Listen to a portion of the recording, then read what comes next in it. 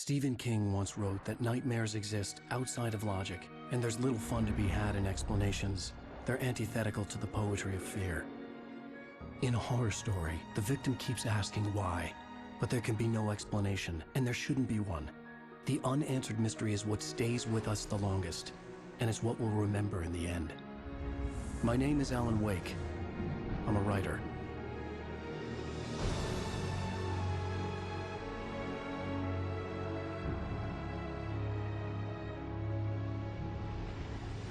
I've always had a vivid imagination, but this dream unsettled me.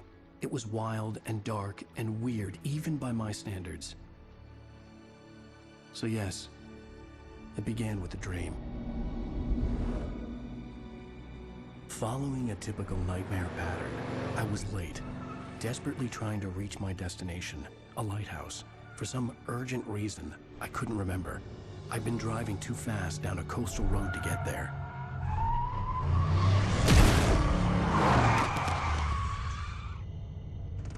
I'd seen the hitchhiker too late.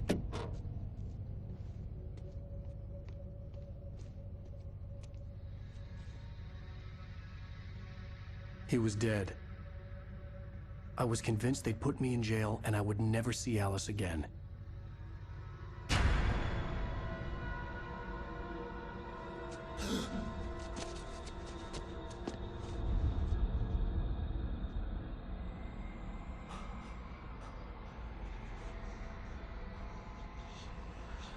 Suddenly, his body was gone.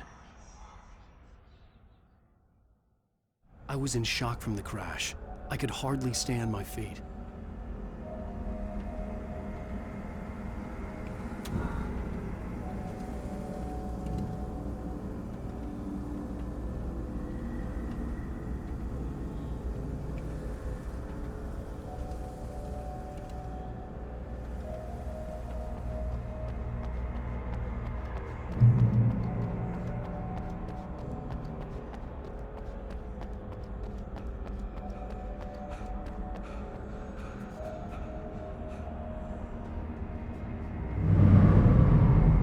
I had to go to the lighthouse. I knew there was something important waiting for me there.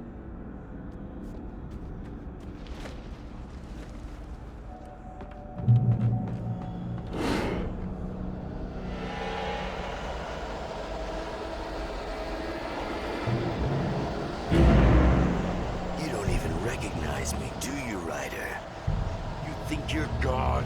You think you can just make up stuff? Play with people's lives and kill them when you think it adds to the drama? You're in this story now, and I'll make you suffer! You're a joke. There would be a single readable sentence in your books if it wasn't for your editor.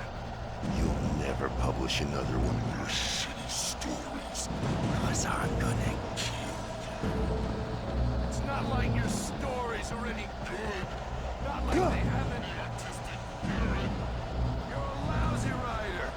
Cheap thrills and pretentious shit. That's all you're good for. Just look at me. Look at your work.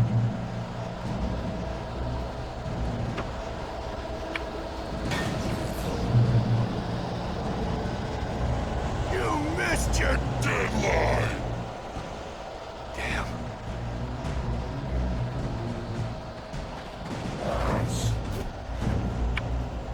You can't stop me!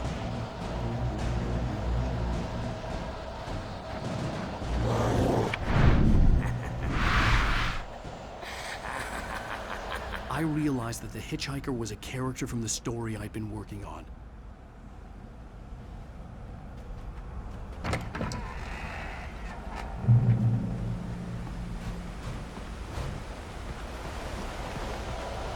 How does it feel to die by the hands of your own creation?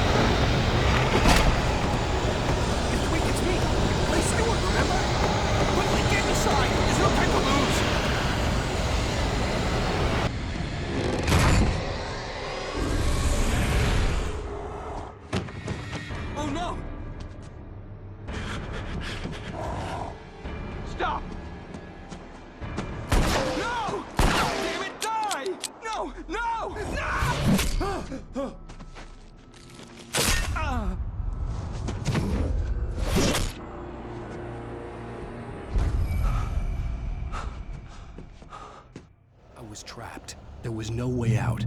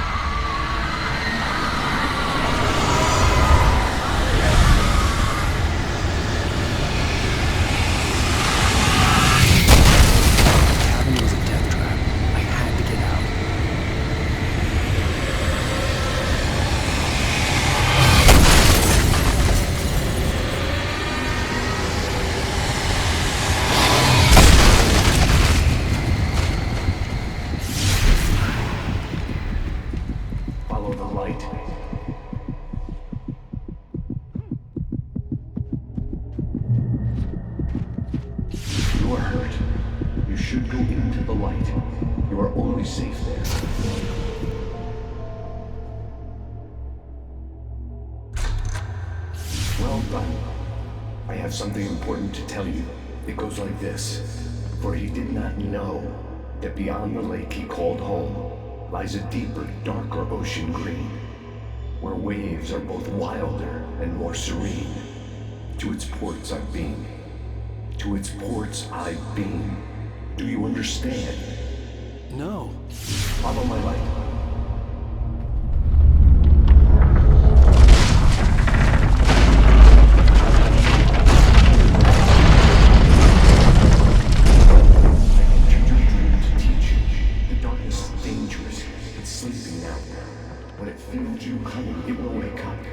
There's no time. I can only show you the most important thing. The hitchhiker has been taken over by the dark presence. You can't hurt him now.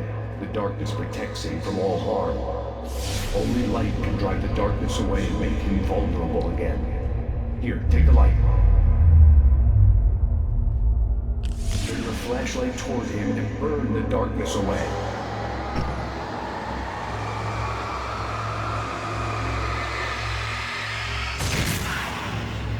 You did it. Now the darkness no longer protects him, but it's still inside, controlling him. He can't be saved. He's still a threat. He is still your enemy. Here, take the gun. Now you'll die.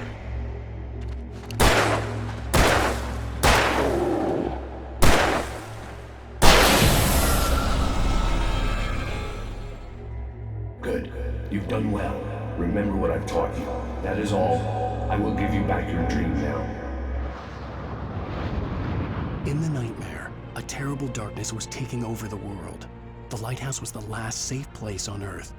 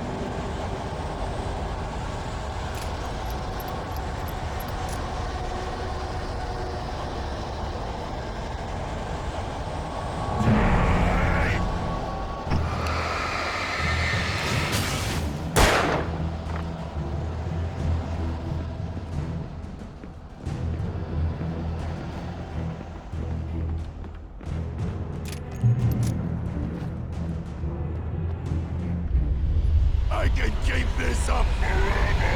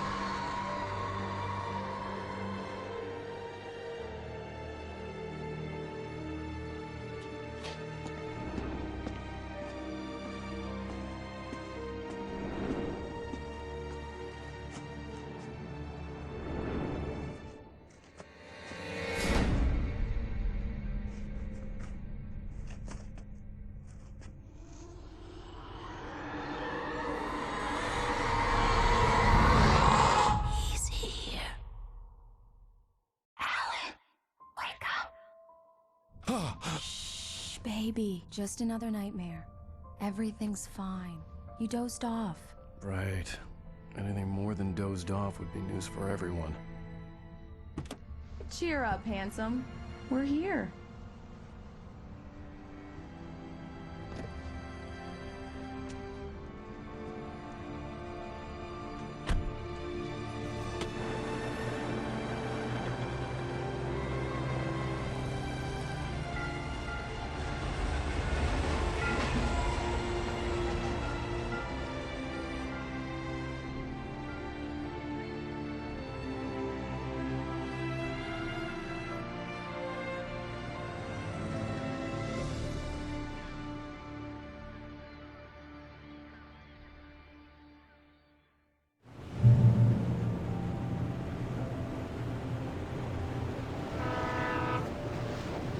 Let's act like we're on vacation. Go stand next to that old gentleman there. I want a shot of you in the town in the background. Sure. I'll even give you a title for the shot. A city boy, moments before he got eaten by a bear.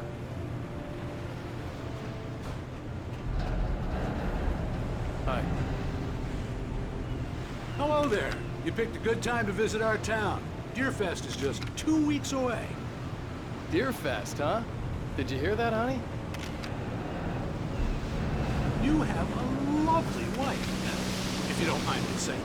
I'm Pat Maine, by the way. Nice to meet you. Yeah, I'm Alan Wake. I won't pretend I don't recognize a famous writer such as yourself, Mr. Wake. A pleasure. I'm an avid reader myself. I hope this isn't too presumptuous of me, but I'm the night host of the local radio station. Any chance I can get an interview? Look, Mr. Maine, I'm on vacation. In fact, I'd appreciate it if we could keep my being here just between the two of us. I'm sure you understand. Fair enough. You can trust me to be discreet. Not a hard man to track down if you change your mind, though. I hope you two have a lovely holiday.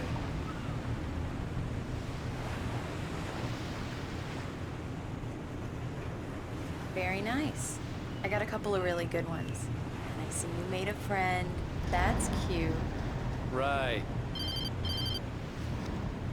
Yeah? Hey, bestseller. How's my favorite writer? Are you there yet? Barry. Yeah. We just got it. Are the locals giving you trouble? Just say the word and I'll hop on a plane and come make sure that you're left alone, Al. No, Barry, we're fine. Great, great. Just want to make sure you can relax and recharge. So, how is the place? Has it gotten your creative juices flowing? Barry, we're just settling in. Okay, Al. I'll call back later to make sure you're doing okay. Then you call me if there's a problem, okay? Hey, just looking out for you, buddy. Talk to you later. I love you too, Barry. You know he's going to be calling you every 5 minutes. Barry is Barry. I can always turn off the phone. What did I tell you? Text message from Barry. He says hi to you too. Let's see who has the last laughs. Alan, we're here. Come on, let's get back to Okay. the car. Good day to you too.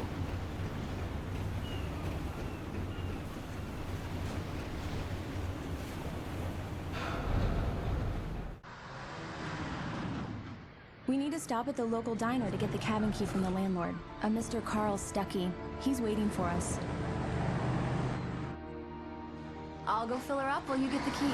I'll pick you up here in, say, 15 minutes? Sure. Alan, thank you for coming here with me. I love you too. Go on. I'll promise to behave.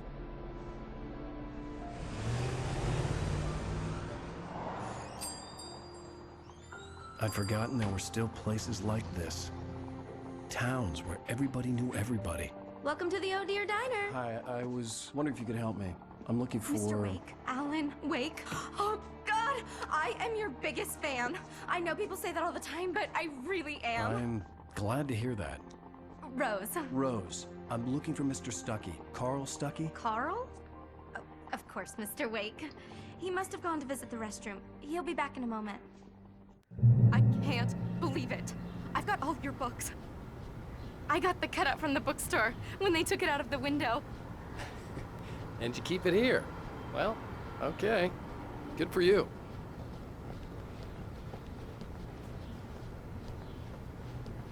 Try the coffee. Just don't blame me when you fall in love, because it'll break your heart when you have to leave. Rusty here is no longer human. Nothing but black coffee under a thin layer of skin. Yeah, that makes two of us. Do me a favor, Sonny. I could really use a tune right now. Coconut, number 6 in the jukebox. I'd do it myself, but both of my legs have gone to sleep. Bad circulation. Yeah. Are you serious? Coconut again? You disgust me. Call yourself a rocker. Unbelievable. Ah. It does that. Get stuck. Yeah, you need to give it a good solid whack.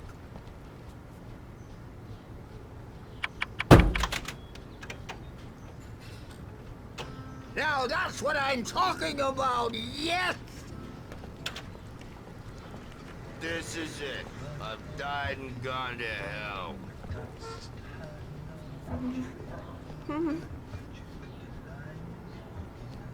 Don't go in there, young man. You can hurt yourself in the dark. I think I can handle it, ma'am. I didn't want to wait. I wanted to find Stuckey, to get the key and get out as soon as possible. The waitress was giving me a headache. Overeager fans always did.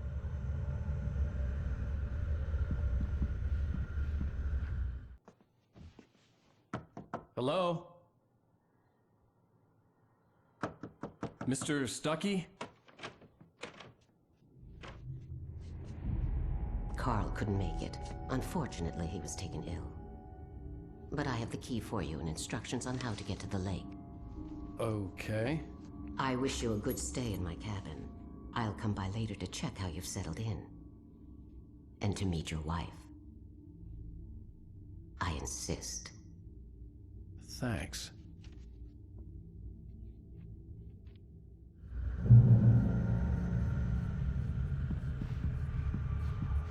Cauldron Lake is a special place. Very inspiring. You got lucky this time, young man. You can hurt yourself in the dark. Even that sounds better than your singing. Are you all right? Splendid, splendid! Damn hernia. It swells up like a balloon if I lift anything heavier than a spoon. Yeah, splendid, splendid. It's been a long time, Tom. Good to see you. Hey, the Andersons, they're, local musicians. We're waiting for Dr. Hartman to come pick them up. They wandered off from his clinic at the Cauldron Lake Lodge.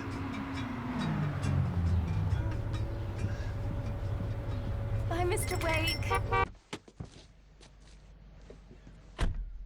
Mission accomplished. The key and the directions. My hero. I got some flashlights, just in case. Hey, wait! Mrs. Wake! Your keys!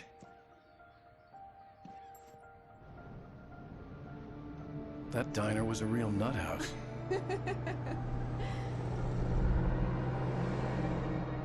Can you believe this place? This would make a wonderful setting for a book. We're supposed to be on vacation, Alice. I'll figure it out when we get back home, okay? Okay. We can talk about this later.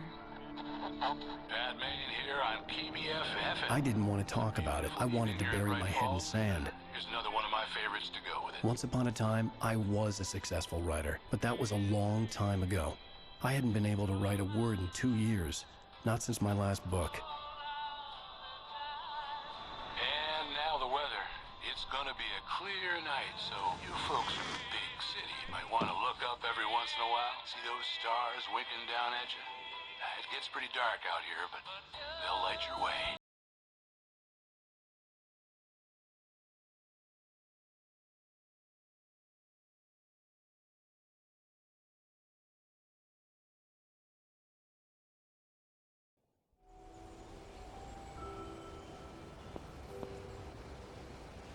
Wow.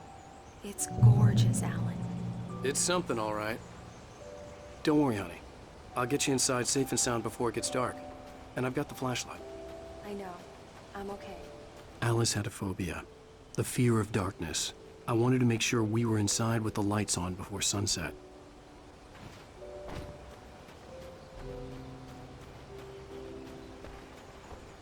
Are you sure you read the directions right? It's nothing like a brochure. It said near the lake, not on it.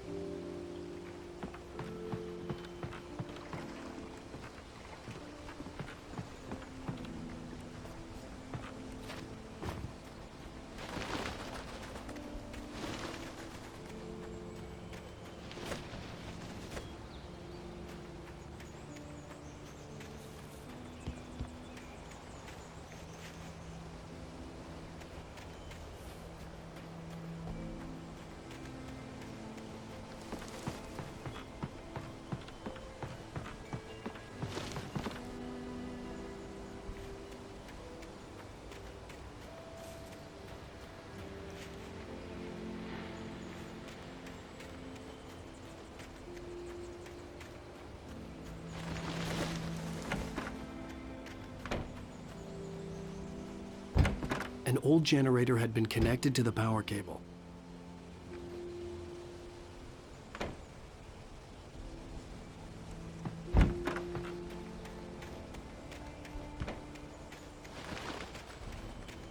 The power cable goes to that shed over there.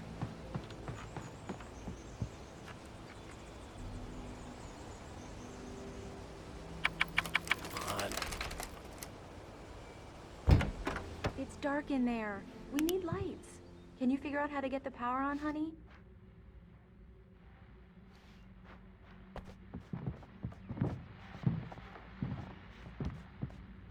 Hello?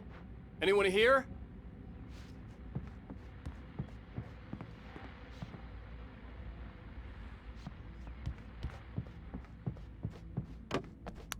There's probably a fuse box or a generator in the shed.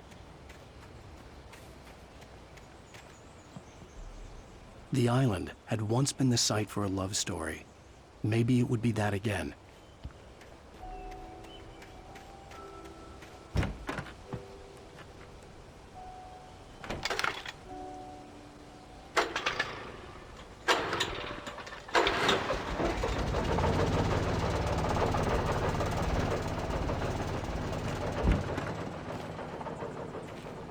The lights are on! Good work, honey. I'll freshen up a bit and start settling in. Okay. I'll look around a bit. Sure thing! Have fun!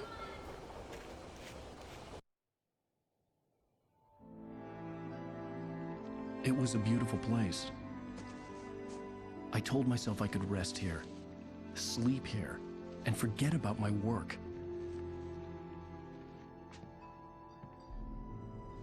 I thought we could be happy here.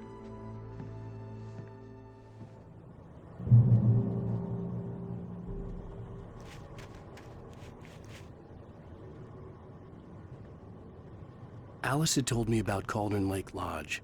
The old building used to be a hotel, but these days it was no longer open to the public.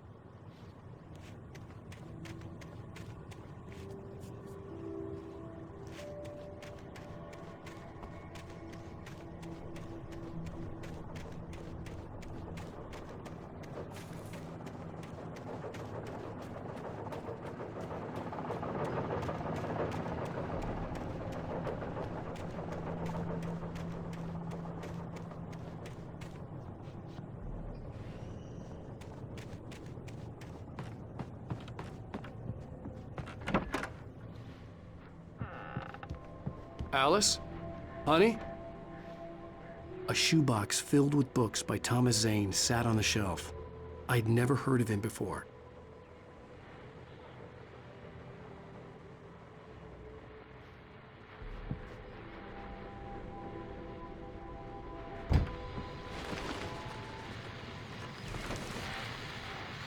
The Deerfest guests have already started to arrive. Just ran into one on the ferry. A famous artist, no less. We'll see if we can rope him into it. You're on KBFFM.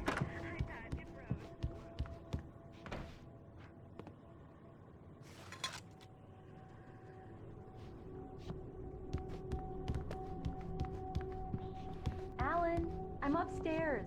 I have a surprise for you.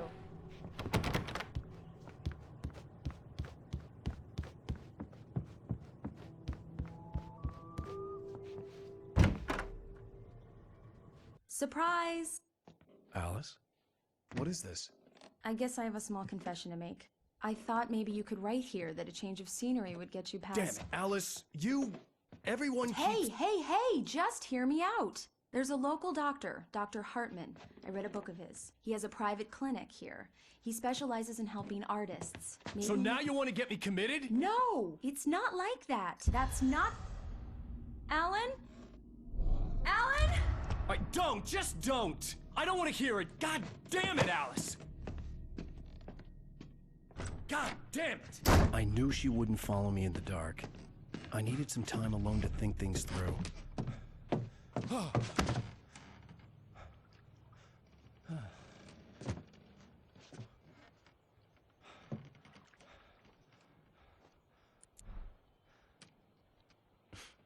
Damn it.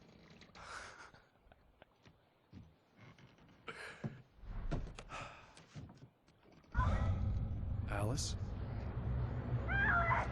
Alice? Alice! The cabin had gone dark. All the lights were out. Alan! Where are you? Help! Alice, I'm coming!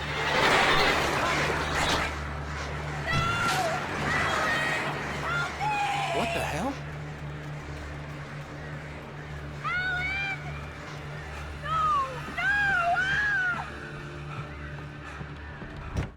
Alice? Alice?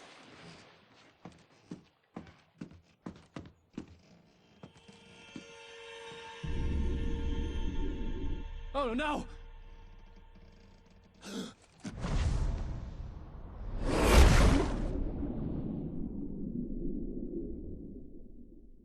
Keep going, Alan. Wake up. Alice?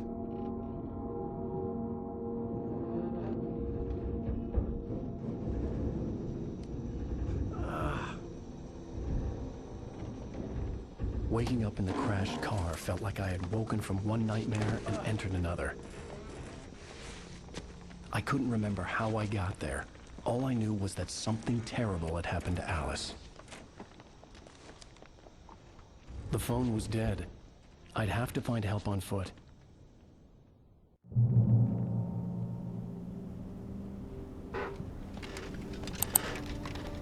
Among Alice's things was a book, The Creator's Dilemma, by a Dr. Emil Hartman. Seeing the book brought back my fight with Alice. I didn't like it, and I didn't like the guy's smug face on the cover either.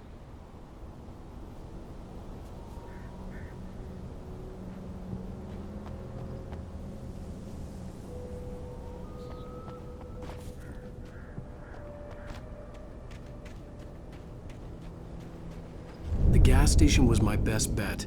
They'd have a phone I could use. It looked like a long hike through the forest to get there.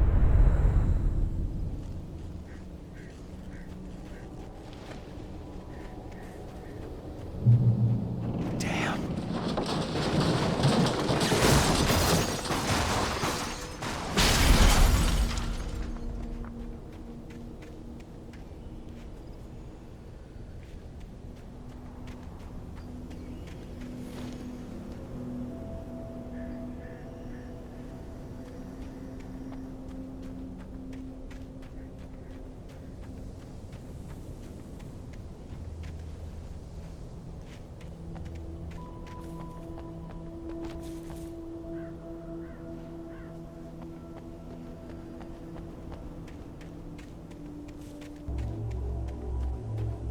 Hello?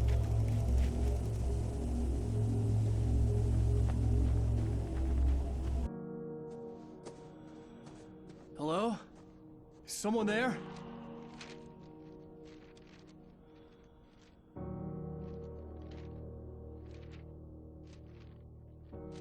The loose sheets of paper were pages from a manuscript entitled Departure. That was the name I planned to use for the next novel I had never gotten started. I was named the author. I hadn't written it. I couldn't remember writing it. In the scene on the page, the hero was attacked by an axe murderer in the woods at night.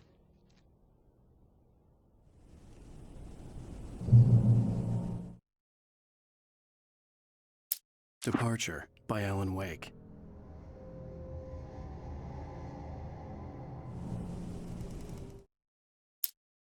The man turned to face me.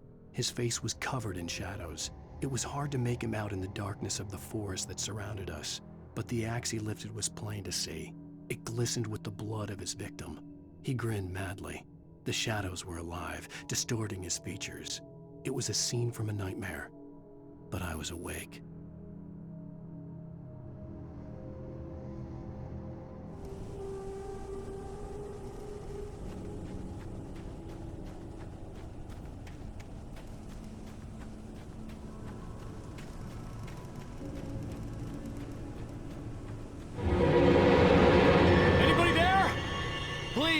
I've been in an accident!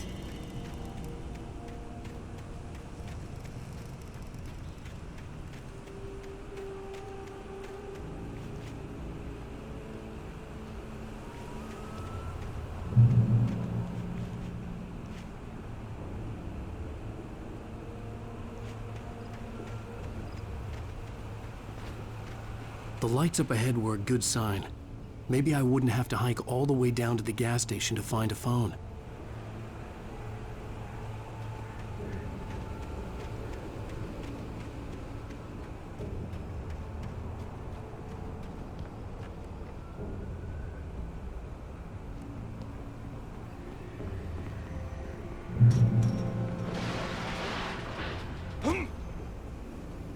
Anybody there? Please, I've been in an accident! Hey! Hey, you! Phil! There's been an accident! I need help! Listen, I need to... Premium cabins for rent in... Nightfall! Oh, hell. Carl Stuckey. Pleased To meet you. Non-refundable reservation deposit required. Fair and square. Fair and square.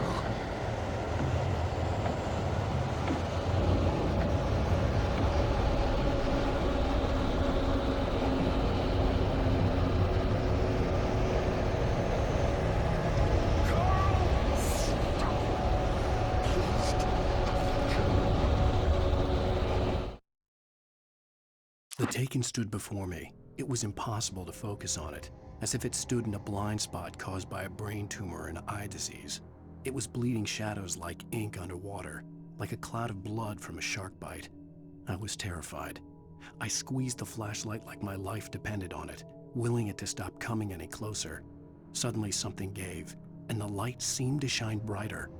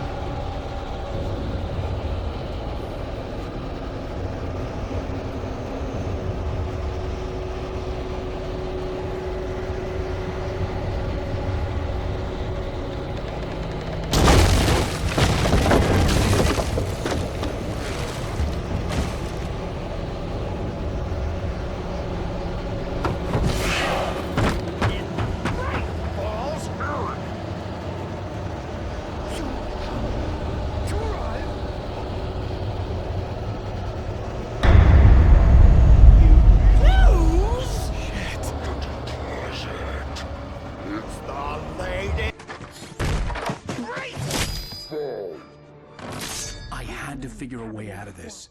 Any second now, and Stucky would be knocking on the door with his axe like Nicholson in The Shining.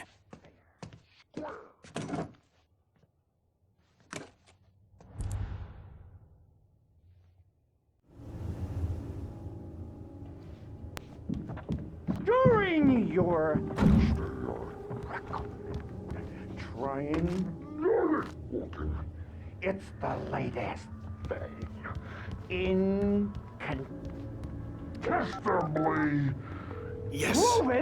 proven. Let you Bright Falls Sheriff Station. How may I? Hello? see the sights and keep those cholesterol levels. This is bad.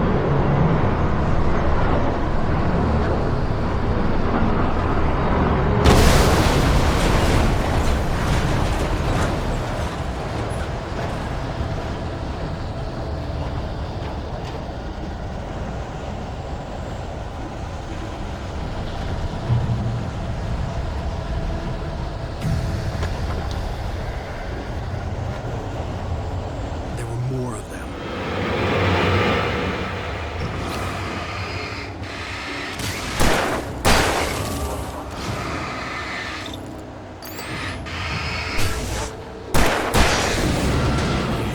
With a concussion. I'd never fired a gun outside a shooting range, and now I just killed someone. Or something. There were no bodies. They just disappeared. If I was dreaming, it felt real enough to make me sick.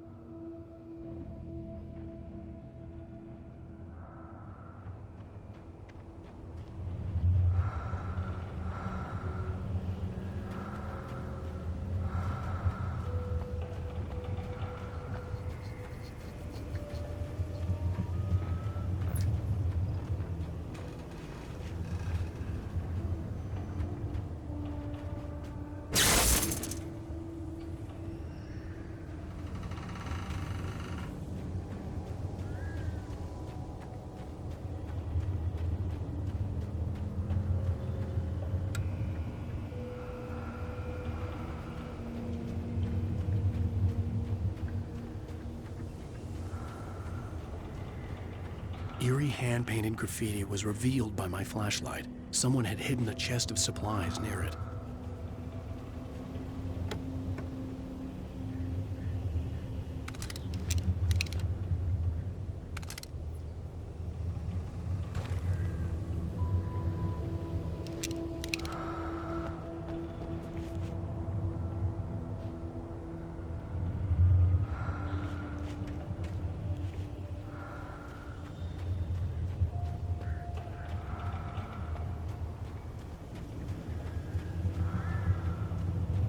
The dark forest was the last place I wanted to go, but I had no choice. I had to get to the gas station. It's rabbit season.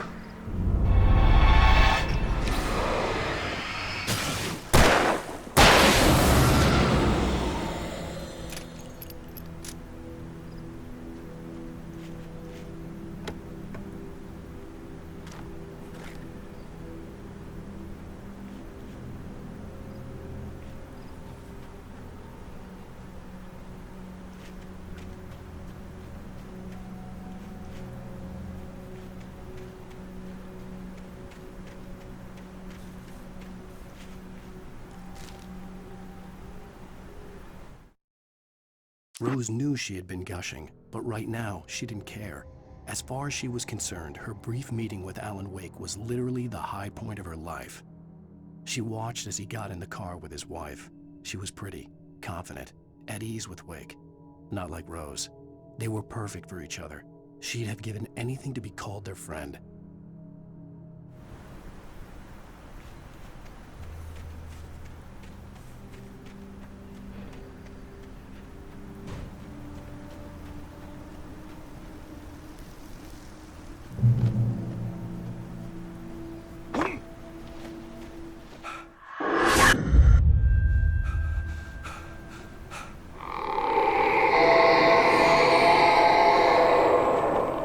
What the hell was that?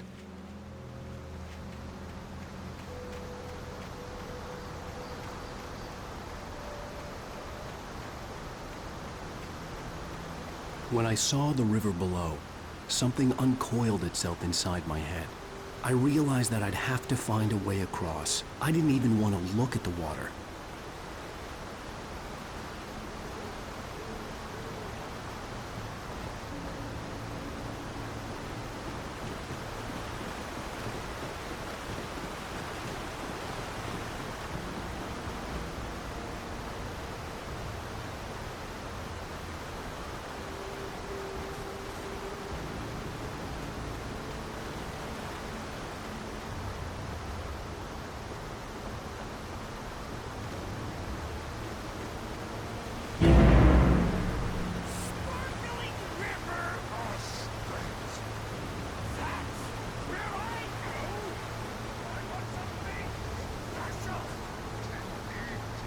Stucky was still out there, in the dark, stalking me.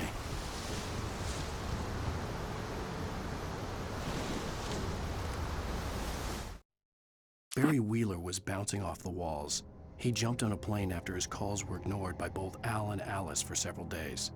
It could mean that they were both on a second honeymoon, but Barry didn't buy it. Al had been way too unstable for that, not sleeping, messed up. Barry had years of experience dealing with Alan Wake, and he couldn't ignore it. Something was wrong.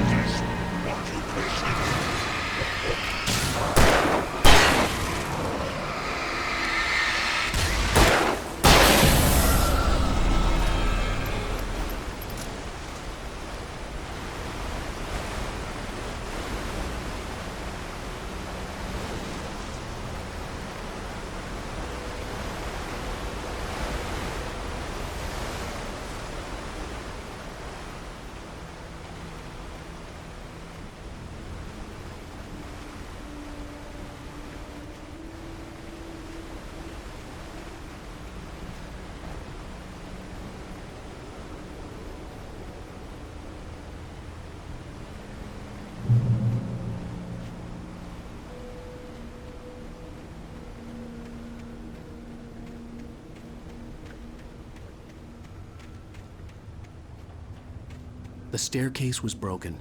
I had to make my way up some other way.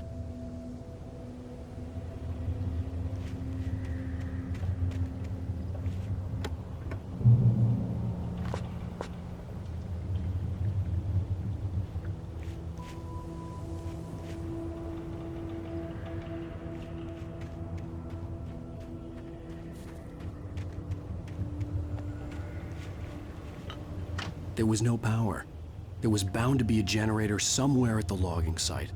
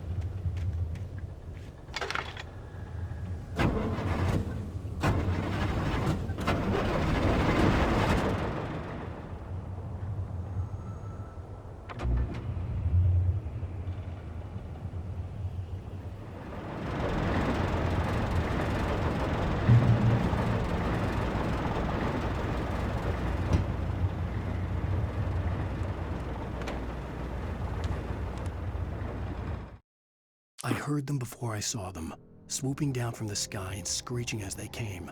I spun around just as the cloud was upon me. For an instant, I stared into 100 dead eyes, black pearls glittering in the darkness. I raised the flashlight and the swarm exploded like fireworks. Feathers burned, turned into ash.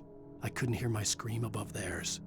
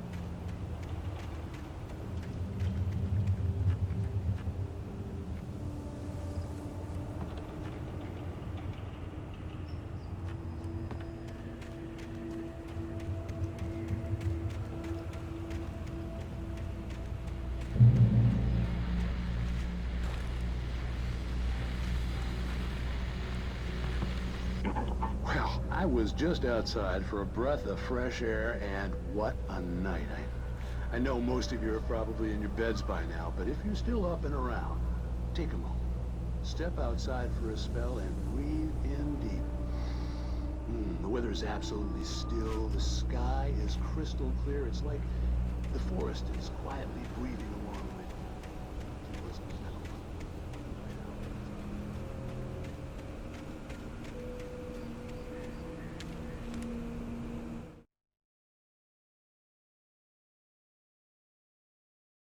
At first, I kept finding the pages as if by accident. The book I couldn't remember was either a terrible and true prophecy or an act of creation that had rewritten the world. I began to hunt the pages feverishly, for they held the answer to the mystery. With it, I could save myself. With it, I could save Alice.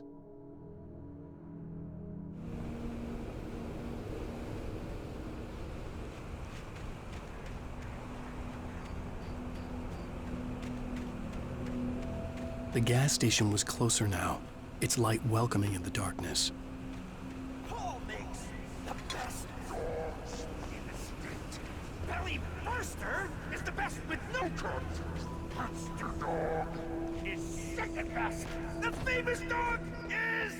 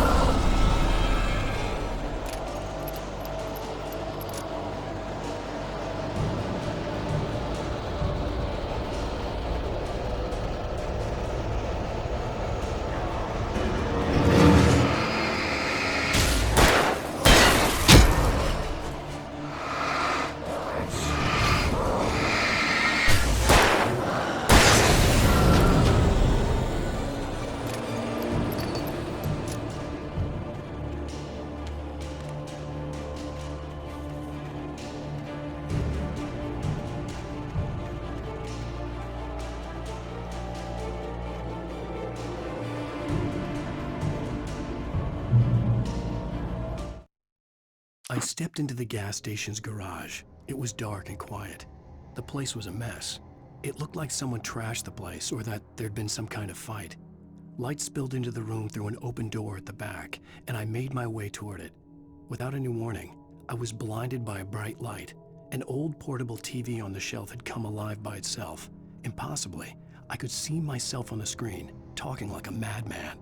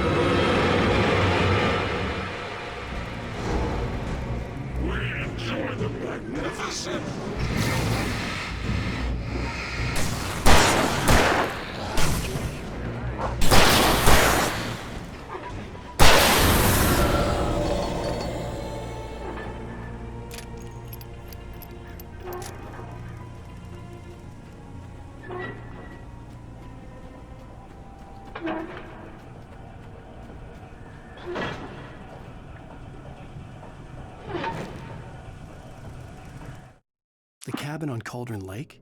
she asked. The sheriff looked at me suspiciously. The early morning light flooded through the office windows. I would probably never have gotten out of the woods alive without her help, but I couldn't tell her the truth of what I'd faced the previous night. She'd think I was lying or crazy. She'd lock me up, and she wouldn't help me find Alice.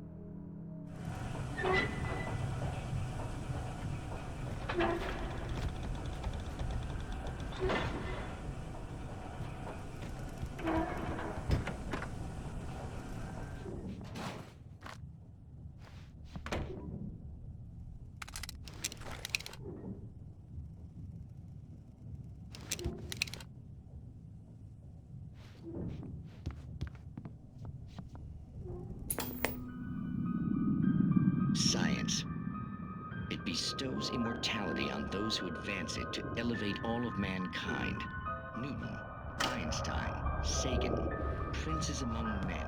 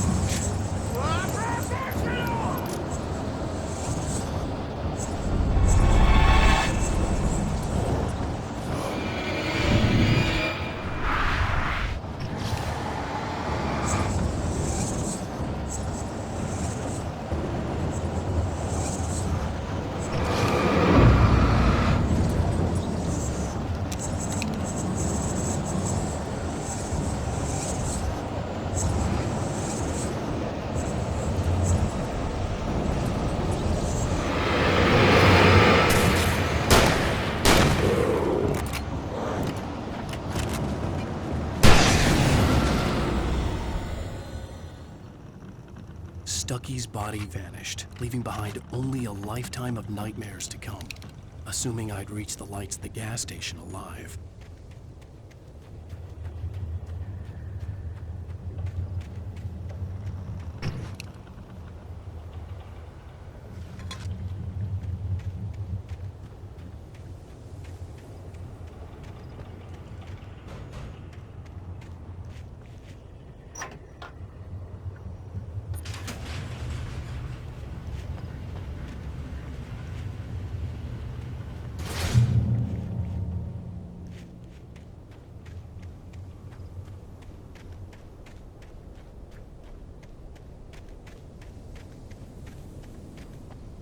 I recognized the parade float I had seen in Bright Falls when I first arrived with Alice.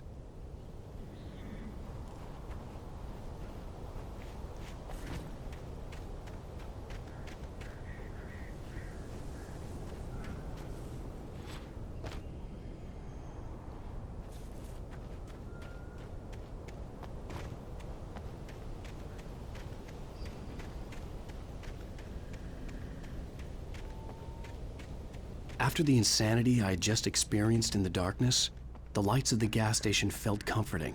At least for a moment, the sane world reasserted itself.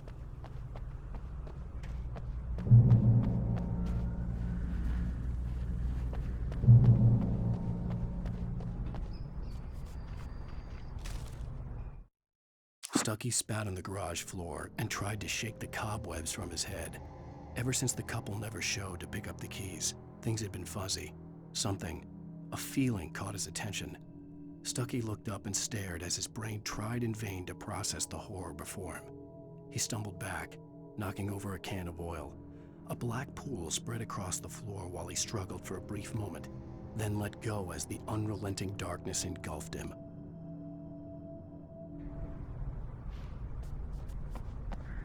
The Deer Fest had been 2 weeks away when we arrived. If the day count on the banner was right, I was missing a whole week between the night we got here and now. The garage was a mess. It looked like someone had trashed the place, or that there'd been some kind of fight. I'll write. I'll keep writing. Outside, there's only darkness. Outside the cabin, outside the story, there's only darkness. I can feel her presence in the dark. Just now, I could smell her perfume in the room. I'll reach her. I'll fix it up. I'll bring her back. The story will come true. If I stop, she's lost. I don't believe this. It'd been me on the TV, talking crazy. Was I losing my mind?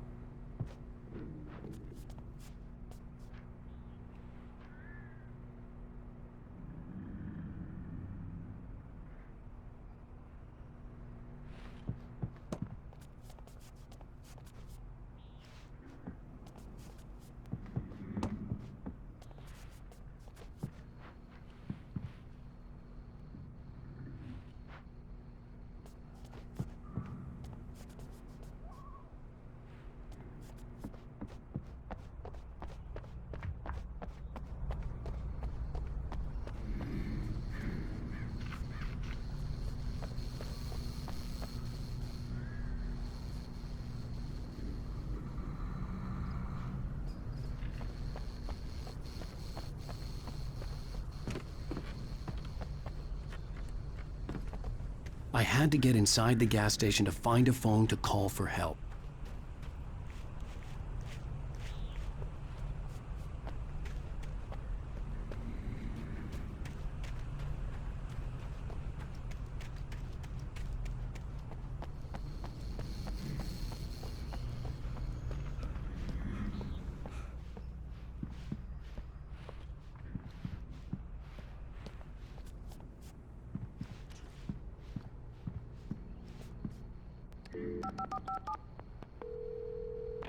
Bright Falls Sheriff Station.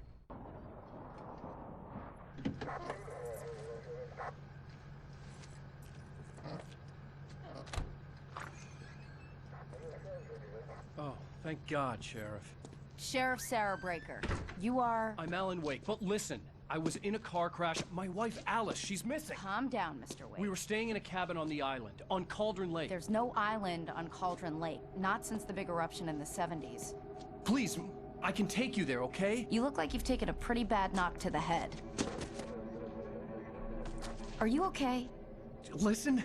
We'll figure this out. Please get in the car. We'll swing by the lake and then we'll go to the station, okay? Mr. Wake, have you seen Stucky, the guy who owns this place? I realized I couldn't tell her what had happened in the forest. She wouldn't have believed me. And then she wouldn't have helped me with Alice.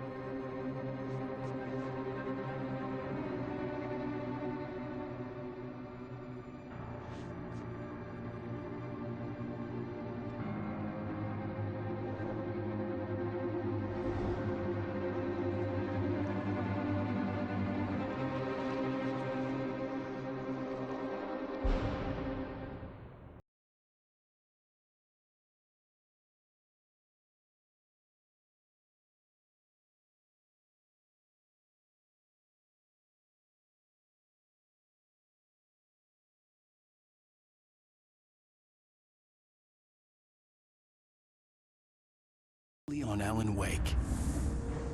I came to Bright Falls with my wife, Alice. Thank you for coming here with me. I thought maybe you could write here. I don't want to hear it! God damn it, Alice! Now, she's missing. Alice? Alice?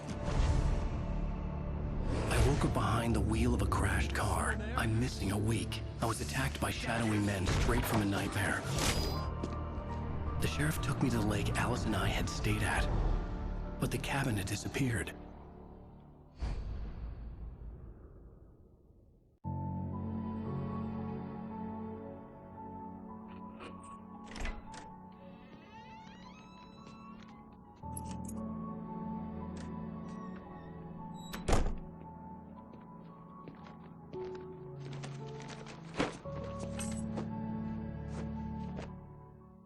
Honey, I'm home. Back here, sweetie. How was it? Worst weather I've ever seen. You should put some coffee on. It'll warm you up.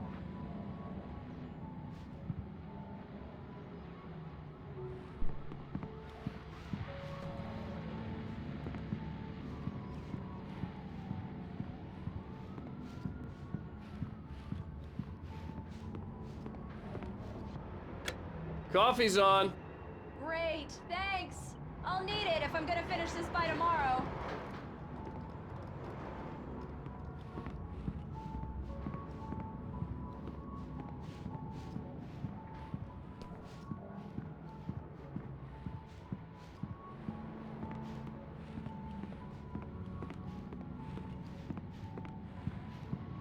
Oh, hey, I just finished those cover mock-ups. They're on your desk. Tell me what you think.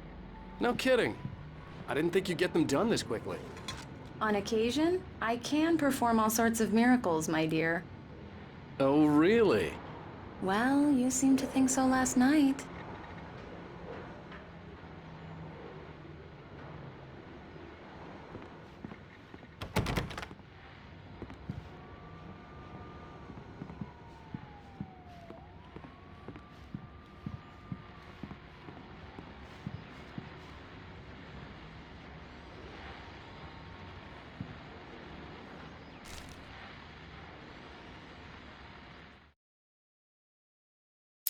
It's true what they say about the fall and the sudden stop at the end. I'd lain here in the snow while the lurid chain. These look really good. Oh, sure, until Barry gets his hands on them. Which, by the way, will happen over my dead body. The last time was the last time. Oh, and speaking of Barry, he called. Alan! Alan, please check the fuse box. I'm right here. I'm on it, honey. Please hurry. I'm right here, baby. I'm fine, I'm fine. Just get the lights back on Honey, now, it's a power please. outage. I've got the flashlight. Okay. Hi. You okay? I'm sorry. It just really spooked me. Don't worry. We'll just break out the candles. I know, it's stupid, but it's just... especially when I'm not prepared for it, you know? It gets to me. I love you. Tell me a story, writer. Okay. I used to have these nightmares when I was a kid. The dark really spooked me, too. When it got really bad, my mom gave me this old light switch. She called it the clicker. The clicker, huh? Yeah. If I ever got scared of the dark, I could just flip the switch and a magic light would scare the monsters away. Oh, sure. Here it is. Alan. Maybe it'll help you, too. Yeah, nice story, writer boy. You made that up right now, didn't you? No. Seriously. I love you, even if you are a liar. Thanks for this.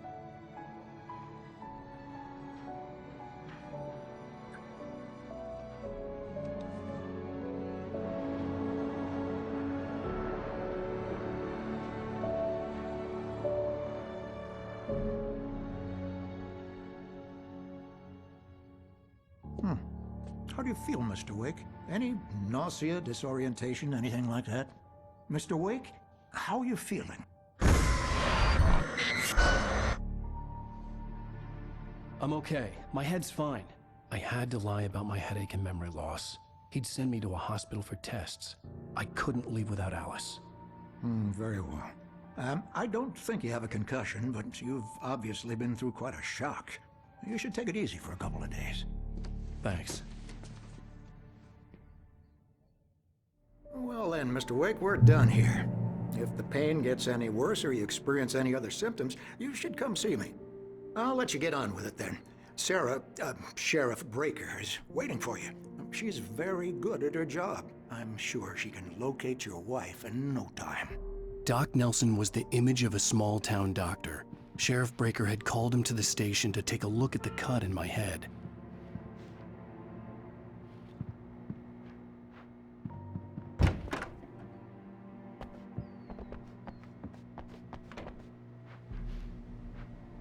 Thank you for testing the lights, Miss Weaver. Everything seems to be fine. I don't have the luxury of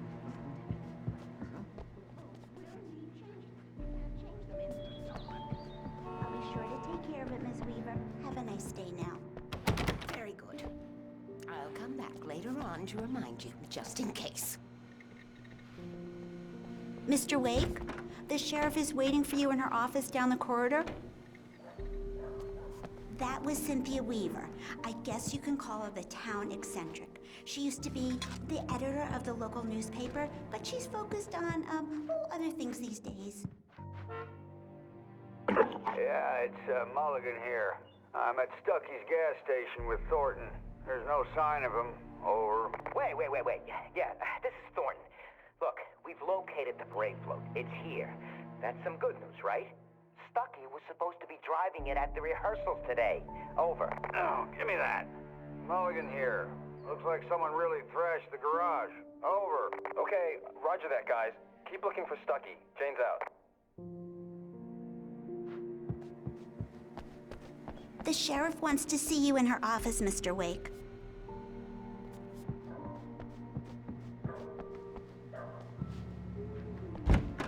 Come in, Mr. Wake. Your phone's on the desk. The battery was dead. It's charged now. Have you started looking for my wife yet? My men are already on it. Now, can you tell me what happened? I'm not sure. I can't remember. We were arguing. I walked out of the cabin. The cabin on Cauldron Lake? How did you end up at Stucky's gas station? I wanted to tell her what had happened last night, but I couldn't. She'd locked me up. Excuse me. I need to take this. Hello? Alan, please help me. Alice? Stop talking to the law. You'll do exactly what I say if you ever want to see your wife. Who is this? Go to the back lot. There's a hole in the fence on the left. Look inside the junker.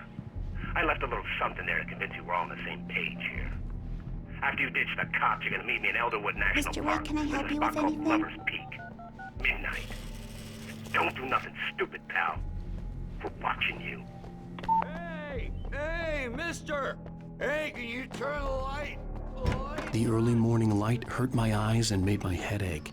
The man on the phone had said, go through the fence on the left. Well, folks, it's been another long night, and it's about time for me to sign off for a while. God knows I need... Just one more item.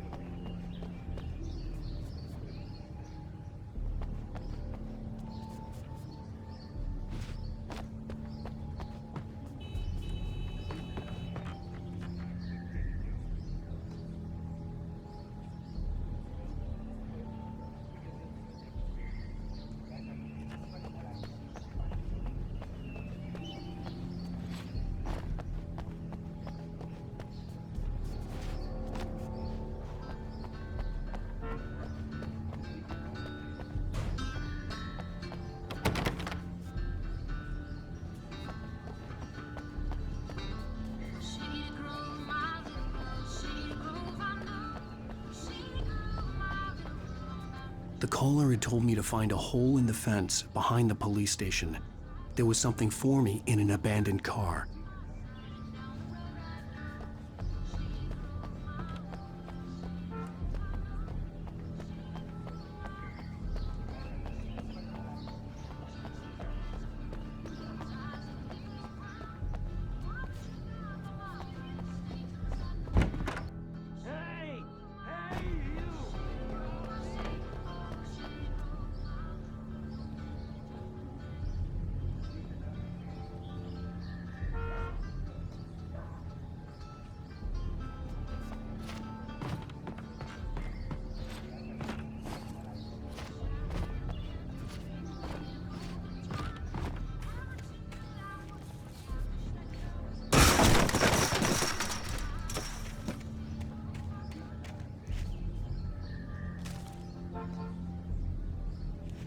Alice's driver's license had been placed on the front seat. The caller meant business. Barry? Ow! Ow! Thank God! Where the hell have you been? I've been trying to reach you for a week, you and Alice. Oh, I've been worried sick. I flew out yesterday. I'm here in Bright Falls. Barry, listen to me. I'm at the sheriff's station. Come and get me. I can't talk now. Ow! What the hell is going on? I had to get the sheriff to let me go. I needed to get to Elderwood National Park to meet Alice's kidnappers.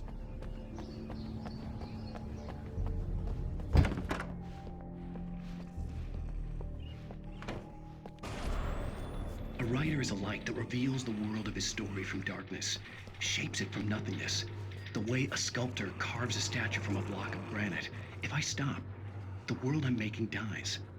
Darkness will reclaim it. It's a long, hard journey into the dark. Alice's life is at stake, but I can't think about that, or I'll lose it. The dread lingers at the edge of perception. I'll push on. Anything is possible here. I'll write the story. I'll save her. Marvelous, Sarah. I just wanted to settle all the damage the Anderson brothers might have inadvertently caused on their recent and regret. Are you feeling any better, Mr. Wake? I'd like to leave. Am I free to go? Well, we still need to talk about... Am I under arrest? No, of course not. But I need to know where you'll be staying so I can get in touch with you. I'd avoid the motel. The Majestic is known for its roaches. The cabins at Elderwood are pretty nice, though. That sounds perfect. I'm Dr. Emil Hartman.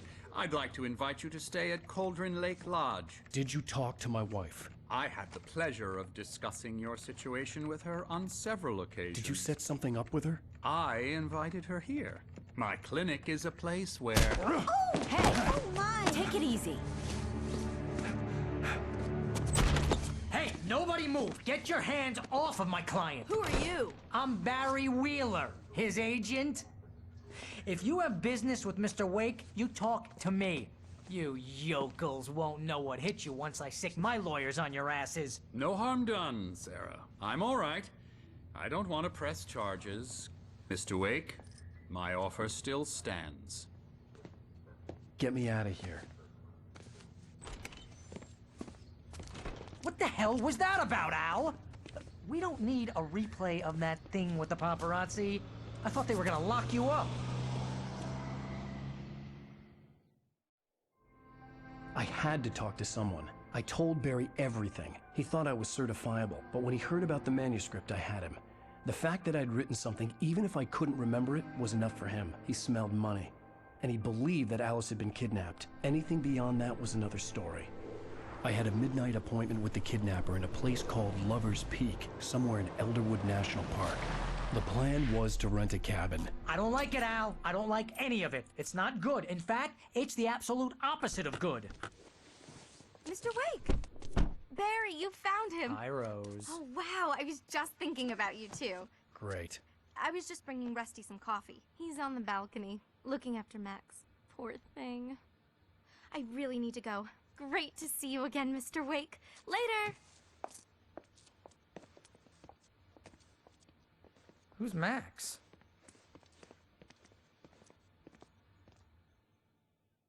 What an airhead. Jeez, Mr. Takes a swing at everybody. This is not her fault. She's a very nice girl and, more importantly, a fan.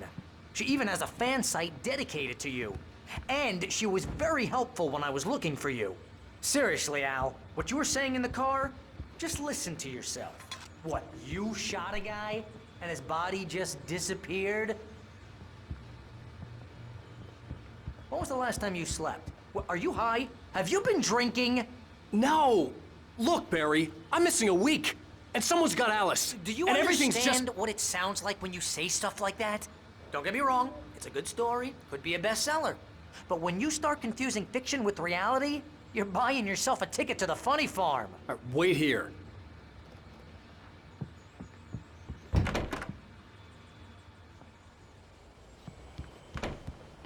Easy there, boy.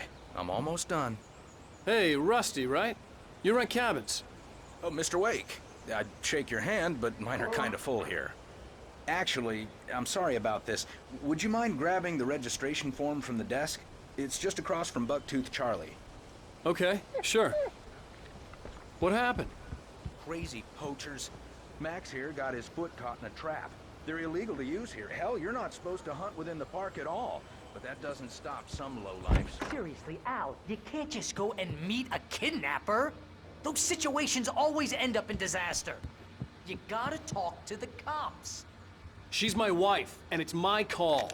Can we talk about this later? No. This whole thing, listen, you hit your head. I mean, geez, Al, come on. You gotta understand how crazy all this sounds. If you're trying to pull a joke on me, freak me out, it's working. Ha ha, let's have a laugh on Barry. Well, you had me going there real funny, Al. You can quit it now.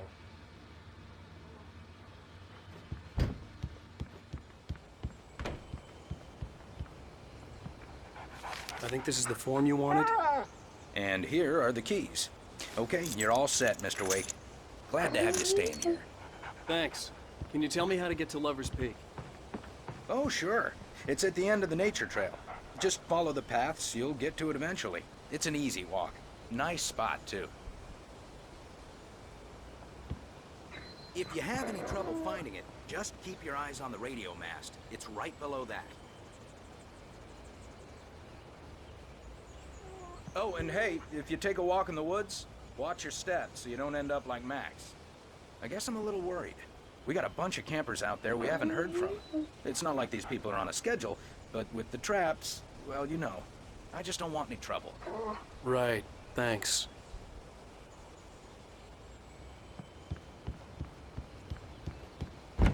Look, Al, you're asking me to believe that you shot a dude who went poof into thin air, a guy who was bulletproof until you pointed a flashlight at him. You hear that from people who end up spending time in padded rooms, strapped to their beds, wearing white shirts with too long tangled up sleeves, and eating a healthy diet of pills. Al, you make cruel jokes about people who believe that kind of stuff. You're the skeptic. You gave me an hour-long lecture on homeopathy last month. What was it? If there's no proof, it's pure bullshit. Period. Guess the laugh's on me then. Al, come on! I mean, okay. Okay, maybe something weird happened to you, okay? Well, thanks for the heartfelt vote of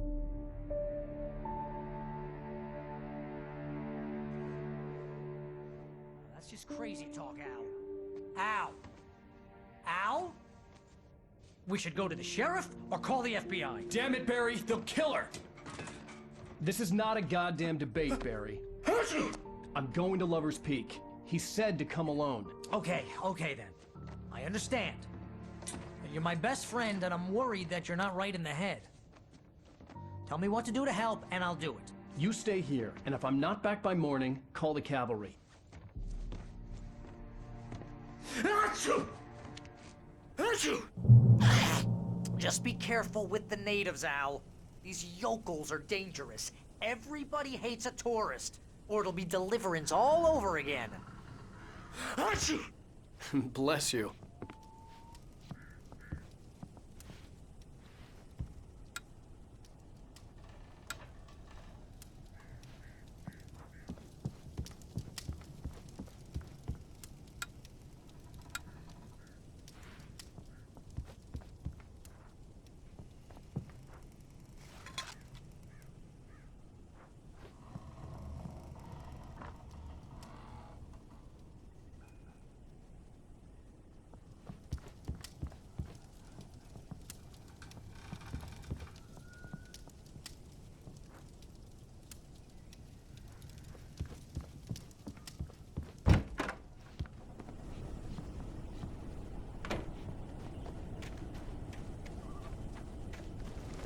I'll wait here, Al. I'll hold down the fort. I'll be with you in spirit every step of the way, Al. Walk through the door now.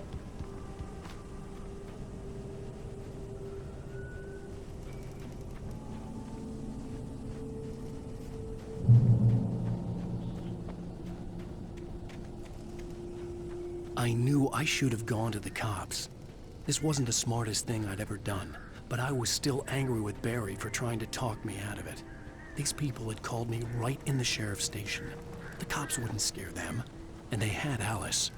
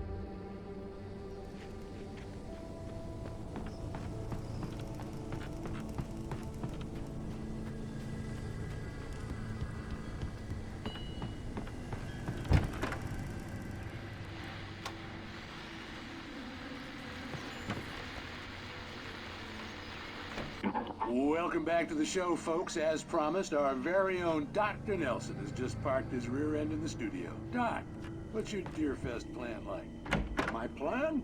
You make it sound a lot more organized than I ever seem to manage. Oh. No plan.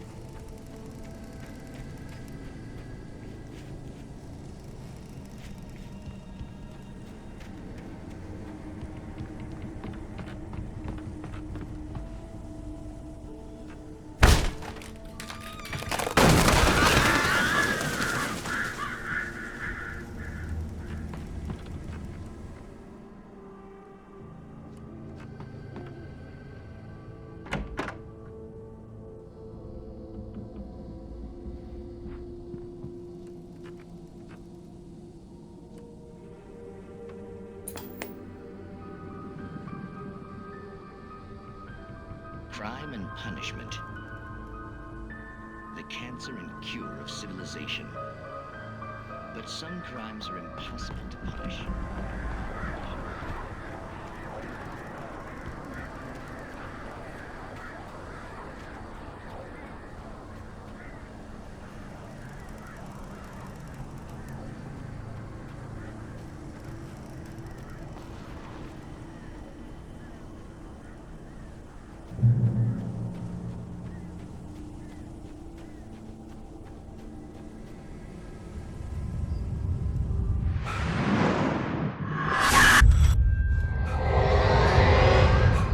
The vision left me weak. This was no head injury.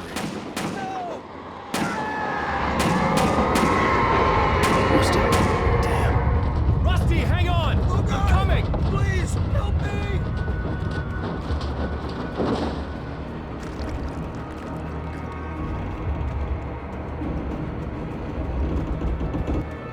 Anybody?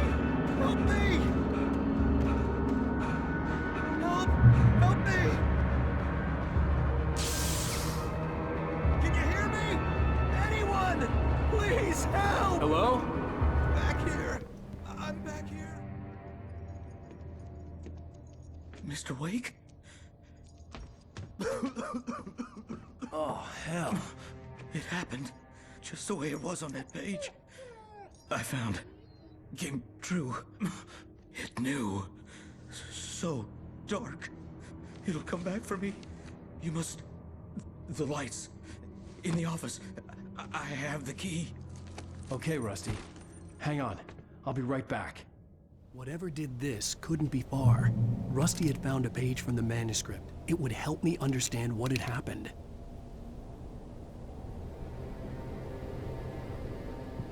Shh. Good boy.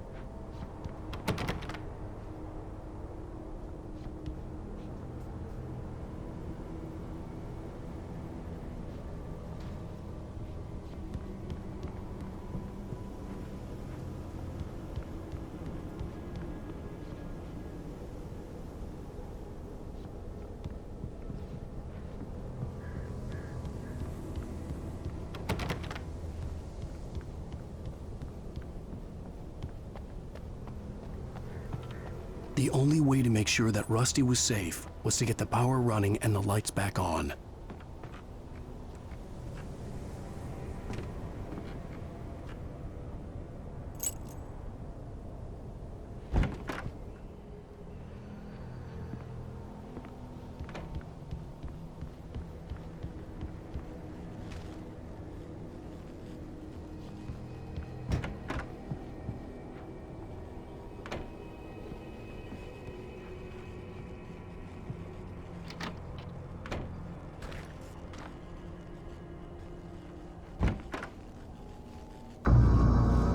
Was too late.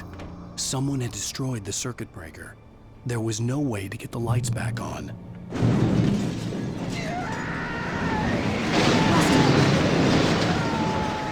Rusty!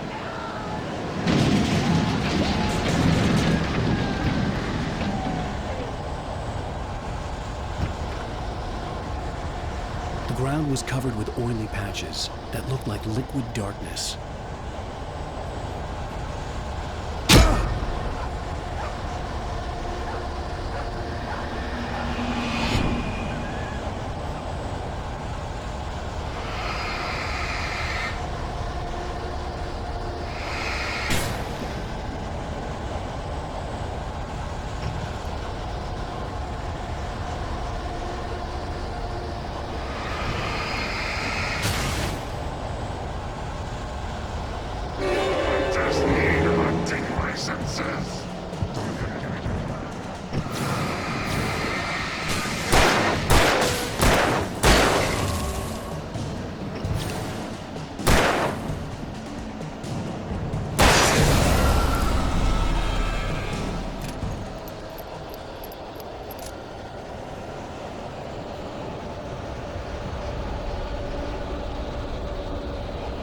Something had torn a mammoth-sized hole in the wall.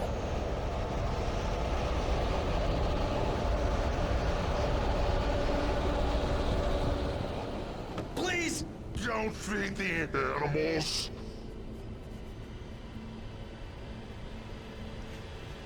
Fishing! For those purchase of park Fishing license! Obey! At all times! Rusty? Rusty, no! Never! closer than 100 yards. Two bears and wolves never approached any other. Pets must be never leave your pet unattended. It is against the To remove any illusions or historical artifacts from the park.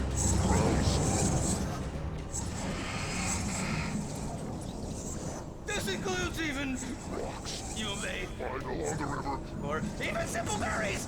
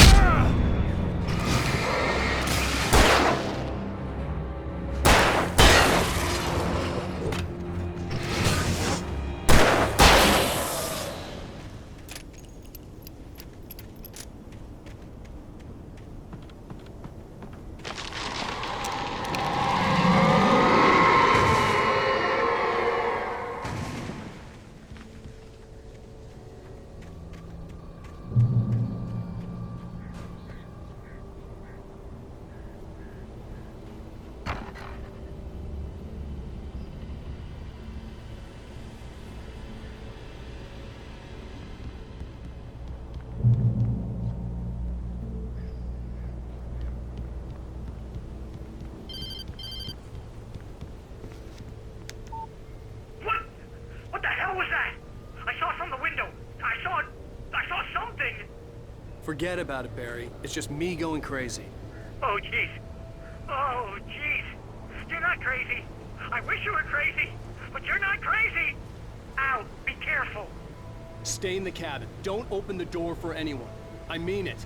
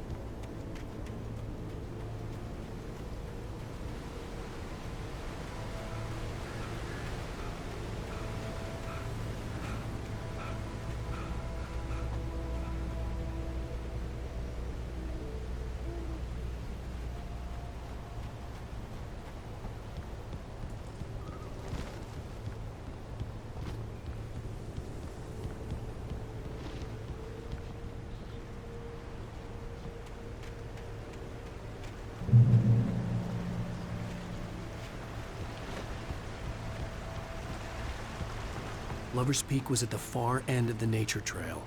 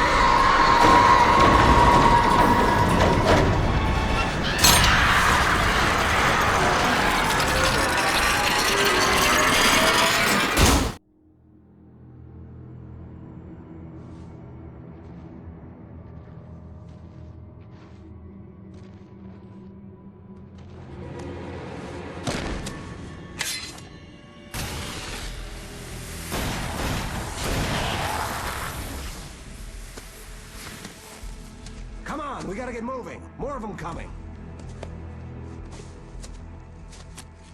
That flashlight's kid stuff. The flares will keep the bastards away.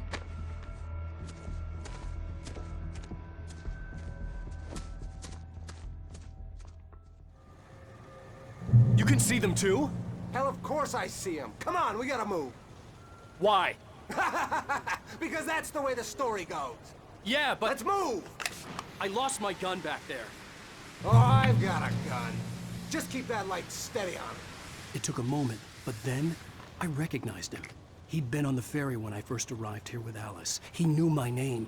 We were headed in the direction of Lover's Peak. There was no way this was a coincidence. He was the kidnapper. Come on, Wake! You better keep up. You set him up, and I'll knock him down, Wake.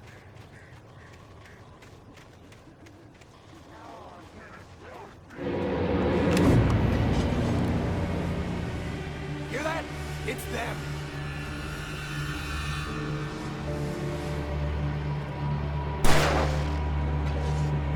What I got for you?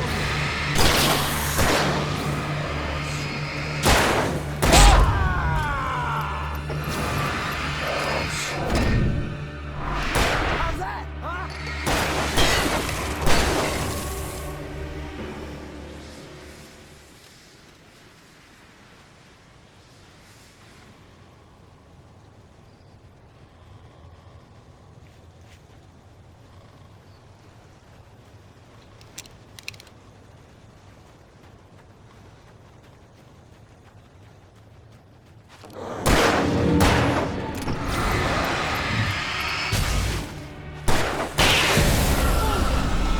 Monster!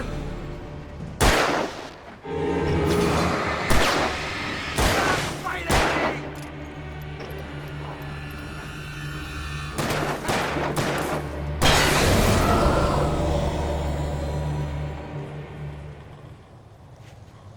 Lover's Peak, right up these stairs, Wake.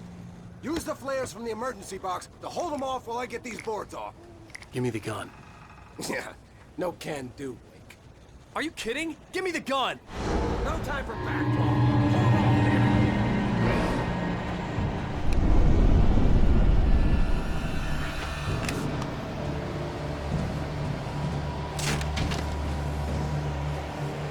A little longer. Scare them off.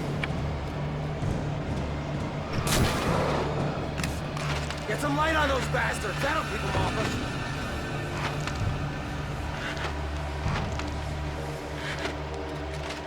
Just a little longer. I almost got it. Okay, it's open. Move it or lose it.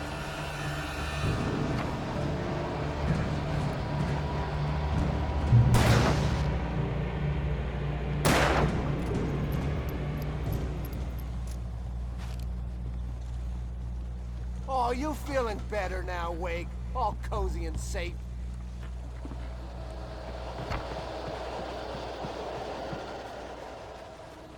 Better get ready. They'll be on us soon.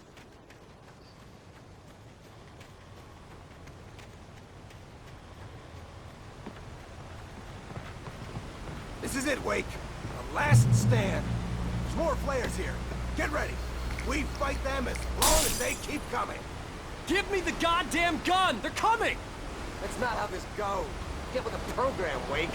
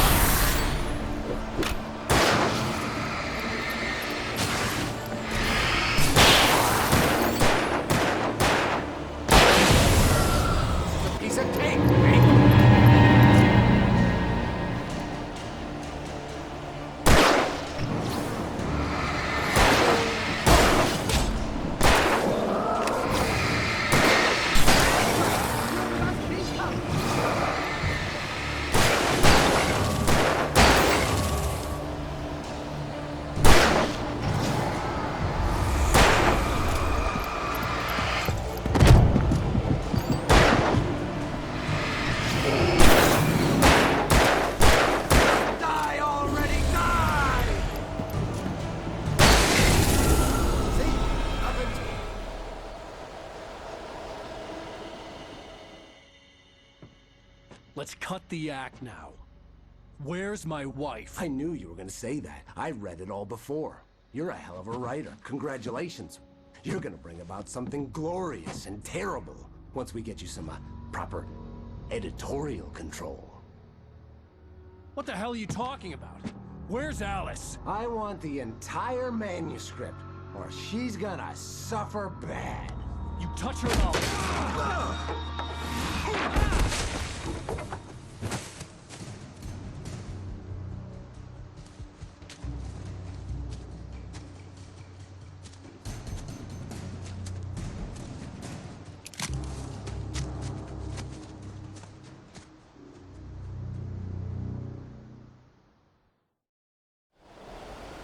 You're gonna give me the manuscript or you'll be sorry! No! Come back here! I swear I'll kill you if you hurt Alice! Do you hear me? Come back here! He had Alice, and he wanted the manuscript because he thought it held some magical power. But I had no manuscript to give him. I had to get back to Barry and figure out my next move.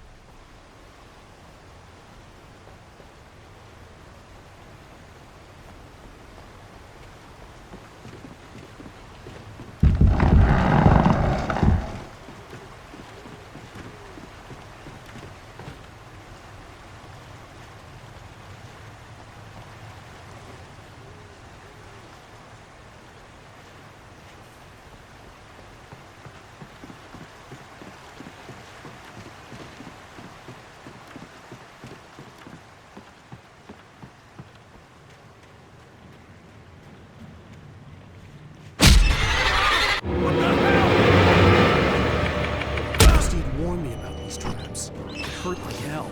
I was stuck.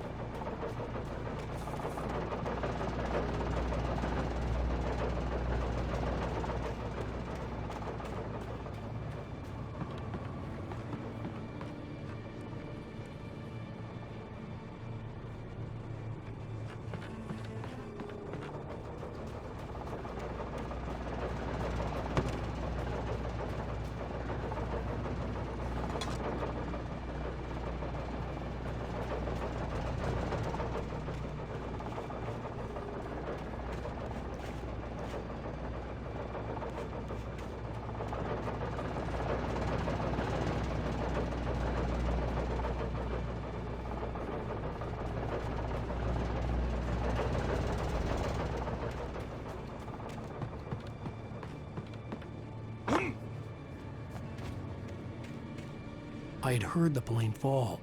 It made no sense. It was clear that it had just fallen here, but it was very old and obviously hadn't flown in decades.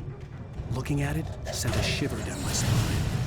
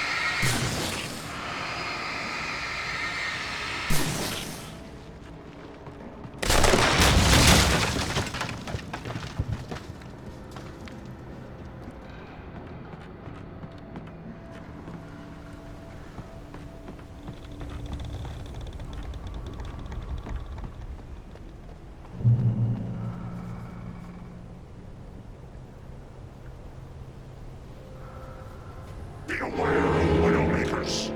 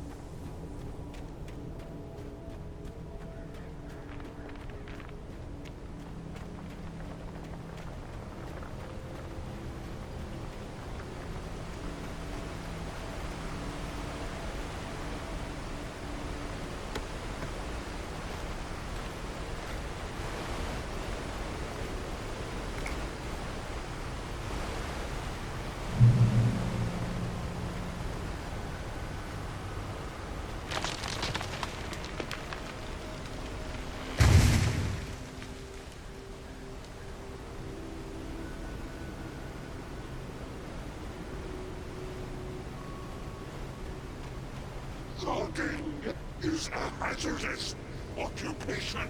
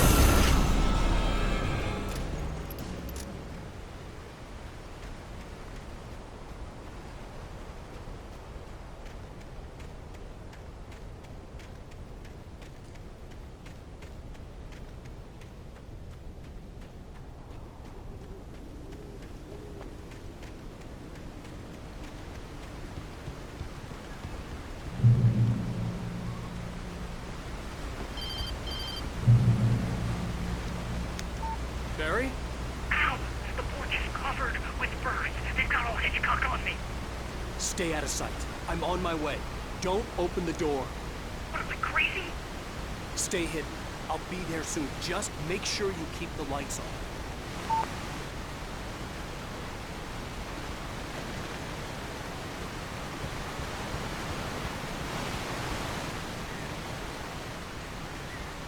I still had to reach Barry at the cabin, but at least I was out of the woods.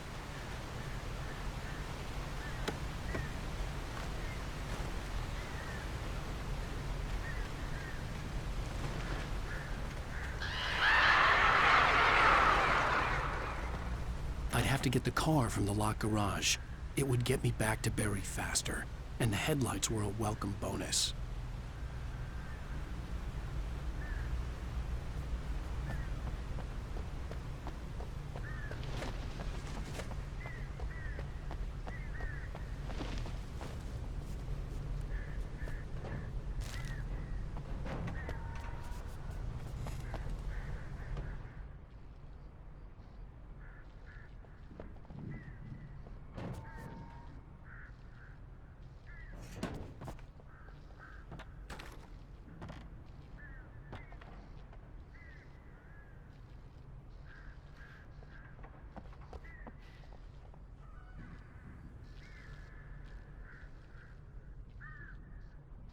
I had to find the key to the garage.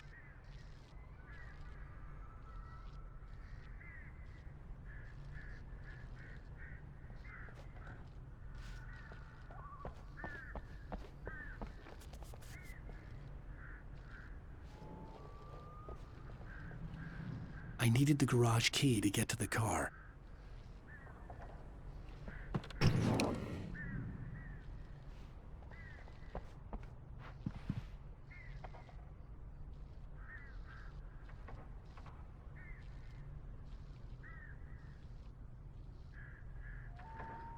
The garage key had to be somewhere nearby.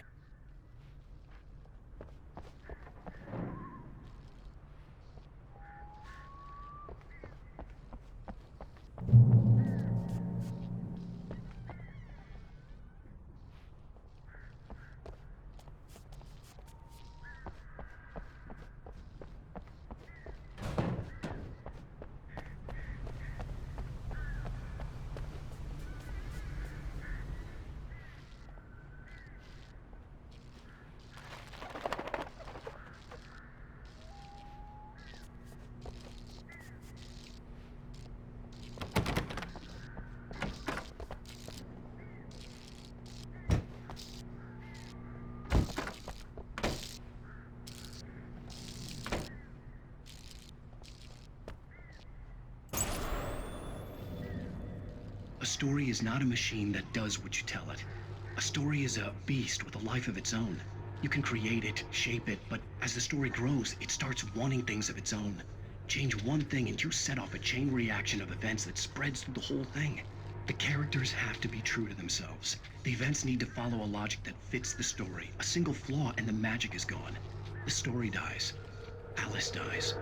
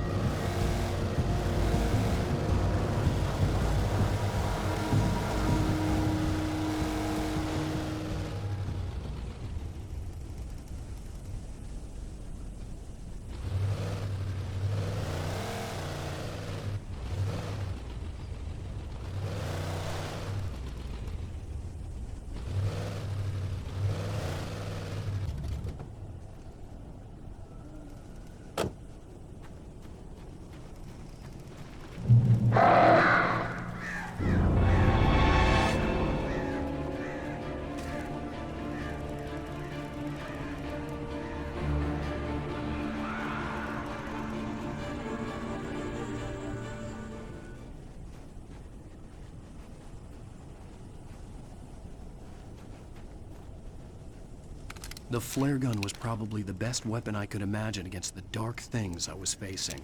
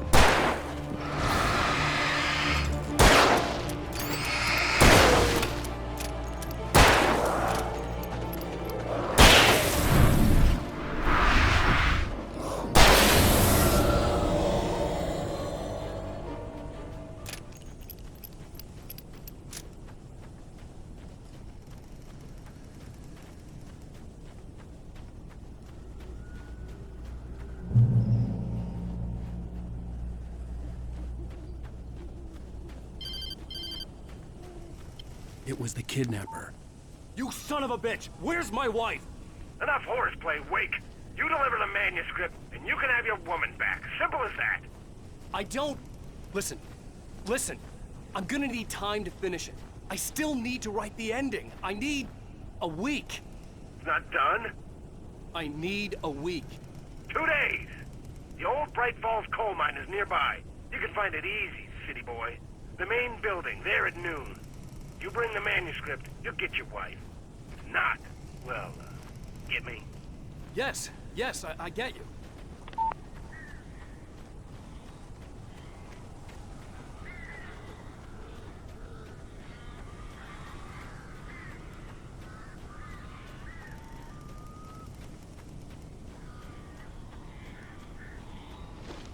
Barry had talked about birds over the phone.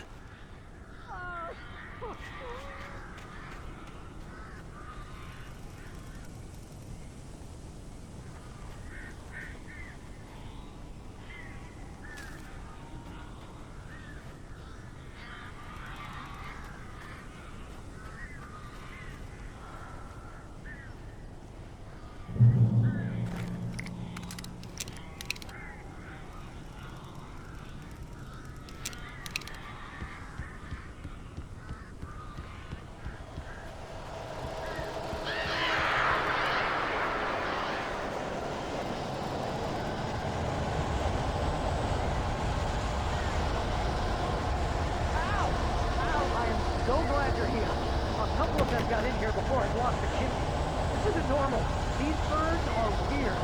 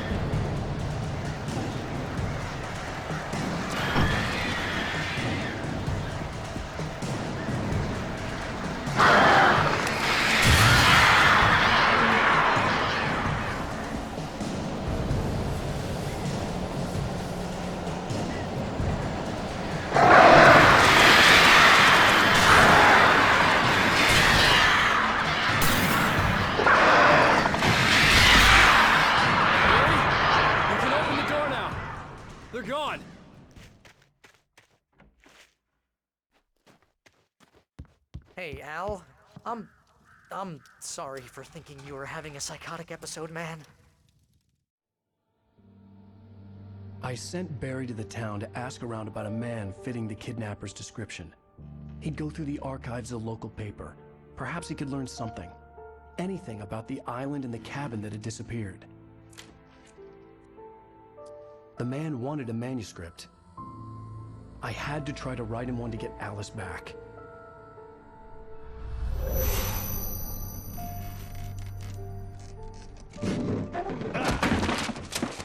For me, the supernatural had always been nothing but a metaphor for the human psyche, a tool to use in writing fiction. Now, it was happening for real, and I couldn't put a single word on paper.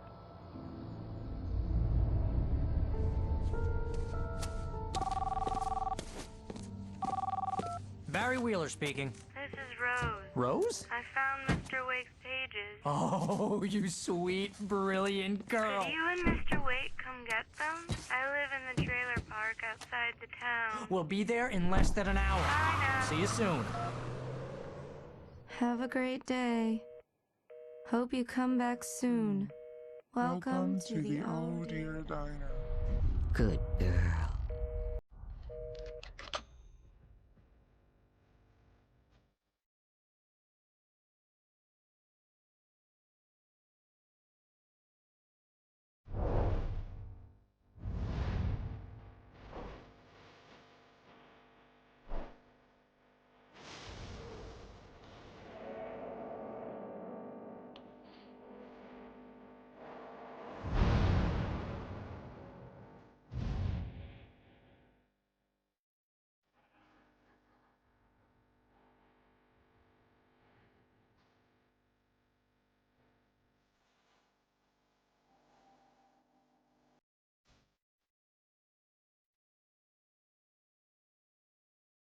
Previously on Alan Wake, Alice has been kidnapped. Alan, please help me. Alice? You'll do exactly what I say if you ever want to see your wife again. I can't tell anyone except my agent Barry. Damn it, Barry, they'll kill her. You're my best friend, and I'm worried that you're not right in the head. The ransom is a manuscript I supposedly wrote that's coming true before my eyes. It happened just the way it was on that page. So dark. I have found only a few scattered pages. I want the entire manuscript. The deadline is in 2 days. I found Mr. Wake's pages.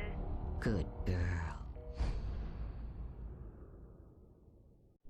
How the hell did she get her hands on the manuscript anyway? I don't know. She's resourceful. I told you you were too hard on her. Listen, I found out all sorts of interesting stuff while I was digging around. Yeah. Mr. Wake, it's Sheriff Breaker. We have an FBI agent here, Agent Nightingale. FBI? He's anxious to see you. You'd better come to the station. Okay, I'll be right over, Sheriff. Let's make this quick, huh? Help you folks? Name's Randolph. I'm the manager. We're looking for Rose. Works as a waitress down at the diner. Rose, sure. Nice girl. Who wants to know? I'm Alan Wake. The writer, huh? I heard on the radio you were visiting. Well, I'll show you her trailer. That Rose, she's a nice girl. Always pays her rent on time. As I was saying, Al, I found all sorts of weird stuff from the local newspaper's archives. This place is crazy. Disappearances, mysterious deaths, urban legends come true, and get this, most of this stuff takes place around Cauldron Lake. Well, you ain't wrong, mister. The Indians thought the lake was a doorway to the underworld. I'm the God-fearing type myself. I don't hold with that sort of thing. Yeah, okay. Anyway, there was an island there owned by a guy called Thomas Zane. Now, some of the articles I found about him make him out to be a famous writer, but I ran a bunch of searches, couldn't find a single thing he wrote. Zane was heavily into diving, so much so that the place came to be called Diver's Isle. But the volcano under the lake erupted in 1970, and Zane went down with the island.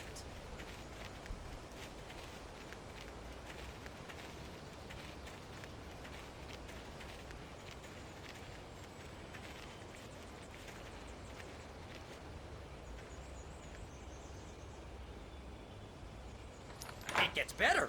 A local girl, Barbara Jagger, drowned in Cauldron Lake just a week earlier. They were lovers. Sure, Jagger's a local spook story. The Scratching Hag comes for you in the dark. Childish stuff like that. Anyway, Al, I'm just getting to the best part. All of the articles about this stuff were written by Cynthia Weaver. I asked around, and she's that crazy bag lady you met. What, the lamp lady? She can be a little loopy, but she's not homeless or anything. Yeah, anyway, she knew both Jagger and Zane before they both died, and she had some kind of a breakdown.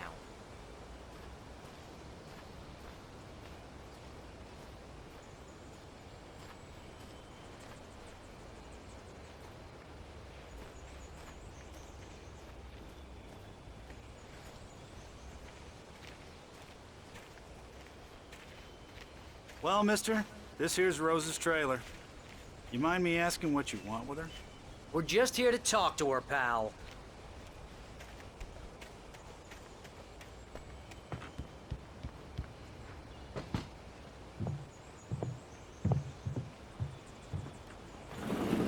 Welcome to... Oh dear, Mr. Wake. I'm so glad you're here. Rose, you have my manuscript? Oh. Oh, yes. Yes. Please, come in. Hey, this is really good. Rose, Yes, my manuscript. I really need it. I understand. I know what you need. A muse to inspire you. Oh, for Barry? She doesn't have anything. Yeah, hey, Al? Al, what's... Oh... Barry! What? What?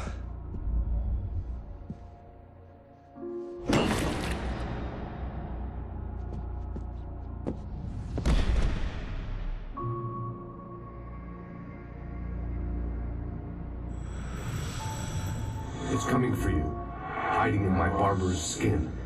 I'm too weak to stop it. You must turn the lights on. I promised I'd come visit you and your lovely wife. You must finish what you started. I insist. You must turn the lights on. Turn the light on.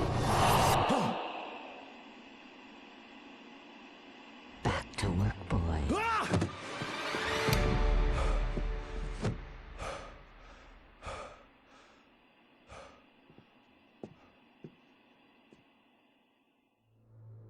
I felt nauseous, hungover. Only anger kept me going. I can't tell reality from dream anymore, but it seems I have an imaginary editor to help me. She's an old woman in a funeral dress. I call her Barbara Jagger. She's very strict. I'm writing faster and faster. My manuscript is being heavily revised. The edits are getting very aggressive, and each day there's less of me and more of her. I hate it, but I know she's right. She promises me I can save Alice this way. She knows more of this than I do. About the complex incantation I'm attempting. About this place. She's worked with another writer under similar circumstances, Thomas Zane. The genre of the story seems to be shifting. It's turning into a horror story. I'm getting close. I can feel it.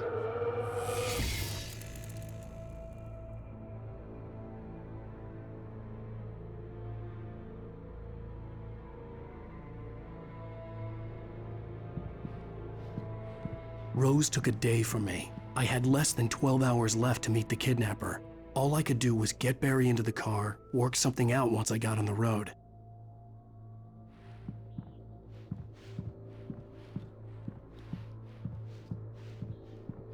Welcome to the Oh Dear Diner. What can I get you today? Coffee? I couldn't work up much hate for Rose. Something had used her to get to me and left its mark. My gun and flashlight were gone. I'd have to find a way to get Barry into the car as quickly as possible. There was no time to waste.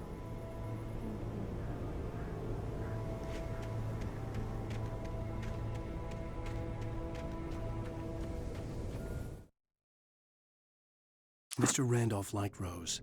That little smile she had. How she was still sweet when life had tried so hard to make her bitter. It wasn't any of his business what she did in her trailer. But those strangers, The writer and his smart-ass sidekick looked like trouble, and they'd been in there for hours, way past her normal bedtime. He reached for the phone and called the sheriff's station.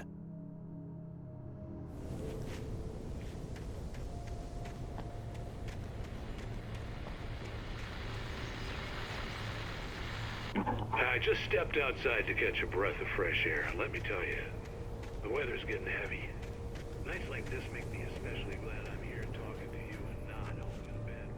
Once the weather takes a turn like this, I can't sleep at all. It's all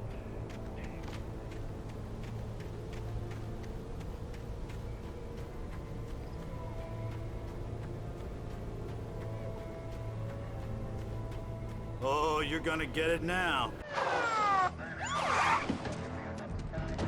God knows what you've done to that poor girl. This is Agent Nightingale, FBI! Get him up, Hemingway! You're under arrest! You move a muscle, I'll unload right in your goddamn face! Stay right where you are, Slane!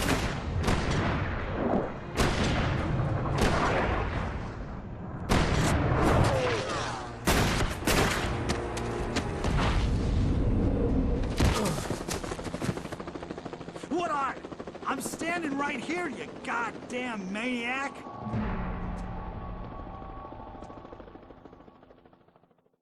I hated to leave Barry behind, but there was no way I'd miss my appointment with the kidnapper.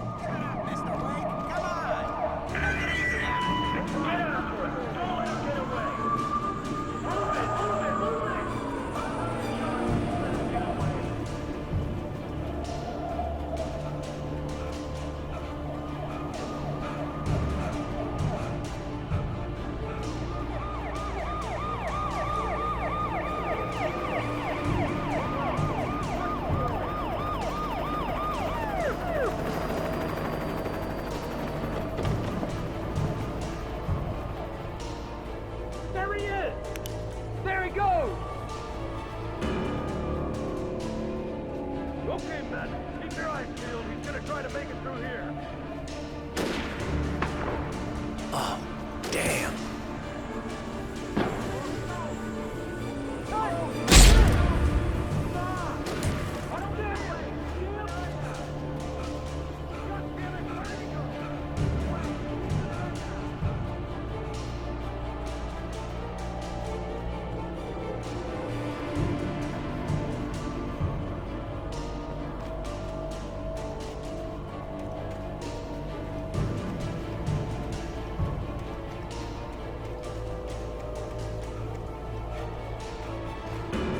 Come on, guys.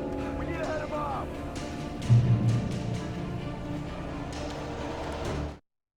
For decades, the darkness that wore Barbara Jagger's skin slept fitfully in the dark place that was its home and prison. It was hungry and in pain. It dreamed of its nights of glory when the poet's writing had called it from the depths and given it a brief, terrible taste of power and freedom. The rock stars had stirred it from the deep sleep the poet had sunk it back to in the end. When it sensed the writer on the ferry, it opened its eyes.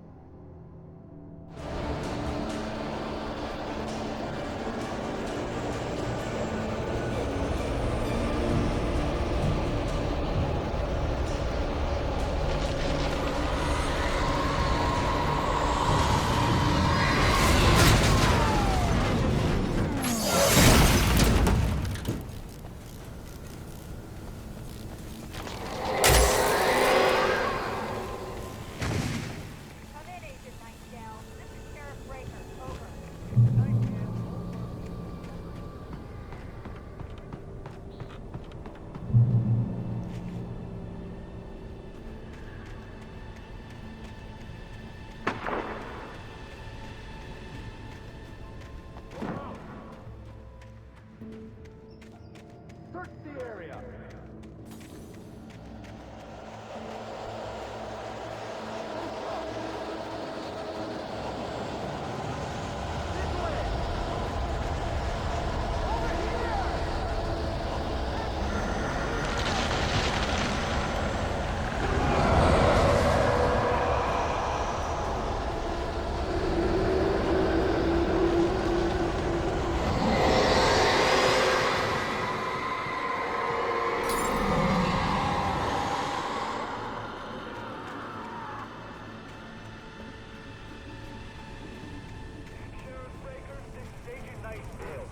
This horror was everywhere I went, circling me. The cops didn't stand a chance. They were after a writer, not a monster.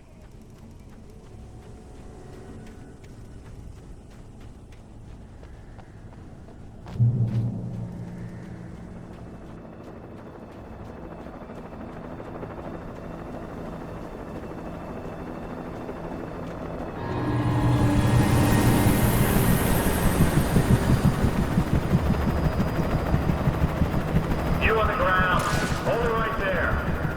There's nowhere to run. Freeze!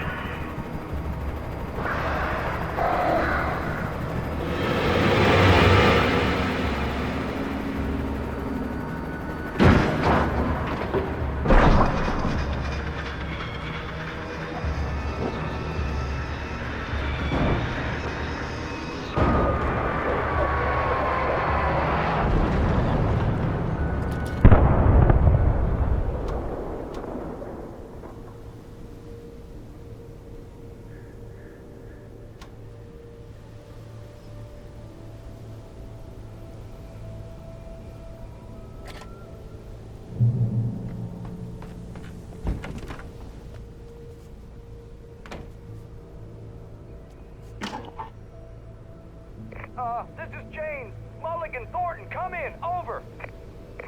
Thornton here. James, we got both Wheeler and Rose in custody. They didn't put up a fight or anything.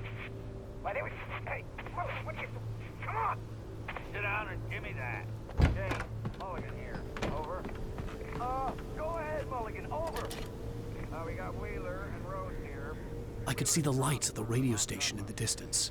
Speaking of which, that Fed had a pretty distinct whip of loaded scotch about it, you know what I mean? Over. I don't have anything on that, Deputy Mulligan. Over. Well, whatever. Anyway, Rose is just being plain weird here. You better get Doc in to take a look at both. Over. Gotcha. You better get them here quickly. The Fed's gonna want to interview. I imagined that the broadcast tower in the distance was part of the local radio station. Maine seemed like a decent guy. Perhaps he could give me directions to the coal mine.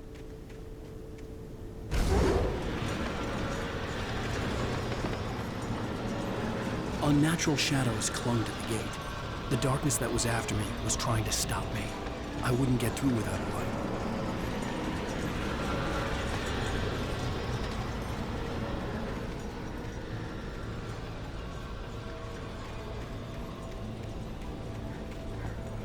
There was no power to the searchlight.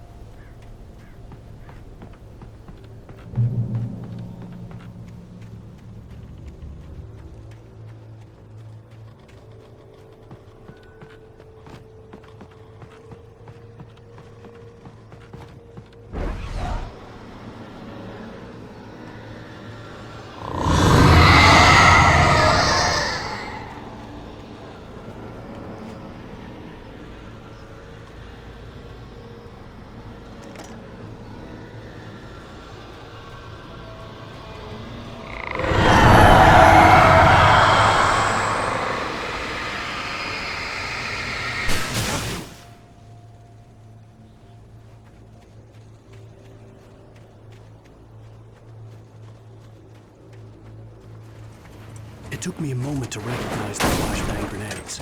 They were an ideal weapon for my situation. Team 1, come in. Over. Team 1, this is Sheriff Breaker. Report. Over. Team 2, come in. I need a report. Over. Come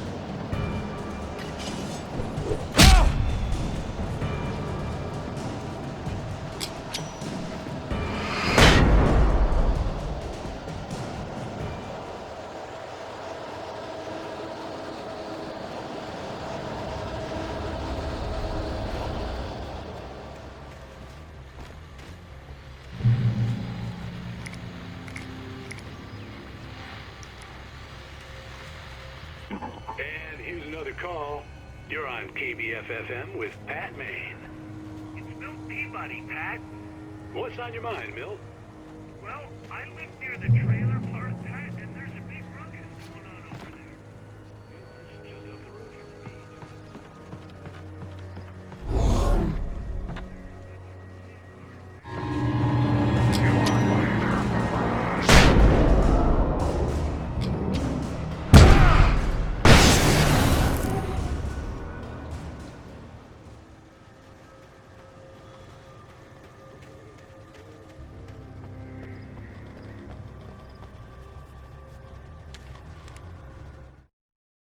Touched by the dark presence, Rose was lost in a dreamland where everything was drawn in black and gray crayons. The old lady had promised her that all her wishes would come true. She would be Alan Wake's muse.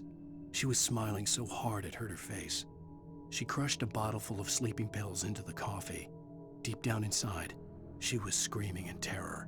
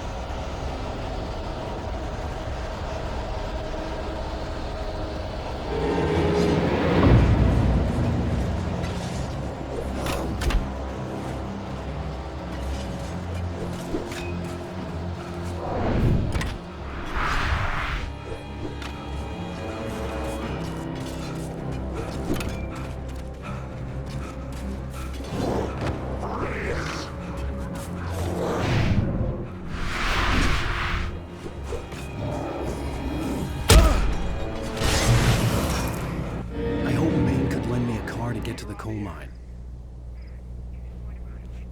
Why, hello, Lorna. What do you have for us? Well, I just don't see why the cops bother with the trailer park. What do you mean? It's a trailer park. Of course you're going to have trouble in a place like that. I mean, what do you expect? The sheriff should be helping us normal citizens instead of wasting resources on those people. Well... Let the trash sort themselves out. I'm sorry, but my granddaddy settled in Bright Falls in 1911. Well, thank you very much for that compassionate viewpoint, Lorna. Oh, here's a little surprise. The famous writer Alan Wake just walked in. Folks, I'm going to see if I can talk him into an interview. Come on in, Mr. Wake. Oh, I'm so glad you could find the time to do this, Mr. Wake. Nowhere to run now, Dan Brown. You back away from me. Don't hurt it. Whoa. Everyone calm down. Put the gun down. We're all friends here, right? Cool your jets, Nightingale. We got him. Judas Priest! What the hell's the matter with you? There's a civilian in there.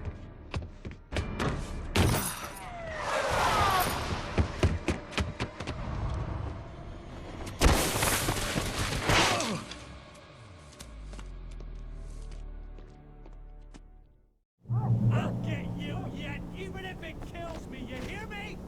You hear me, H.P. Lovecraft? I had fallen off so many cliffs it was ridiculous. That's what you get for naming a book The Sudden Stop. It was probably good I hadn't had the chance to tell Maine where I was going. I'd have to lose the cops and find my own way to the mine.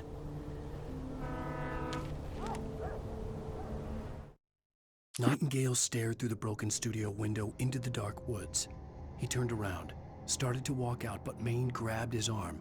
"Young man, you almost shot me. You don't shoot off rounds at people like that. What's the matter with you?" Nightingale shook his arm free, marched out. His cheeks burned with rage and humiliation.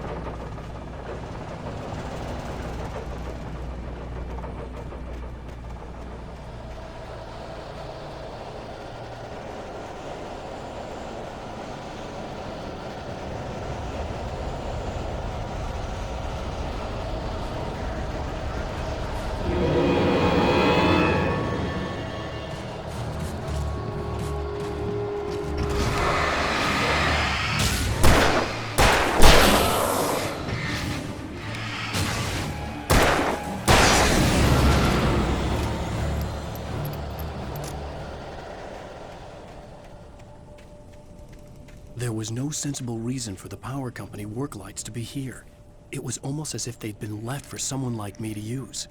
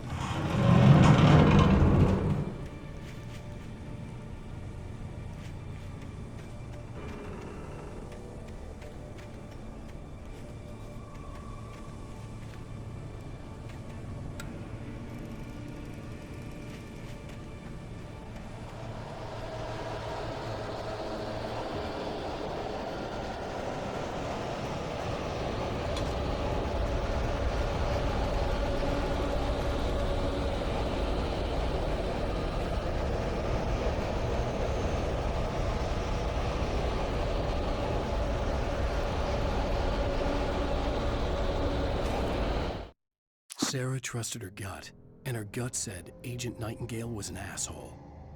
He felt wrong, and it wasn't just the smell of stale booze. It was in the way he flashed his badge, pulled rank, the look in his eyes when he wanted answers. Where was Alan Wake? What was this about an accident? Where was his wife? And most importantly, why did she let Wake go? He wouldn't answer her questions. Federal business was all he'd say.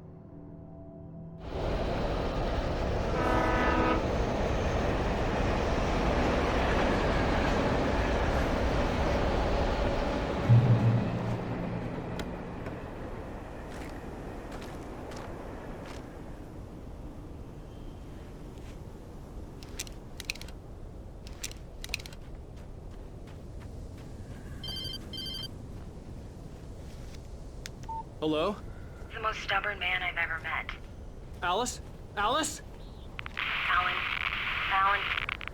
I'm so afraid. He keeps me in the dark. Please help me. I look at you, Alan, and it's not you. Something else. Looking out from behind your eyes. Alice, I'm here.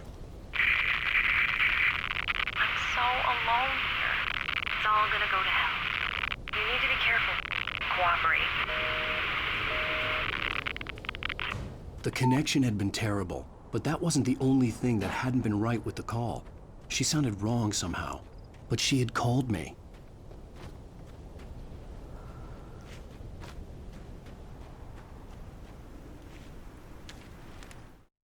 The pipe wrenched itself loose from the bridge's steel framework.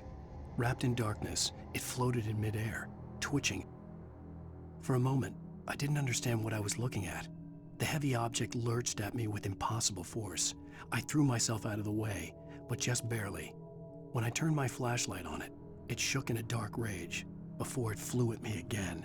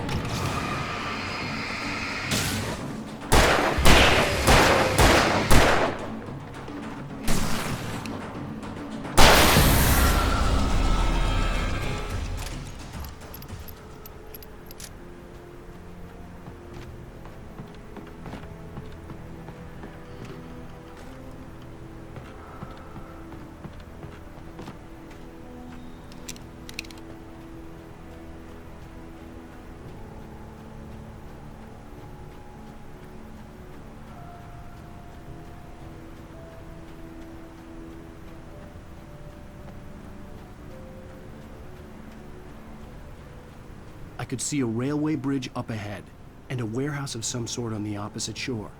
I hoped I could find a car from there.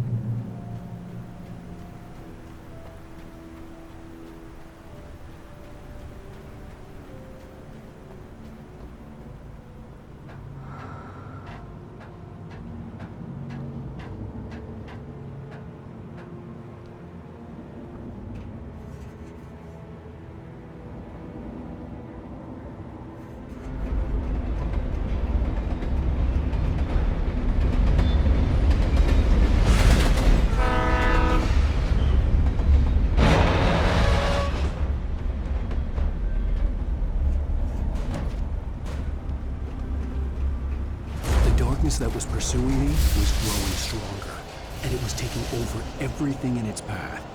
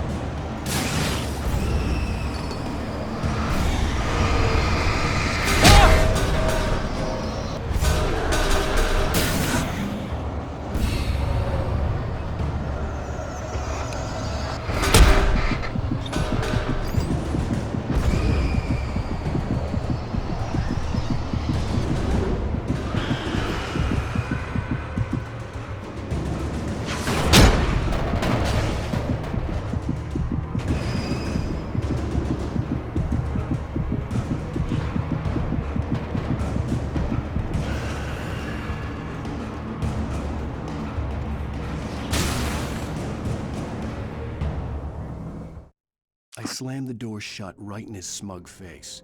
He pleaded for me to open the door. True to form, the asshole actually thought I would obey. I had no sympathy left, no guilt either, not for him. I took a moment to savor the scream. I bet I had a smile on my face. It was all that I had time for. The dark presence was inside the lodge with me.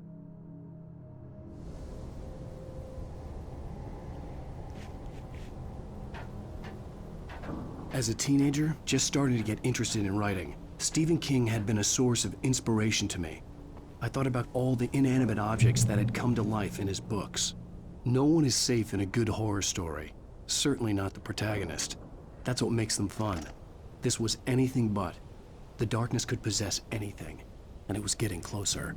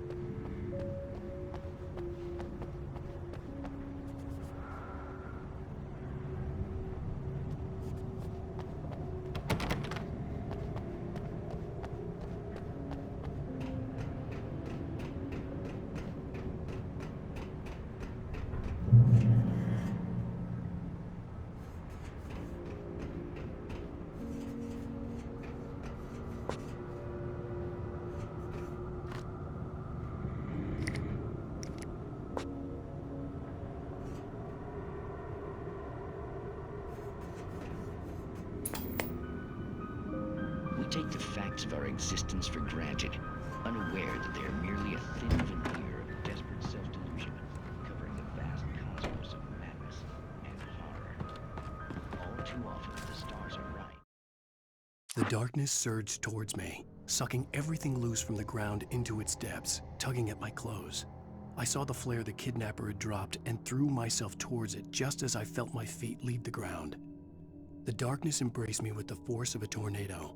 Somehow I managed to light the flare. The darkness roared and cast me away. I fell toward the dark waters of the lake far below. In Night Springs.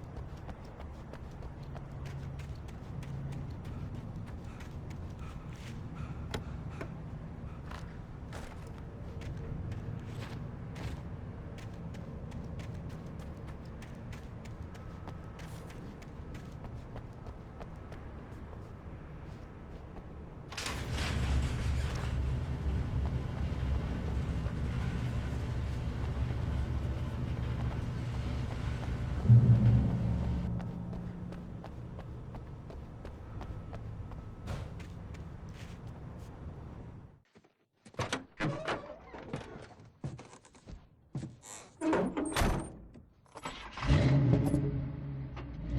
had never been this glad to see the sunrise. I had a couple of hours to get to the coal mine.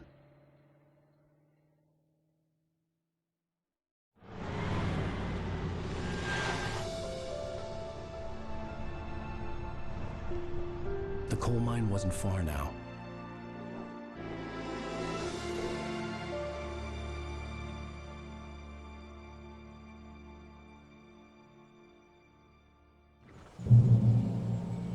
Today, I would meet the kidnapper, and he would give me Alice. I wouldn't give him any other choice.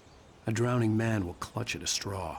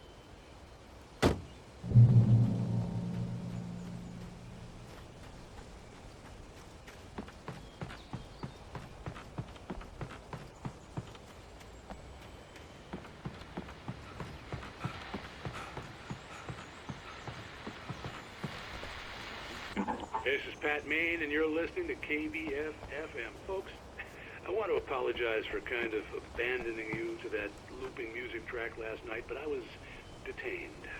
You see, I encountered a big-shot G-man with an itchy trigger finger who could use a lesson in manners and a boot in the ass. Not necessarily in that order either. Now, folks, I know I'm not being very informative here, and I apologize for that.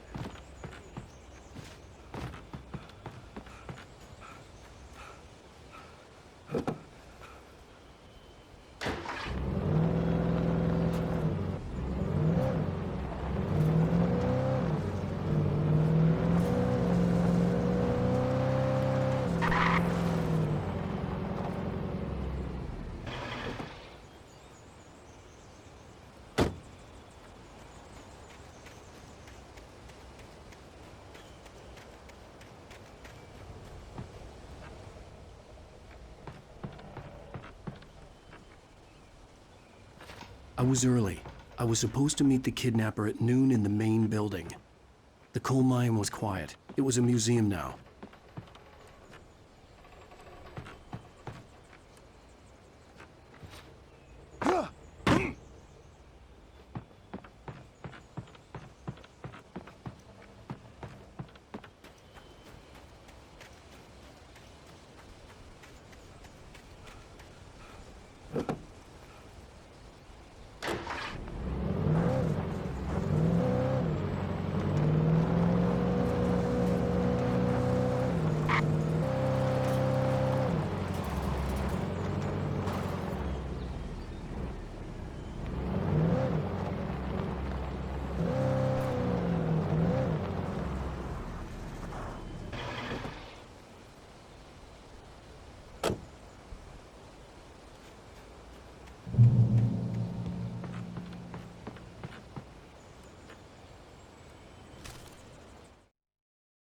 With Nightingale gone and the night wind blowing in through the broken studio window, Maine stared at Sarah.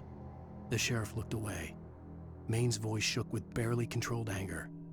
That boy's doing more drinking than thinking. I hope you know what you're doing, Sarah. He's got a sickness in his eyes.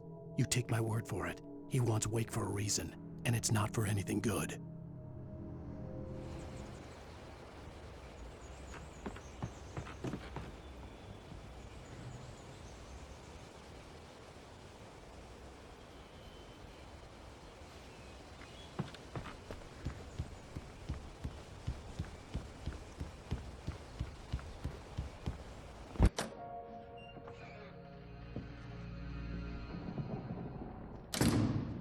I didn't want to go outside.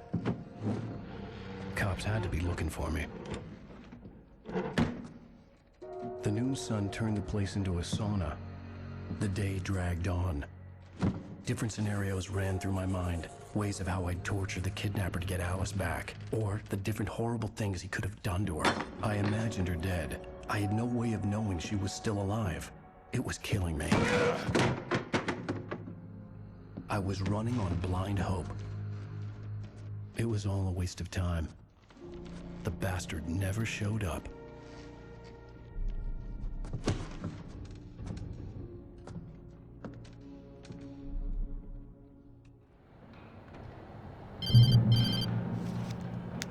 Wake! Where the hell are you? Change of plans. You know where Mirror Peak is? It's a big mountain north of where you are. You follow the path from the mine, you can't miss it. There's a lookout point there. I'll be waiting. I'm through being jerked around by you. You want to see your wife alive? Because if you do, you better watch what you say to me. Do we understand each other? I want to talk to Alice. Yeah, and I want the manuscript. Don't keep me waiting, Wake. Hello? Hello! Ah! I'm gonna kill him! I had to get to Mirror Peak.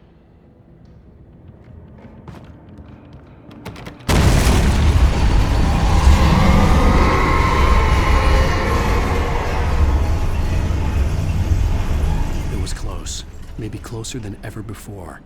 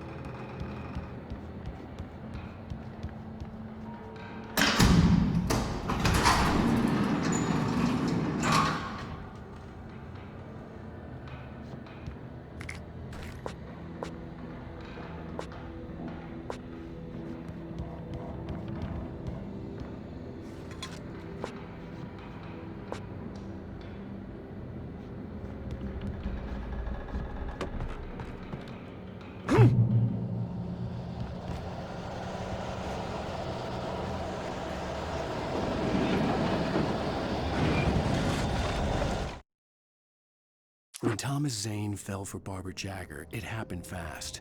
She was young, vibrant, and beautiful, full of life. He had never been a very happy man, and without any seeming effort, she had changed all that. Zane felt good for the first time in his life. Everything she did was another piece of a jigsaw puzzle he hadn't even known he'd been missing. And best of all, she made the words flow, strong and sharp. She was his muse.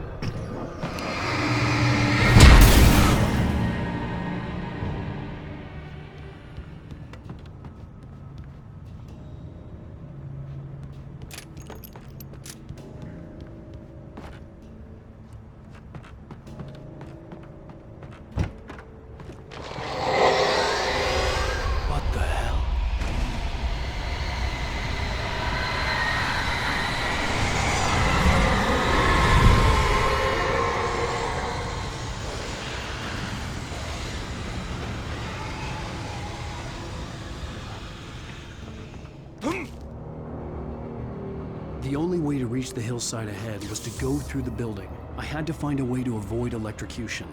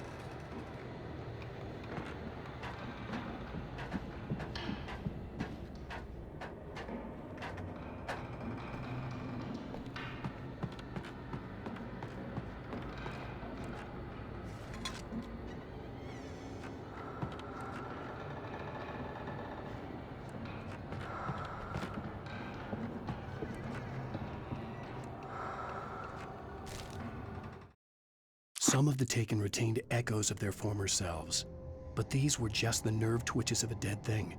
Nothing remained but a shell covered and filled with darkness.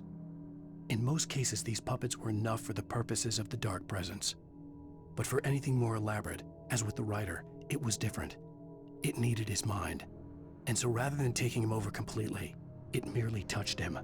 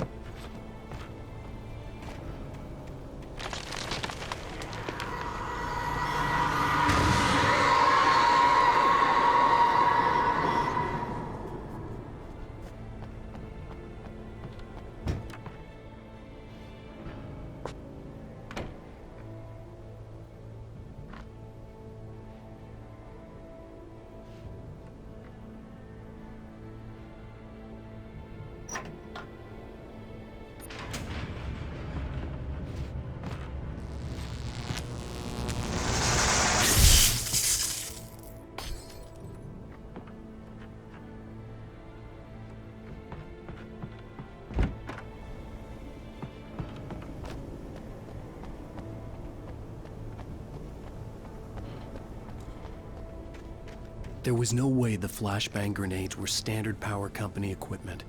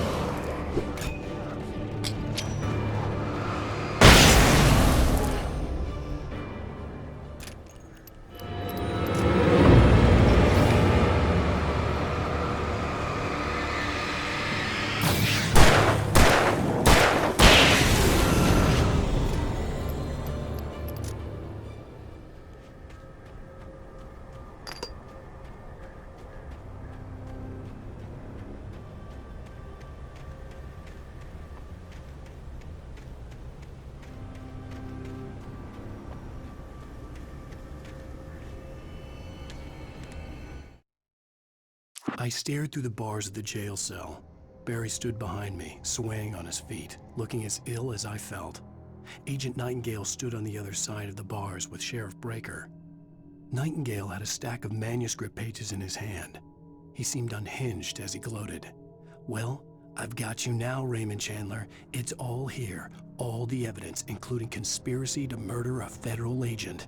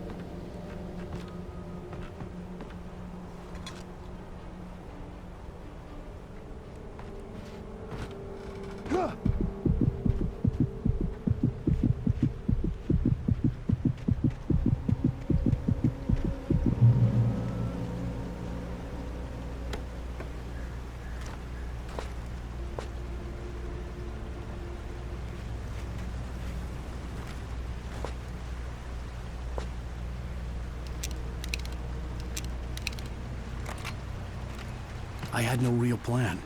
I was going to give the kidnapper all the manuscript pages I had for Alice. If that wasn't enough, I'd hold him at gunpoint and make him talk.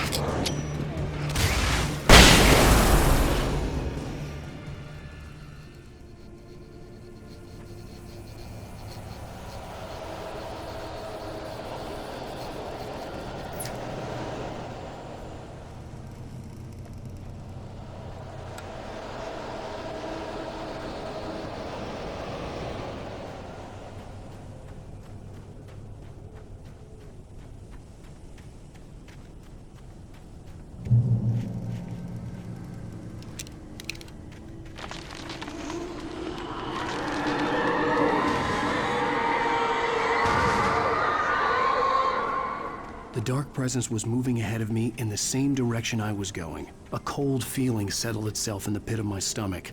Was it going for Alice?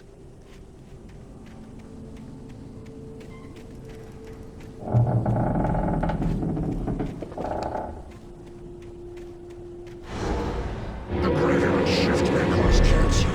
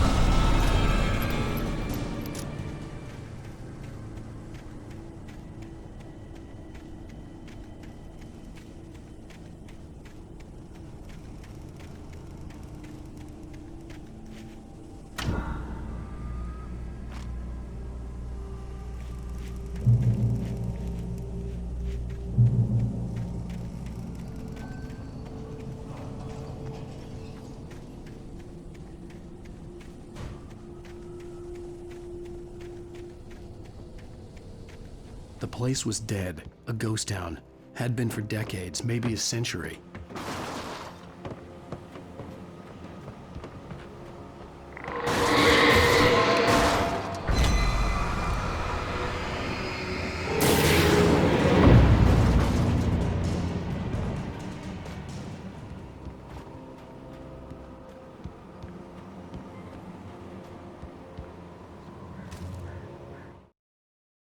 Things were never as simple in real life as in fiction.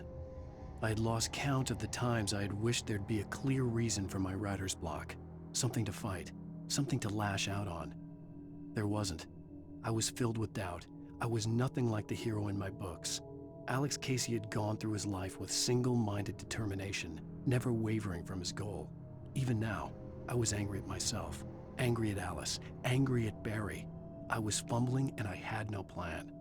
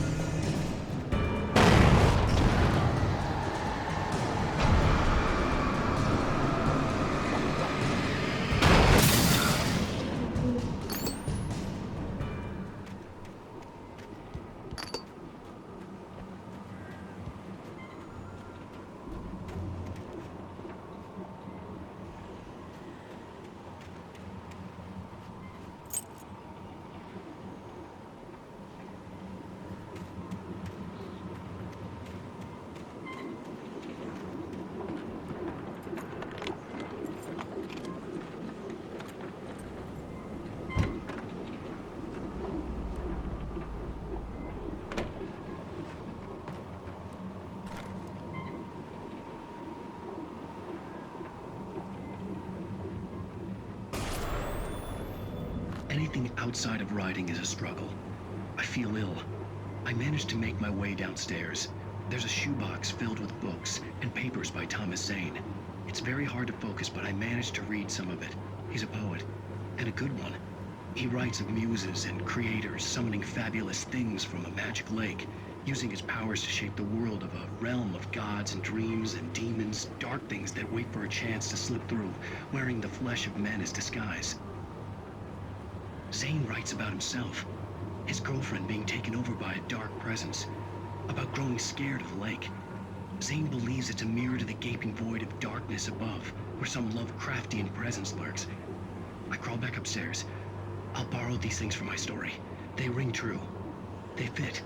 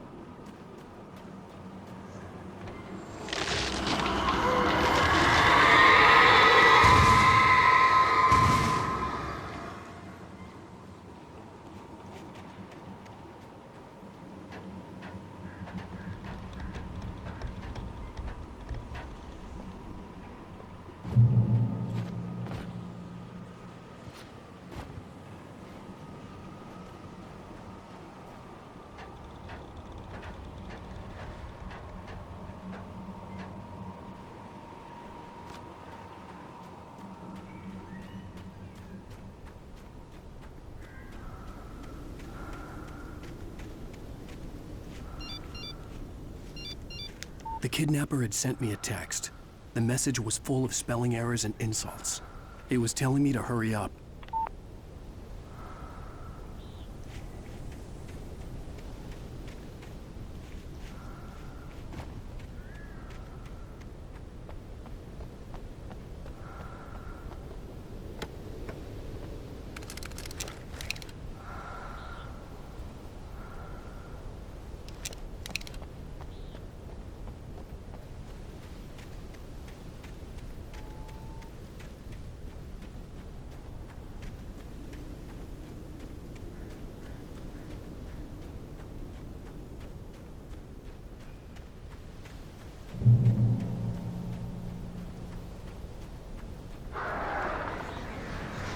Birds.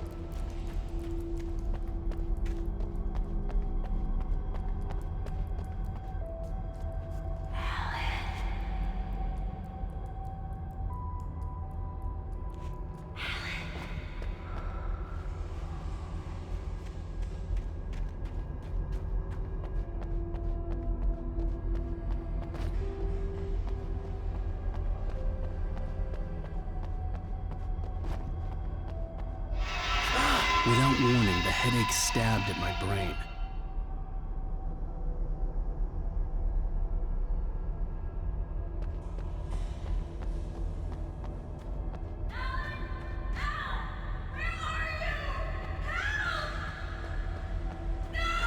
Alice?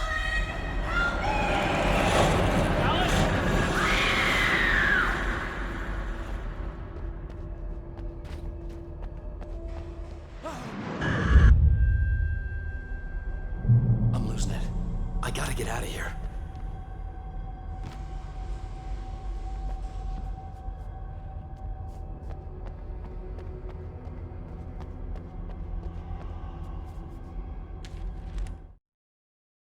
The hunters were big, thick-set men, confident and at home in the woods.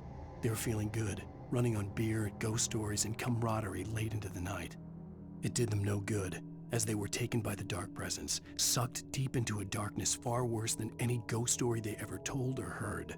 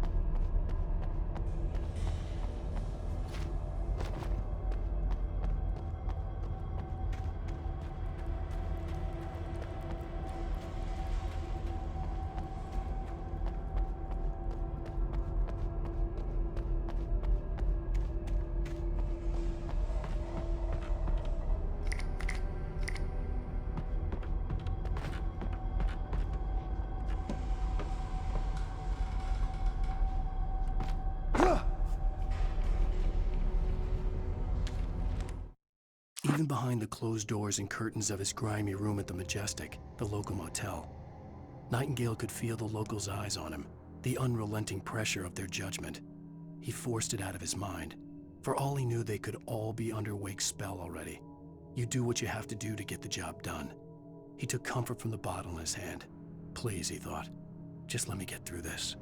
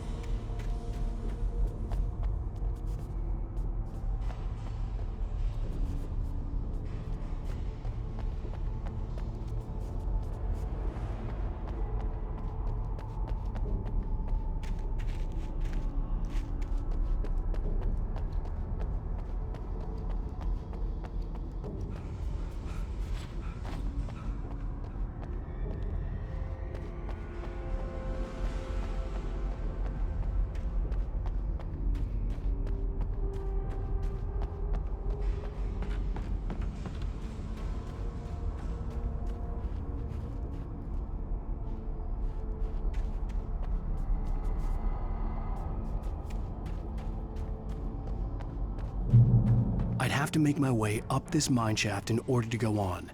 Maybe the machinery could help me with that.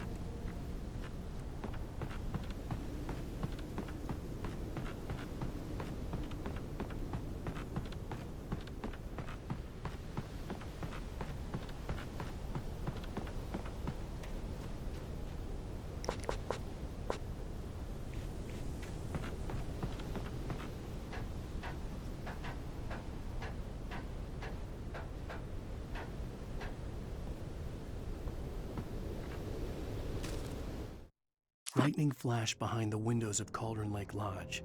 Tor Anderson laughed and held the steel hammer above his head. Nurse Sinclair was trying to calm him down without success. Tor grinned madly and shouted, "My hammer's up. Here's a friendly poke from Molnir, wench." He brought the hammer down with all his might on Sinclair's head.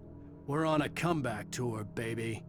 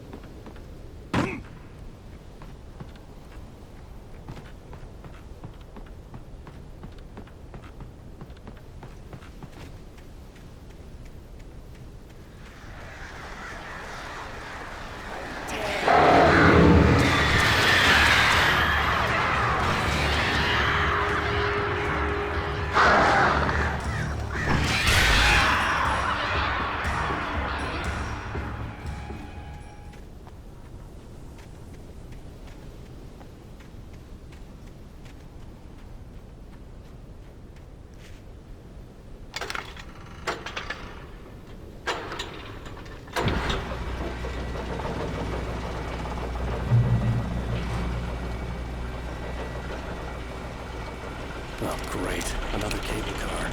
Just great.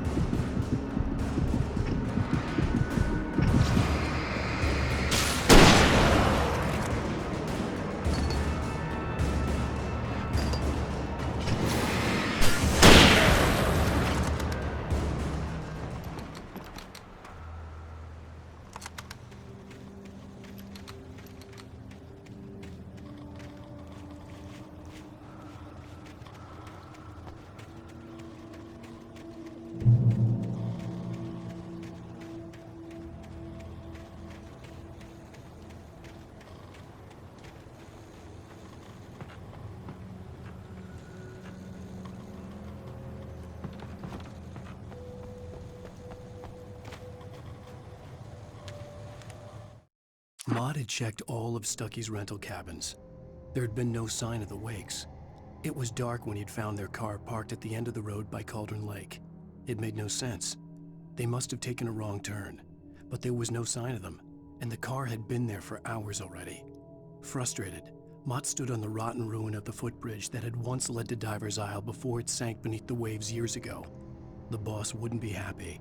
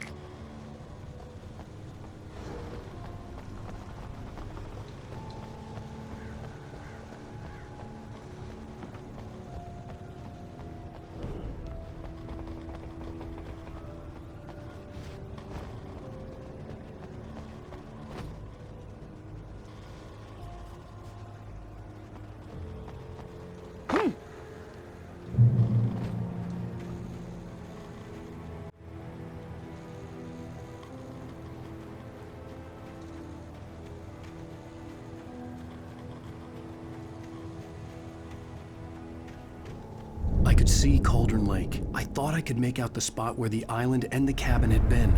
There was a light near it. It had to be a boat.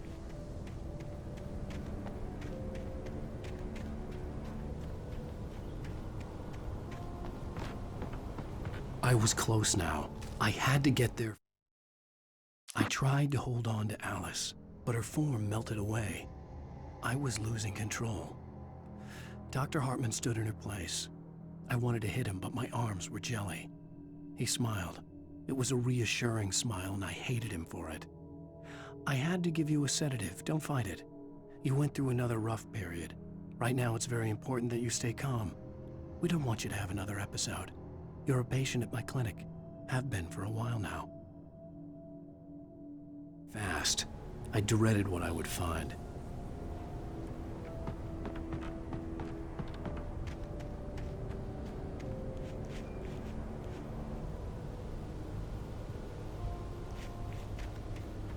Wait! Are you? Wait! Hey, I'm here! I'm coming! No! Get away! I'm sorry. Please, it's late. The boss didn't know who he was messing with. I didn't know. I swear, I didn't know. We don't have a wife. We don't know where she is. She's probably drowned. We just said we had her to make her play ball. You see? They got a writing for us. Please.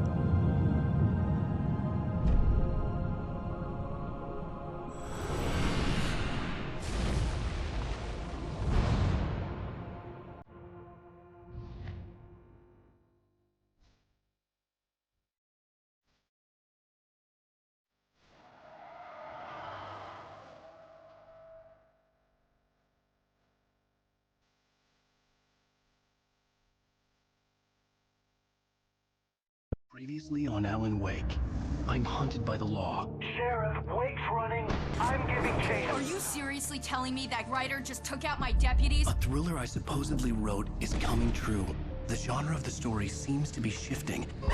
It's turning into a horror story. I was told that Alice had been kidnapped, but that was a lie. We don't have his wife. We don't know where she is. Her purported kidnapper was eaten up by the dark presence before it attacked me.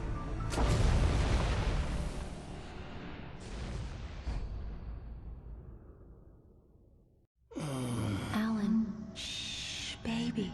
It was just a nightmare. Alice. There you go, Alan. Hartman.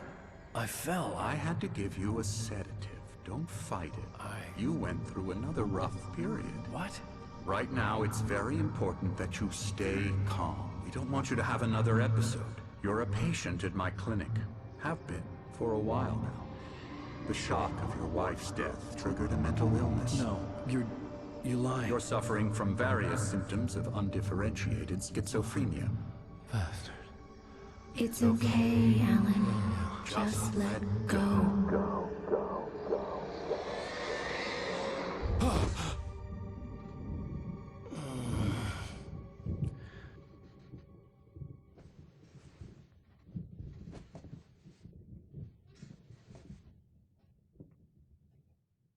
I felt groggy.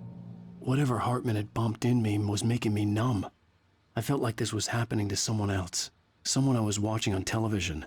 I couldn't think. Couldn't focus. The door was locked. I was a prisoner here.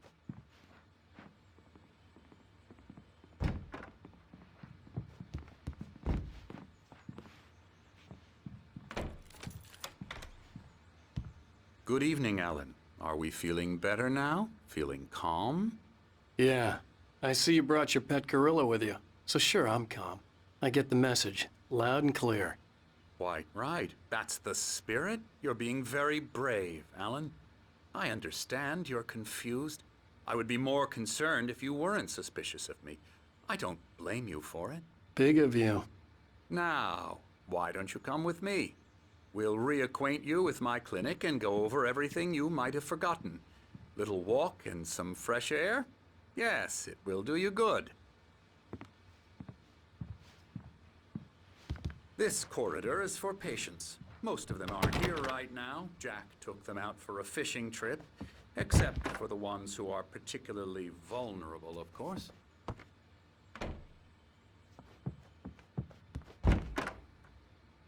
I encourage creativity as a part of the recovery process here at Cauldron Lake Lodge. I specialize in treating artists. I bet you do. Splendid, Alan.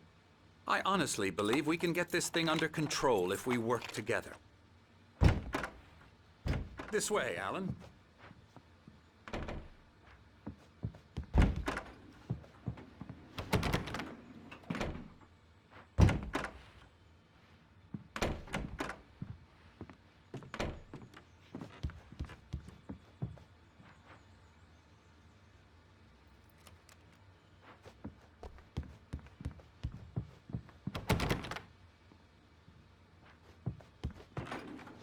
Now, Alan, from past experience with you, I know I need to get right into the heart of the matter as quickly as I can after an episode. So I'm just going to say this. Alice is dead. No. You're in a very vulnerable state until you understand and accept this. Alice drowned, and you couldn't face that. You're suffering from hallucinations, paranoid delusions, unusual thinking, an obsession about light and darkness, a feeling that everything revolves around you, your thoughts and dreams. Your mind has constructed an elaborate fantasy scenario in which your writings are affecting reality. She has been kidnapped and supernatural forces of darkness are trying to stop you. We go this way, Alan. I wasn't ready for another shot, so I went along with it. He had to be lying. But under the influence of the drug he had given me, I had to fight not to believe his words. It's all in your head. You've been making it up. Apart from the tragic accident with your wife, no one has been killed. Your delusions are just a manifestation of your subconscious mind trying to protect you from the too painful truth. Unless we fight the fantasy, it will return. I know the instinct is to resist me, but think about it. Doesn't this make far more sense than the insane supernatural conspiracy you have concocted in your mind? You're a skeptic by nature, Alan. We both know this. Everything can be explained logically.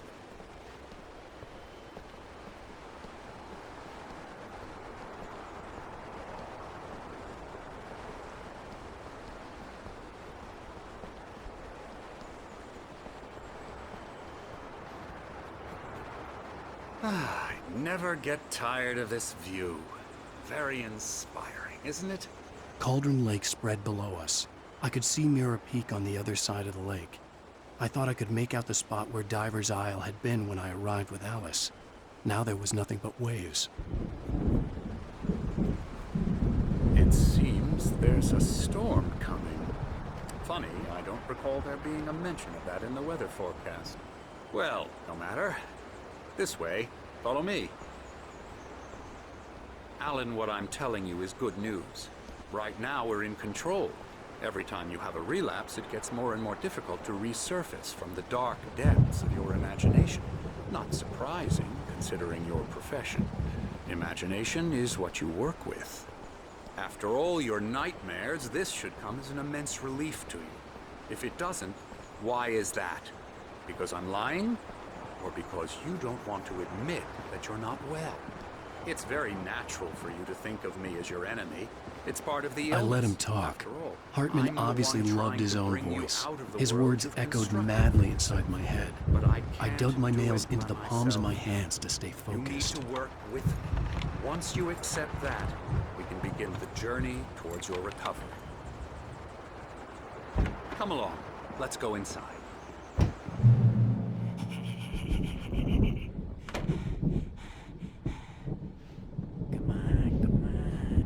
Here's the entrance to the office wing. That's for staff only. You were impressed by my trophies when you first arrived here. I do love to hunt. The great outdoors, man versus nature. It's wonderful stuff. Pretty damn wonderful, yeah. Scary, scary, scary.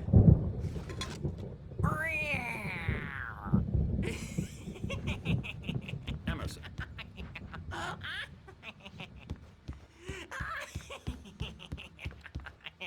I'm a real bad dream, mister. You should be afraid of me. Don't want to run into me in the night, that's for sure.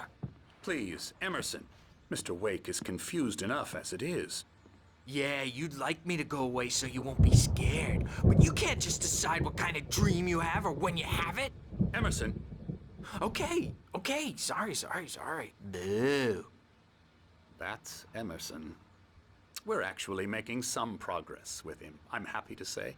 He works on video games. Ooh, yeah. It's trash, of course, but it does involve some small creative effort, which makes him receptive to my therapeutic methods. No kidding.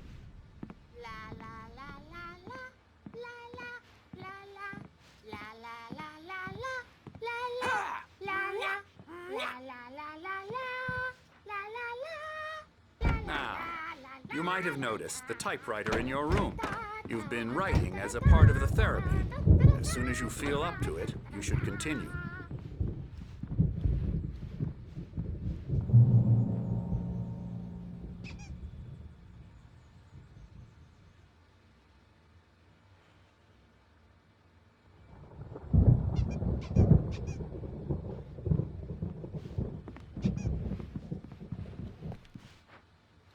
My rheumatism's killing me. There's a storm coming. Oh, what a storm. I hope it wipes this place off the face of the earth. And these two are the Anderson brothers, Odin and Thor. They had how should I put this? A heavy metal band in the 70s and 80s called Old Gods of Asgard. They even adopted new first names to complete the image of Viking gods. After the band broke up, they lived on a farm nearby. They are, well, in advanced stages of dementia. They're well cared for, TLC and all that. There's nothing more that can be done. I'm afraid that the rock and roll lifestyle has left its mark. Oh, that won't do. I'm so sorry to cut this short for now, Alan. The power has been acting up. I'd better go check on it. We'll continue this soon. Meanwhile, when you feel up to it, return to your room and try to write. It really is for the best. Don't you think? I'd like to bash his head in with a hammer. Oh, he'd love to fish out our secrets, but he has no clue. He's not crazy enough. Not crazy like us, Sonny. Yeah! Being crazy's a requirement, Sonny. Who else could understand the world when it's like this? It takes crazy to know crazy. That's the sanest thing I've heard in a while. Zane! You're all right, Tom. Hey, we like him, don't we, bro? He's got to go to the farm. The Anderson farm. Valhalla! We wrote it all down, lest we forget. A crash course. All you need to know to get your head right. You need to find the message. Here, Sonny, here's something for you.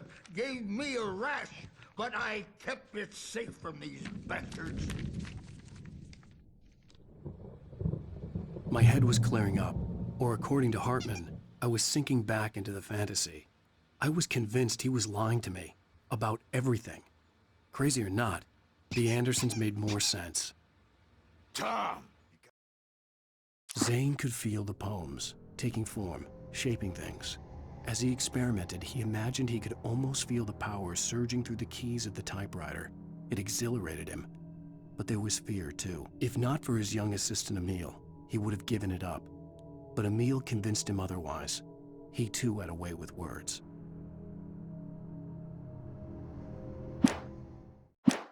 Got any booze on you? Yeah, no. Sorry, We have guys. a stash of the special stuff at the farm. Our own formula. Local ingredients. Medicine. Clears your head right up. Makes you remember like moonbeams on the brain. Oh, I just noticed. Leather patches on the elbows? That's not very rock and roll. Tom just lost is all. Baba Yaga got to him too, the damn witch. She used us all. Taken from all of us. Took my thunder, the witch. And my ravens. What were they? Memory and thought. The hag. She took something from you too, didn't she? That's what she does. We're better off. This place, the lake, it gives you power. If you're a creator, an artist, haga. Nightmare shifted in their sleep in the darkness of the lake. Yeah, that's the one. She makes sure it comes out twisted and raw. Just ask the lamp lady. She knows what happened to that other rider. She's been using you, boy, and you let her. You went and opened the door for her, didn't you? Now, it was already open a crack. And whose fault is that? We're morally corrupt, disease-ridden, old and stupid. Doesn't mean he had to open it all the way, goddammit.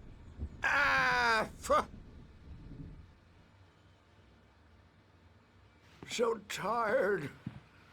Built the farm close to the lake. A place of power.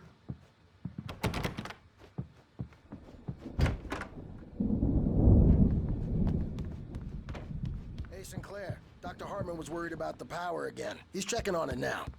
Yeah, good thing he's not overreacting or anything.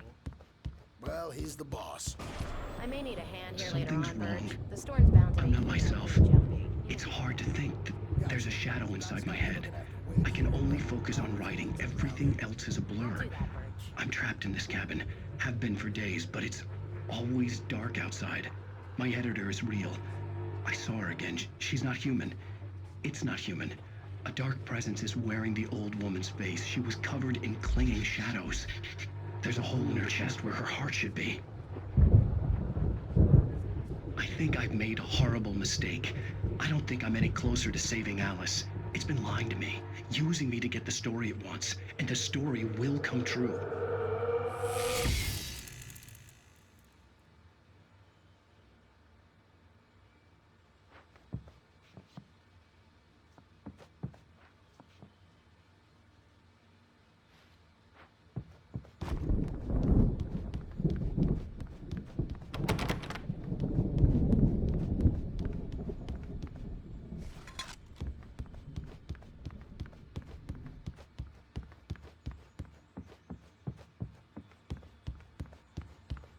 Hartman had mentioned that the power had been acting up. Maybe that was the reason for the generator and the work light on the balcony. The generator hadn't been activated, and there was no key. Hartman wanted me to write. I knew I couldn't, but I figured I should just play along for now. It was the only thing I could do with Nurse Birch watching me like a hawk.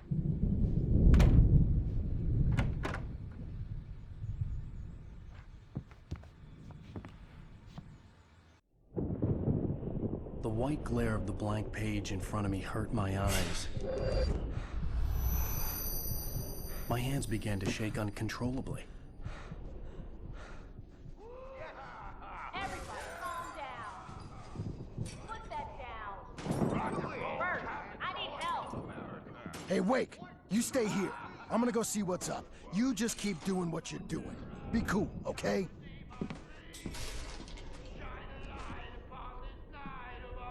I didn't know what the chaos was all about, but it could be my only chance of getting out of here.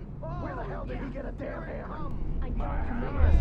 Here's a friendly poke from Mjolnir, wench. Oh, afraid of the crazy brothers, are ya? Hartman kept talking, giving Barry the grand tour, clearly proud of the place. He went on and on about his hunting trophies, and Barry was impressed. But he was here on business. He raised his voice, cut through the monologue. Hey, Hartman, where's Al? Hartman stopped in mid-sentence, annoyed at the interruption. He nodded at the hulking orderly standing nearby. The man smiled and clapped a practiced hand on Barry's shoulder. Not so weak now, are we? Well, things are unraveling fast, aren't they? Nah.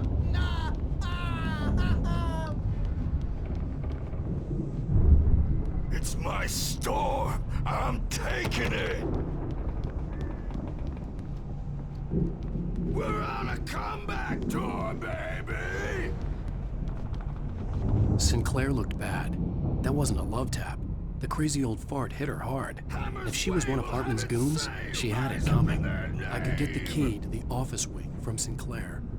The backstage is all yours, Tom. I had to get to Hartman's Seize your office. destiny. He had taken all my manuscript pages. That's where he'd been keeping them. Come out and face the music, Birch. It's time to pay the piper. Maybe you could come out and beat our wrinkled, adult, diapered ass since you're so tough. The photo on the wall caught my attention. In it, the clinic staff was standing outside the lodge. I knew the man next to Hartman. He was the kidnapper. Hartman had been playing me all along. Let me out of here! Hartman, do you hear me? I'm gonna chew your crazy quack ass to shreds! Barry? Ow! About time! Barry! Man, am I glad to see you. We need to get to Hartman's office. It's right next door. You okay? Yeah. I mean, no! The cops found me at Rose's trailer, but they didn't hassle me too much. I'm obviously a victim in this, and I demanded to be treated as such. Or else I'd sue their asses.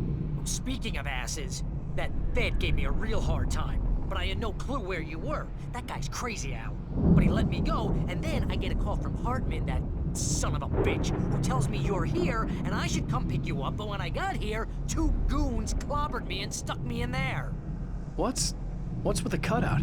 I stole it from the diner to piss off Rose after what she did to us. That'll teach her. Yeah, that's a harsh punishment. Come on, pal, we gotta get going.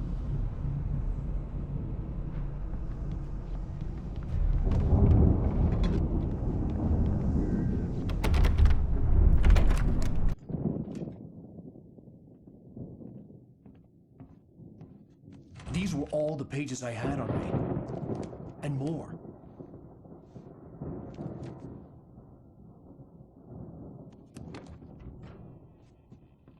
Alan, please. You're sliding back into the... Tell me one more lie and I'll shoot you in the face. Ah, well, it was worth a shot. Really, Wake, come on. Let's work together on this. You have no idea... Hartman, shut up! Barry, get out of here. I'll catch up with you. Get a car. Oh, Al, let's just... Go! Wake, listen to me. This is a mistake. Don't you see? Together we can create something absolutely wonderful. With your ability and mine.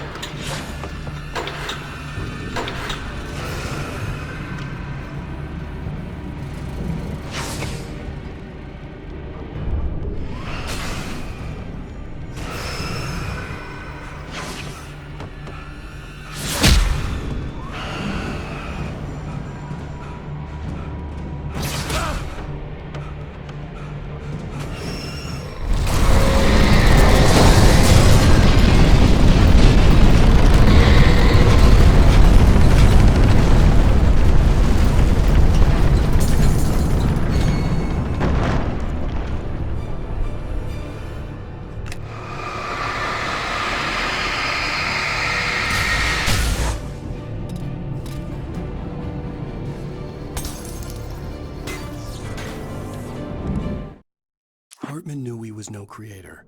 He had no ambitions on that front, and he certainly didn't want to end up like every artist he had worked with here, damaged in ways that were hard to describe, or worse. It was enough for Hartman to maintain creative control and provide direction, to be a producer. That was what most of these people were in need of anyway. Of course, suitable subjects were few and far in between.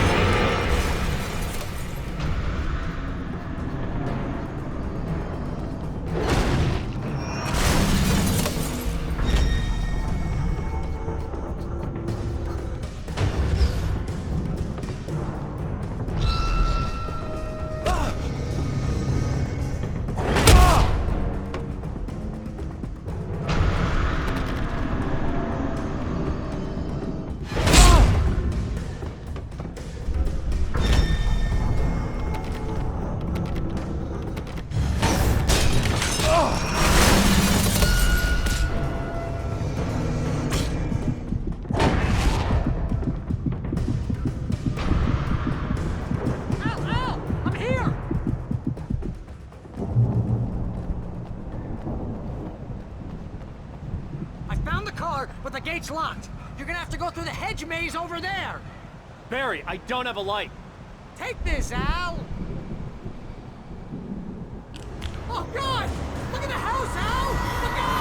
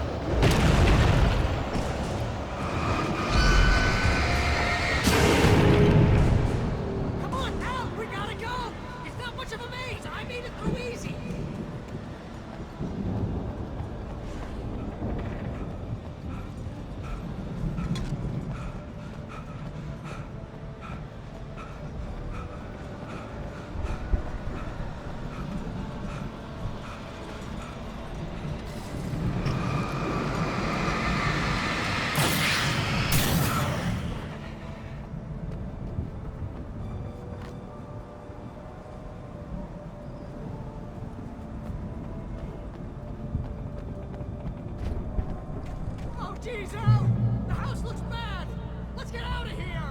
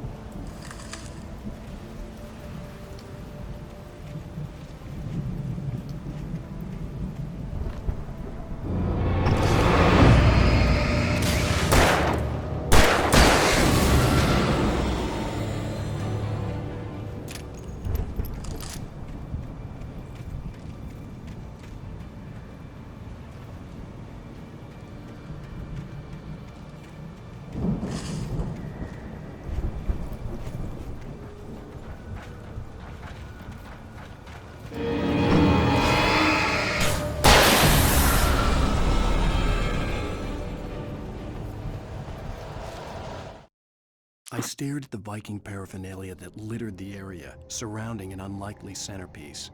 A full-size stage complete with an impressive sound system with all the trimmings, including a dragon. It took a special kind of crazy to build something like this in a remote field. When the sky split open with a deafening boom and the music started blasting, it felt strangely appropriate.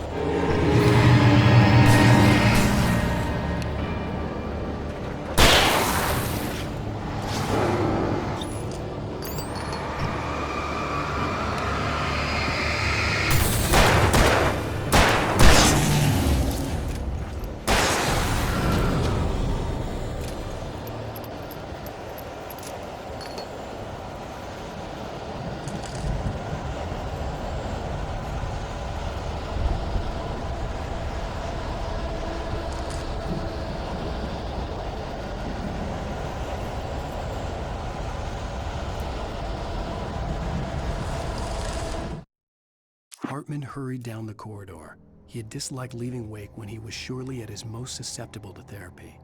But this was not an ordinary storm. Wake had been writing, and he had woken something up in the depths of the lake. Now, it was coming for him. Hartman had naturally prepared for a situation like this. The idiot brothers would keep Wake distracted while Hartman double-checked everything, just to be sure.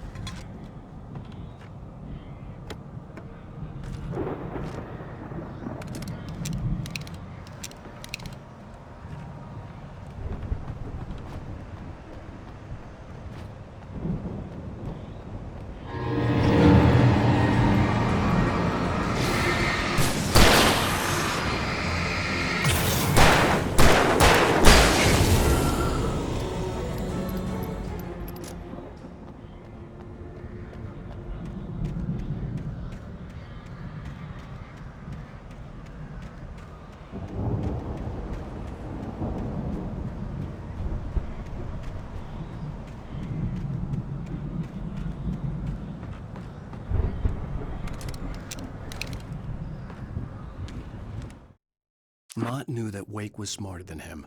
Wake had more money, a beautiful wife, everything. and Hartman said Wake was important. That made him better than Mott. But Mott was calling the shots now. He'd expected Wake to whimper and grovel, but instead, he seemed willing to fight. Mott knew he'd gotten under Wake's skin. If only Mott actually had his wife. The thought made him shiver.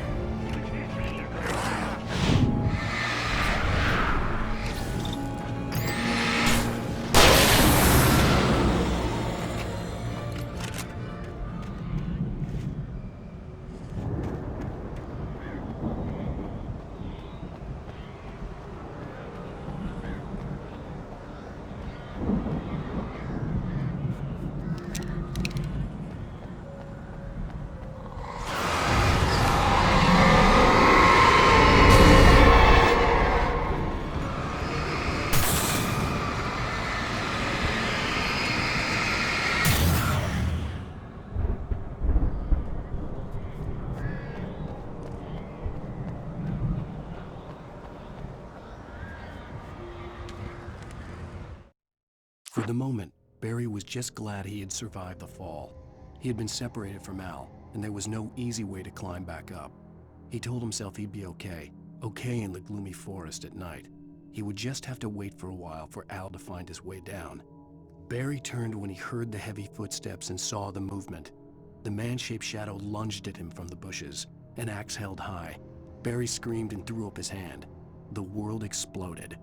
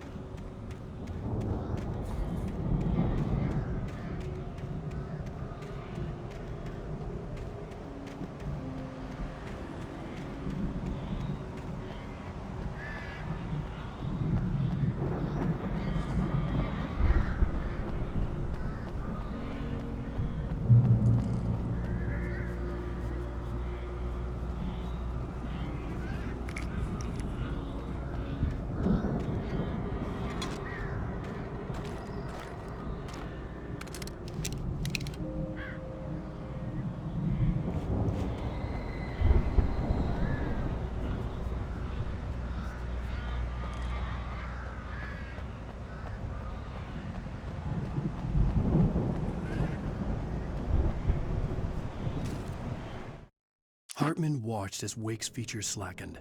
The man was bullheaded, no doubt. Even lying on the bed, he'd almost broken Hartman's nose the second time. But with a little time, he could break Wake down, give him proper direction. Wake was easily the most promising subject he'd had. Well, since Tom, really. "Sleep well, Alan," Hartman whispered with a smile. "Let me take care of you." He sniffed hard to clear his throbbing nose, swallowed blood, and barely tasted it.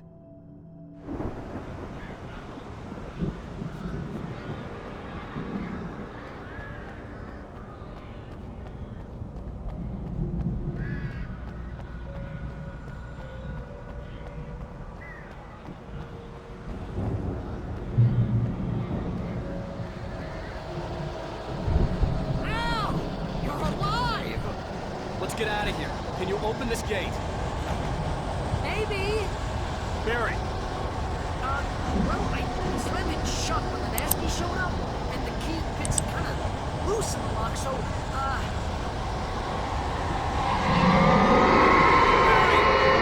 find it. Don't worry about it.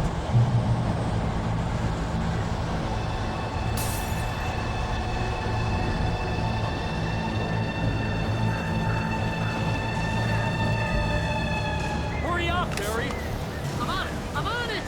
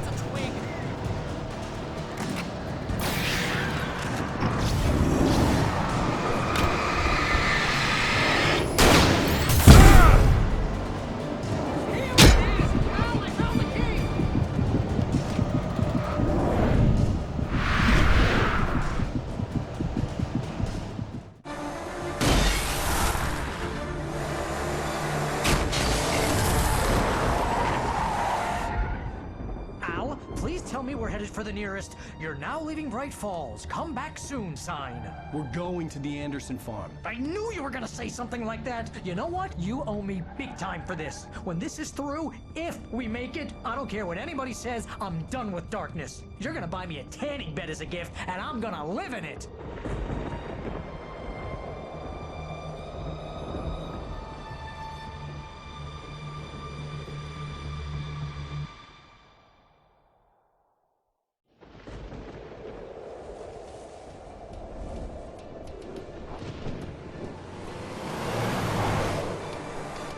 I'm crazy, but that's fine, Barry. Oh, you got that right, Al. You're barking mad. You are by far the craziest— But maybe that's inevitable when you deal with crazy stuff like this. It helps.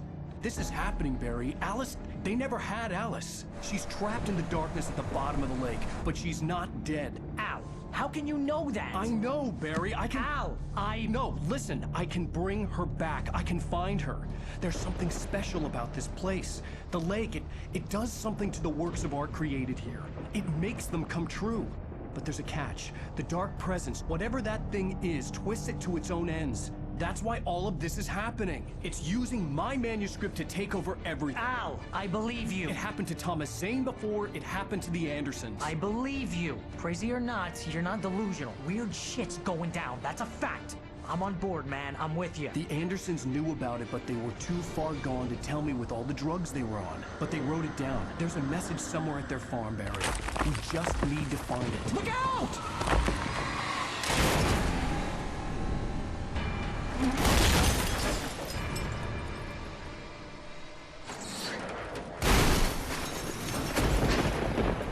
Al! God damn it, Al! Talk to me!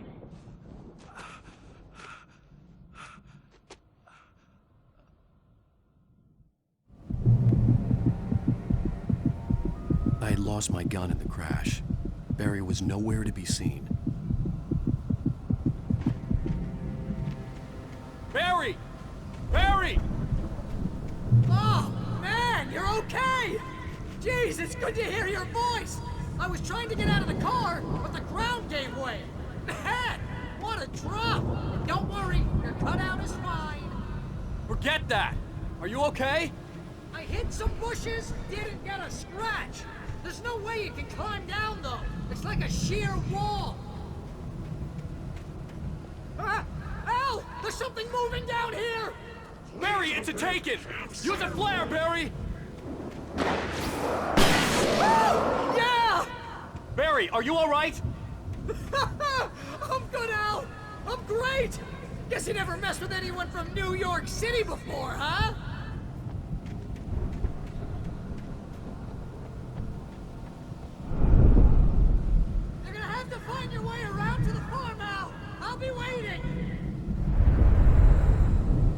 Just wait for me, okay? Al! I'm not staying here! It's suicide! I'm going to the farm! I'm gonna go ahead and secure the area. You can catch up. Don't worry about it. I'm on the case. Now he's Rambo.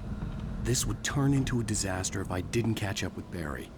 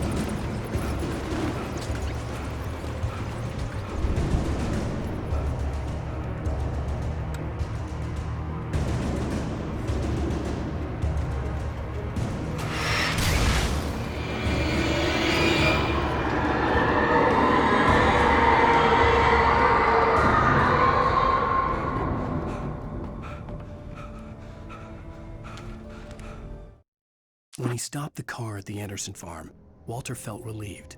Oblivion was close at hand. The brothers wouldn't miss a jar of moonshine or two in the booby hatch. But then he saw the man on the porch, and he knew who it was. Driving for his life and knowing it was useless, he didn't realize he was crying until he couldn't see the road for the tears.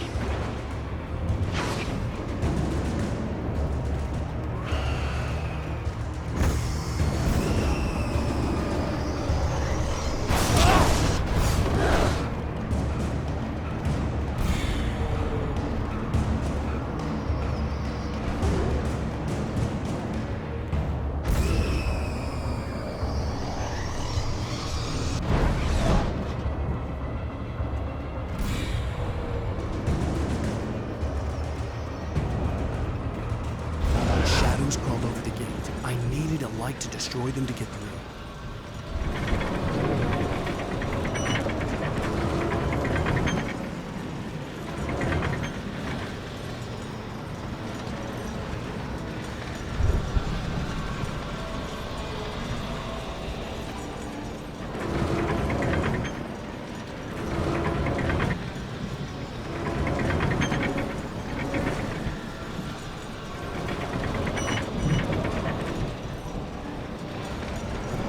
I hoped there'd still be a working generator somewhere around here to power up the old lights by the gate.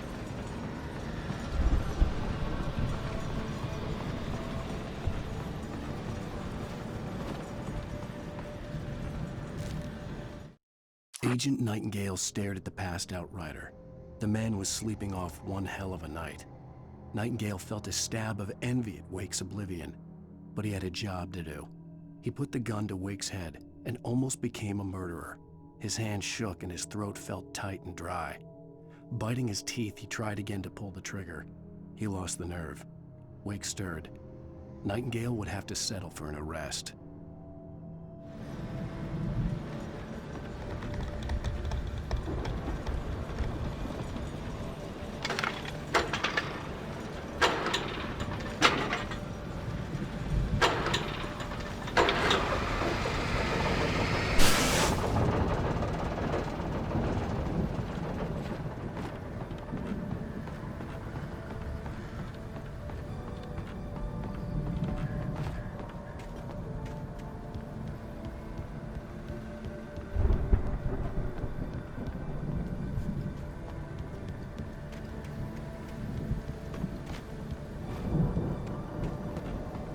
could sense the movement in the woods ahead.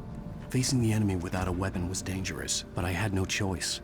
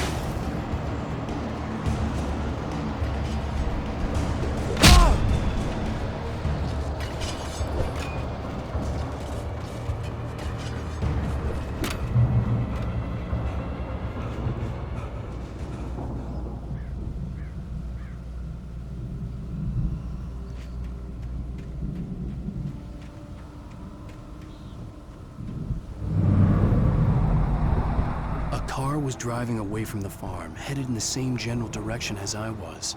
For all I knew, it was Barry, caught in the consequences of leaping before looking.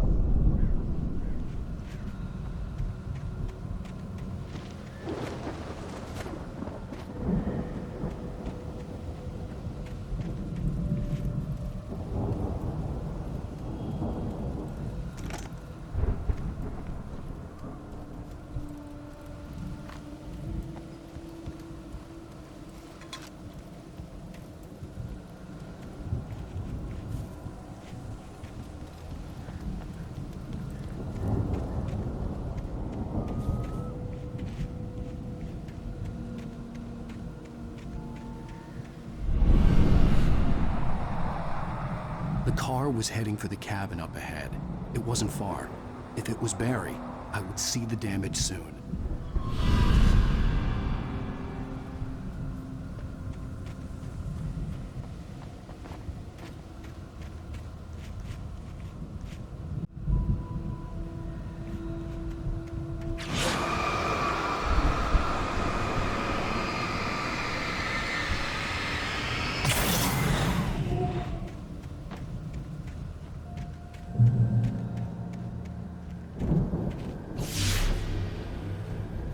I'm trying to deliver each page to the right time and place. I'm trying to show you how the story goes. I had seen glimpses of the light before. I had seen it in my dream. It was a strange spaceman or a diver in a bulky suit. He was the one who'd been placing the pages on my path. The dark presence followed the choreography laid out to it in the manuscript, growing stronger and stronger, moving like a storm from one scene of destruction to the next. But it was still bound to follow the story and chained to the dark place it came from. When the story reached the end it longed for, it would finally be free.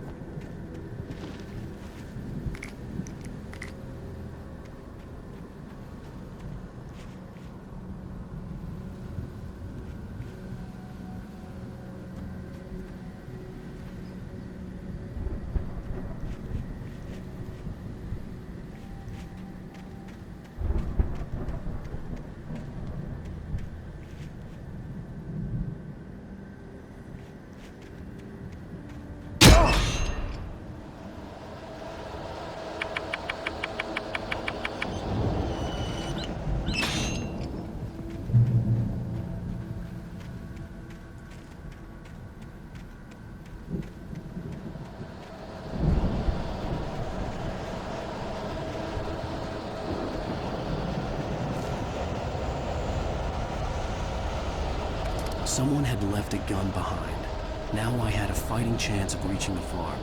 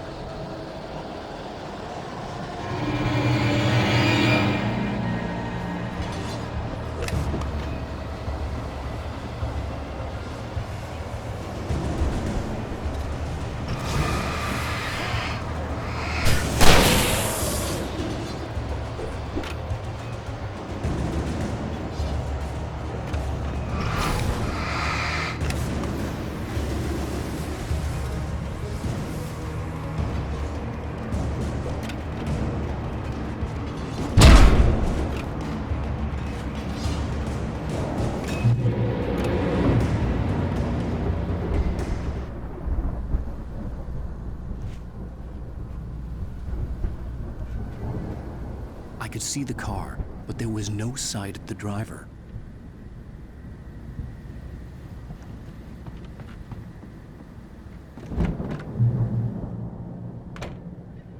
Hello? Anybody here? Barry! No! Danny, you're not! Ah! Please! Ah! What are you? Ah! No! Don't! I'm sorry! Ah! Ah!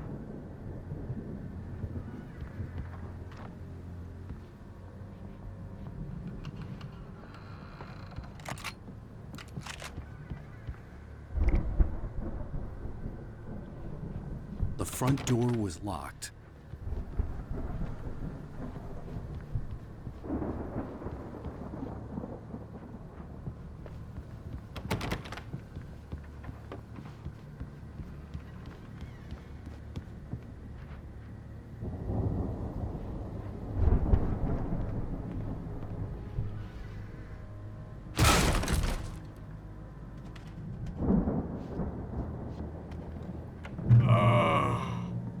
I know you.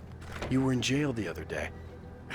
I went to the farm again for the moonshine, you know? It makes you see. They're not gonna miss it. They're in the loony bin. But my buddy, Danny, I lost him. Something's gone wrong with him.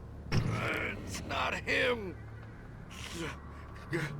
Like a real bad follow-up to a real good movie. The best friend's suddenly the bad guy who wrote this crap anyway.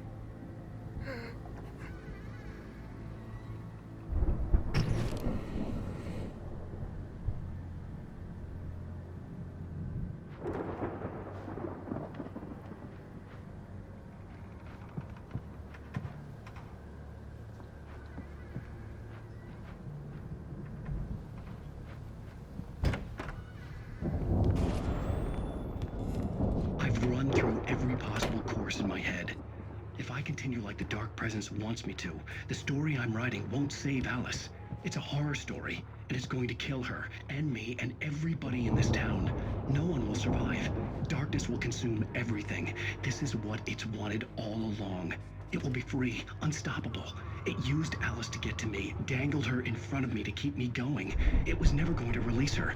I'm going to change this. I'll escape. I've written myself into the story.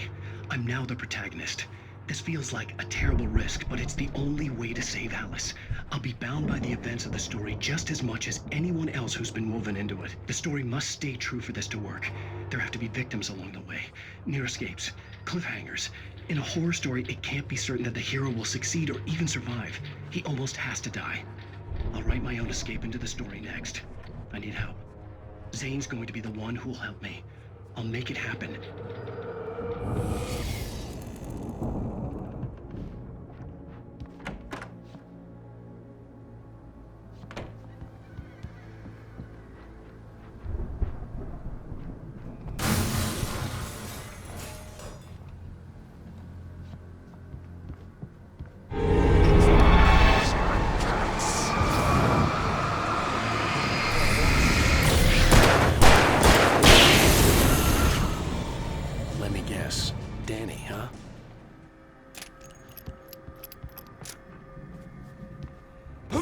Still a good distance away.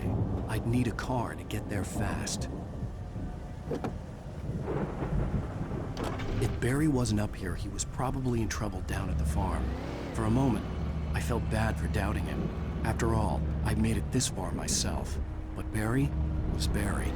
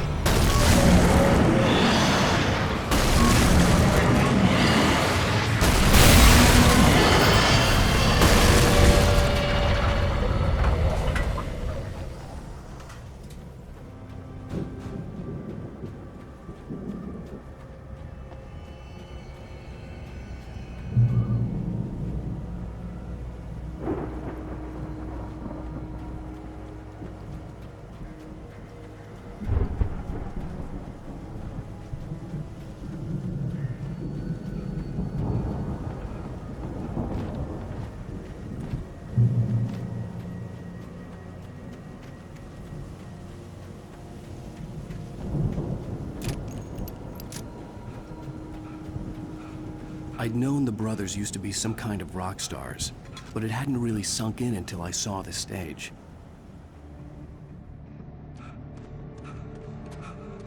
Al! Run! Incoming! There's too many of them!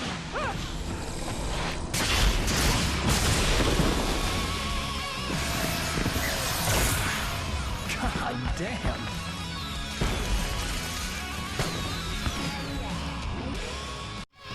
I'm so glad you decided to go it alone, Mr. Johnson. Shut up and shoot!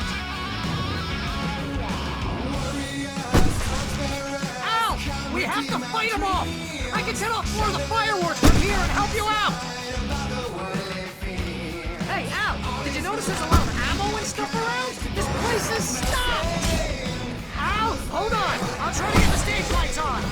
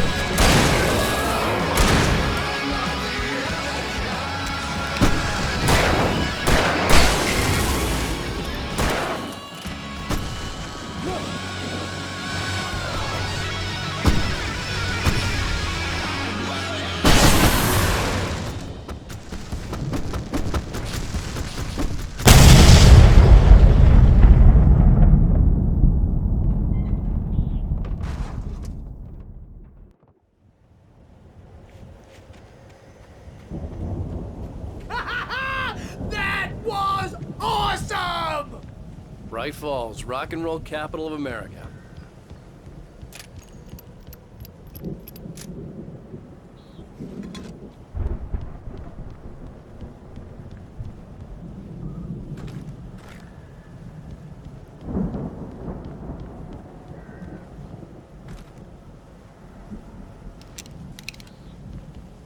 Hey, Al! This way to the farm!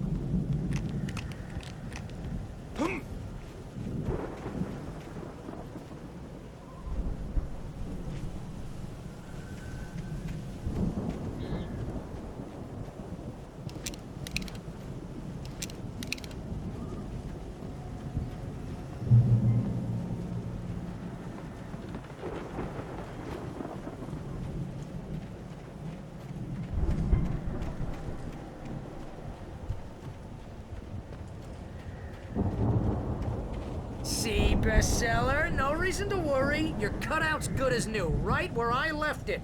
I'll come back for it once we have the place secured. Yeah, that's been my biggest worry all this time.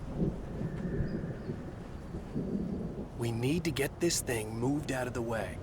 This is as far as I got before they ambushed me.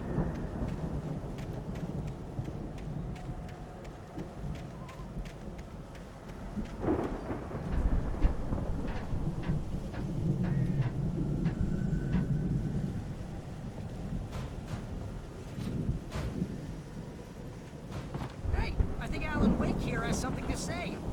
What's that, Al? I'm Alan Wake. I'm always right about everything. And if I don't get my way, I'll sulk all day long. I'm always intense and moody. It makes me very attractive and mysterious. Right now, I'm just standing here because I need the... Wow! You look at that thing, Al! They really went all out with this Viking crap, didn't they? Look at all this stuff! They must have done okay for themselves, so how come Sleep.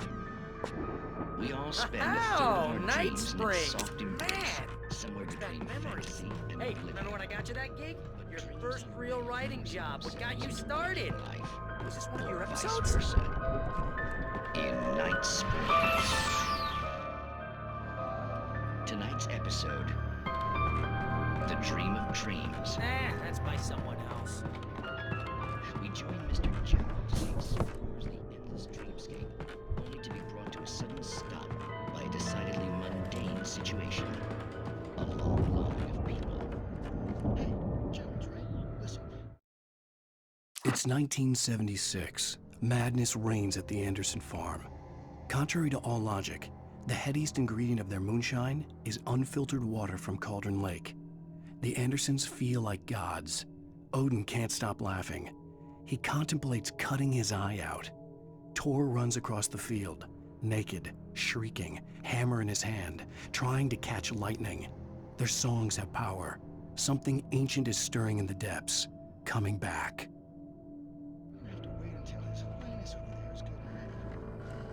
The Viking boat looked imposing, almost like a battering ram. Not just us. He dreams everything. All of this. Wait, no. I'm asleep. Isn't this my dream? Oh, yeah. Sure. Get real, pal. You're just another dream.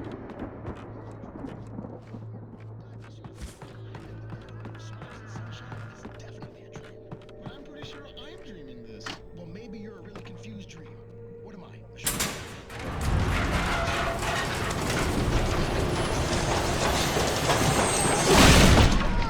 Good going, Al! No sudden perils.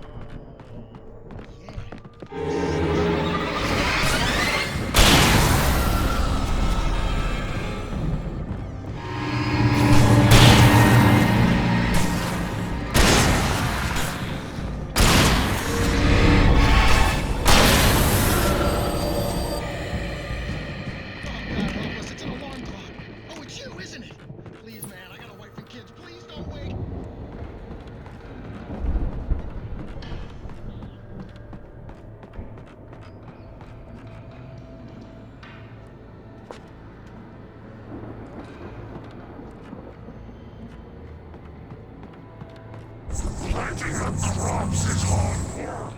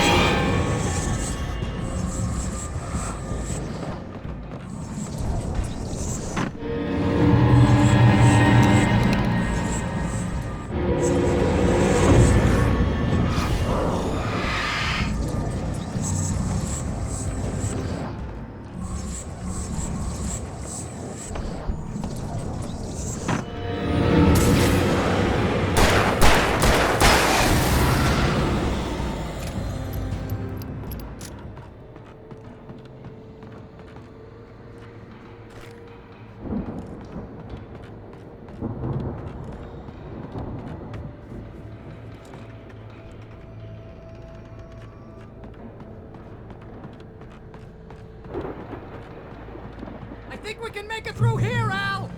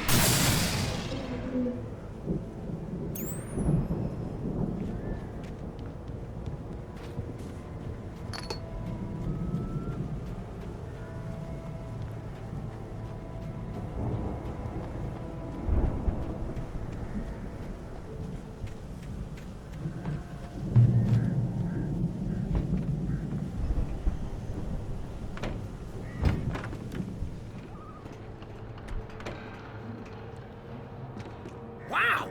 Those geezers had quite a production going on. Ooh, you know what, Al? If we make it through this alive, I'm gonna start representing them. Yep, sell this stuff online, maybe get a reality show going, release a new single. Good luck with that, pal. Hey, you find us a way out of here, okay? I'm gonna take a closer look at this stuff.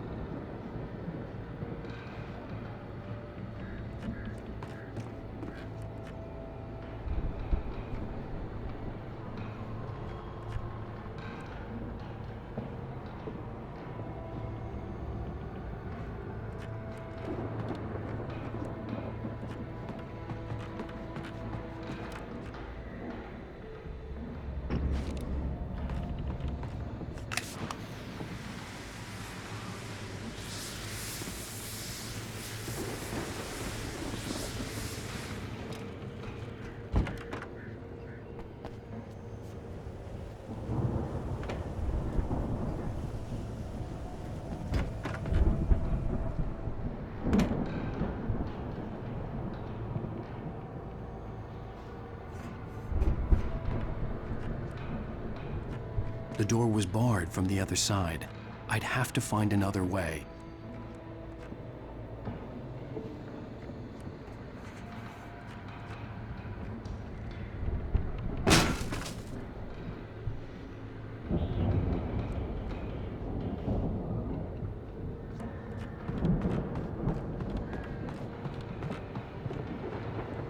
Be careful, Al!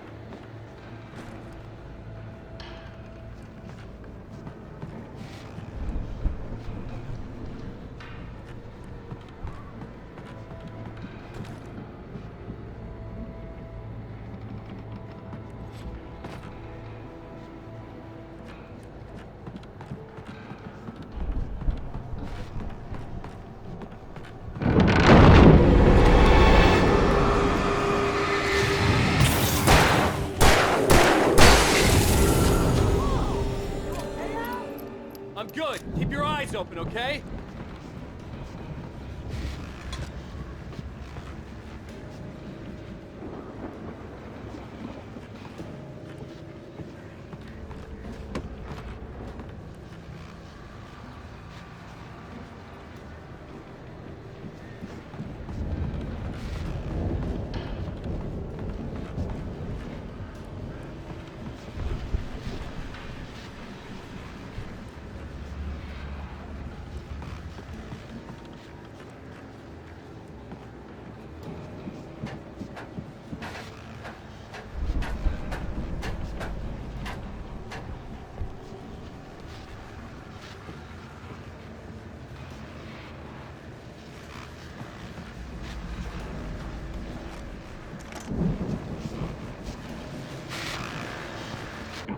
As you regular listeners know, I tend to work through the night, but I'm not the only one.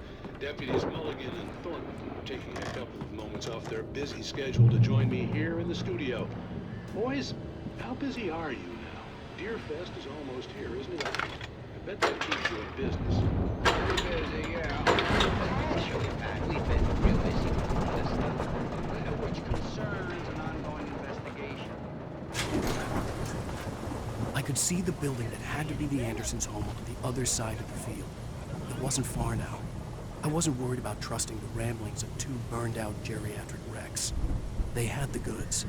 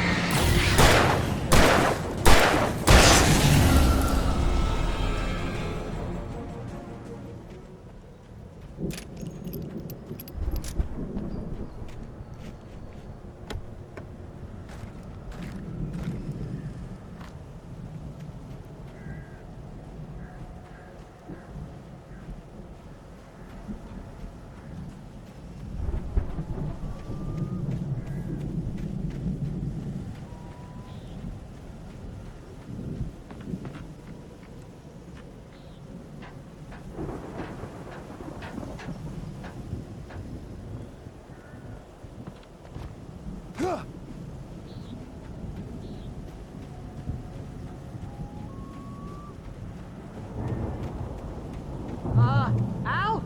Is that you out there, buddy? I had to find a key to get Barry out. Yeah, it's me. Hang on. I'll try to find a key to get the door open.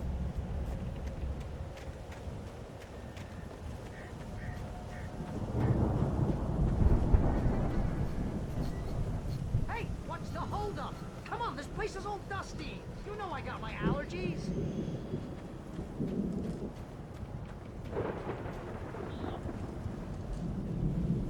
Come on, Al, open the door already. Seriously, I don't like it in here.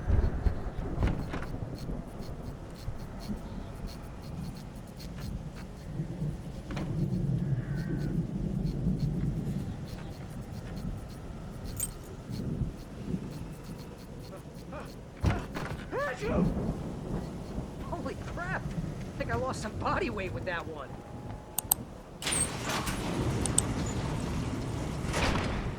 Hey, let's go, man.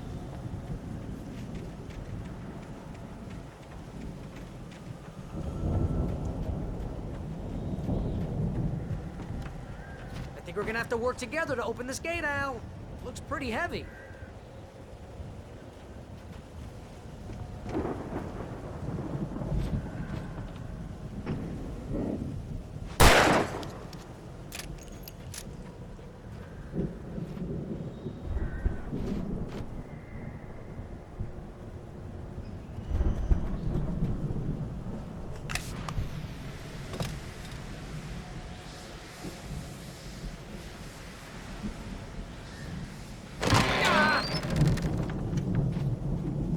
I think that's the farm on the other side of the field. We're almost there.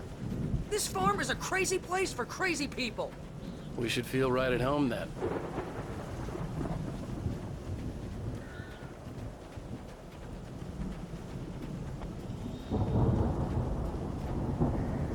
Come on, one more gate. Let's do this.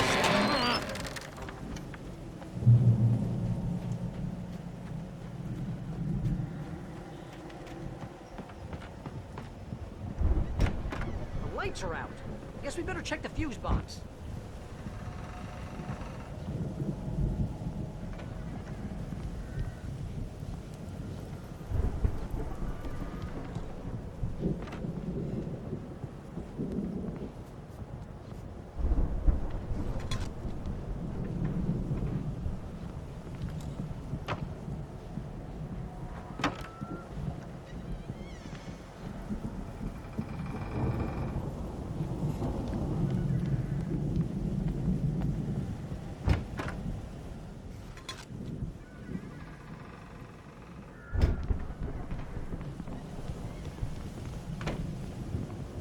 You know, this place looks kind of lived in. I thought the Andersons were in the booby hatch. Yeah, I don't think they keep too close an eye on them at the clinic. They seem to slip away a lot so they can get wasted. Again, Alice's screams rang in the stillness of the night. I saw myself run toward the cabin, flashlight in my hand. I followed my past self. I was an out-of-body observer, a time traveler in a crazy drunken dream. This was the beginning.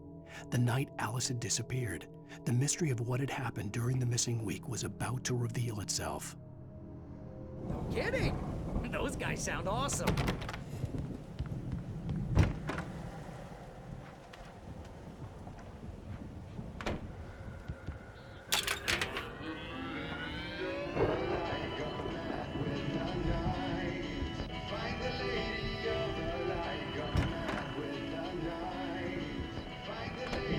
Can you hear that, Al? Music? Of course. We need to find where it's coming from. That's the message the Andersons talked about. That's the whole reason we're here. Lady of the Light? Oh, that's gotta be... What's her face? The crazy lamp lady from the town. Cynthia Weaver. Right! Must be.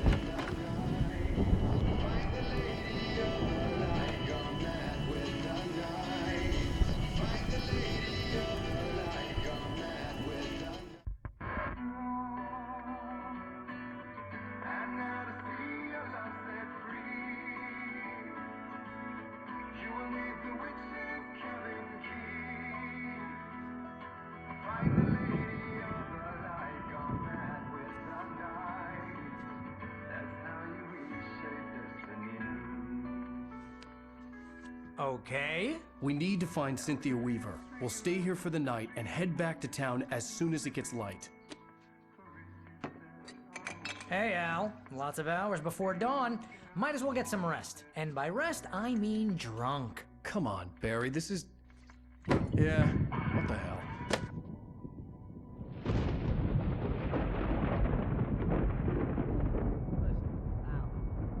I'm sorry about that. No, seriously, because I know we don't get along, but we're gonna find her, right?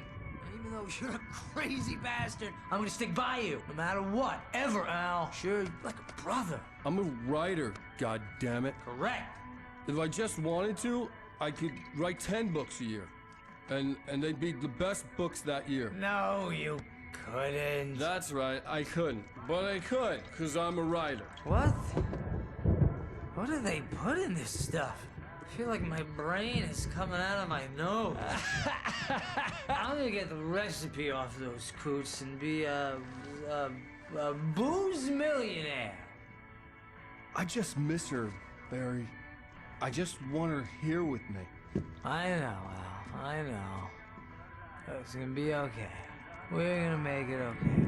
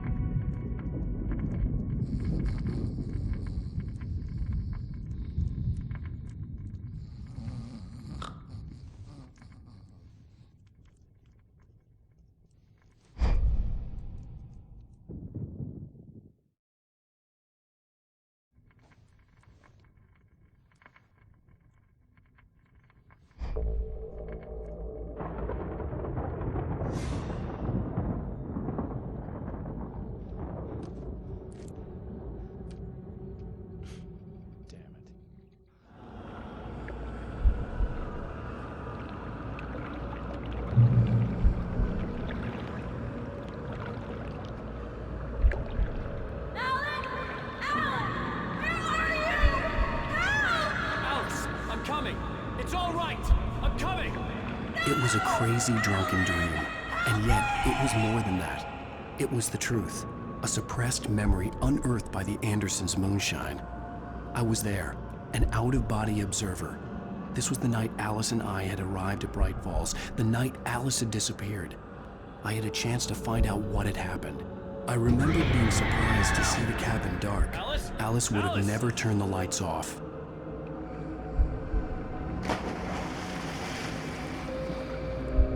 I remembered thinking I caught a glimpse of her form underwater, sinking into the darkness. Beyond this lost memory, there was nothing. I had to follow the footsteps of my past self to find out what had happened that night. Diving after her was the last vague memory I had of that night. After that, the next thing I could remember was waking up behind the wheel of the crash car and finding the first pages of the manuscript.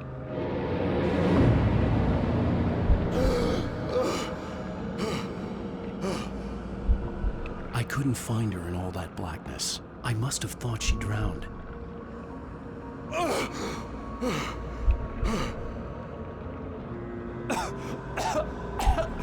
Alice! Jagger had Alice, and so she had me. Alice!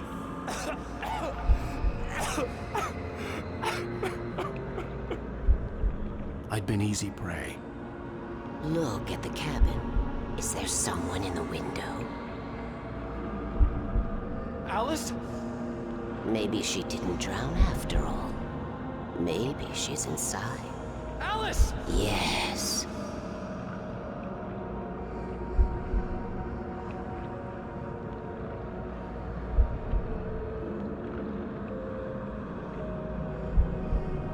The dark presence had touched me. She had dug her nails into my brain and used me, made me her puppet.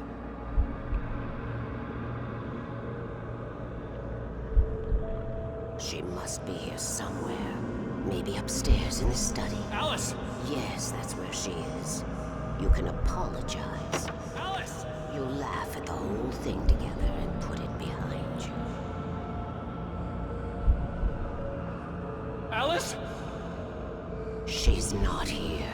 You were foolish to think so. No, she's dead. She drowned.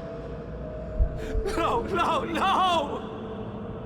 It's your fault your wife is dead. You are guilty. All she wanted was to help you right. You killed her. Oh, hush. There's still hope.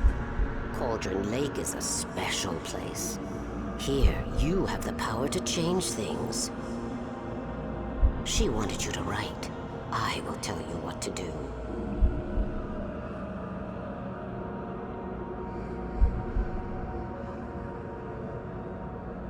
You can write her back. The story will come true, and all will be well again. She had Alice, and the manuscript was the ransom for her.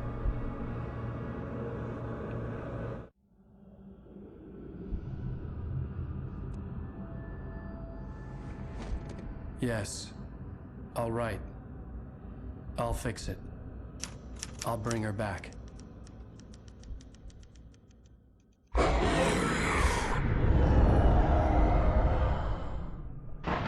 No. I wrote it. I remembered it all now. In the dark, I'd written for days, a week, almost a complete manuscript of a novel entitled Departure.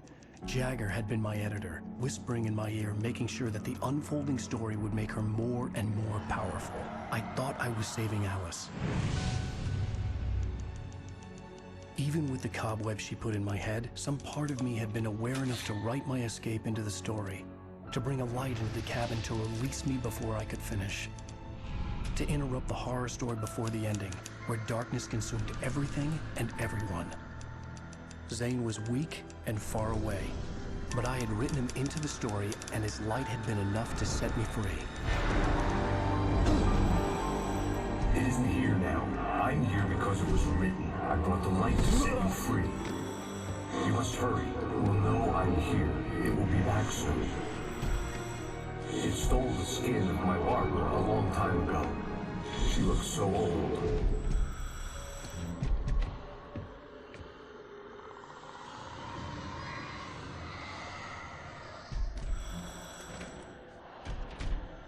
I'd woken up, confused and groggy, my mind consumed by darkness and fear. All I could do was to escape.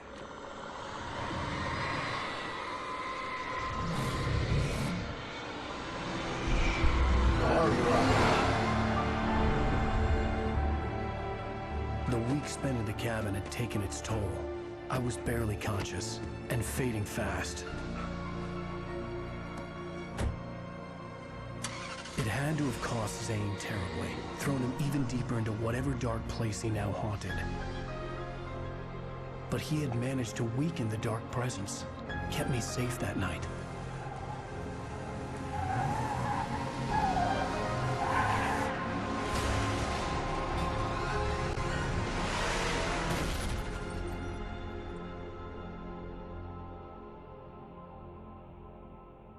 I wrote it. It's my fault. That's right, James Joyce. It's your fault, and you're gonna pay for it.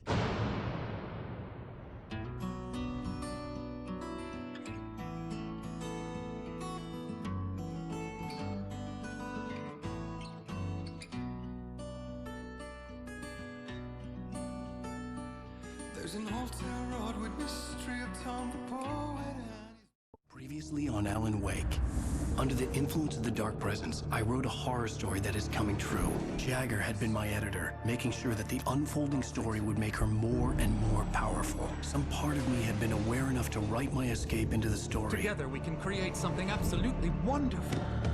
The lake, it does something to the works of art created here. It makes them come true. My mom gave me this old light switch. The clicker. Alice is being kept in a dark prison. I need to find Cynthia Weaver to fix this. It's your fault, and you're gonna pay for it.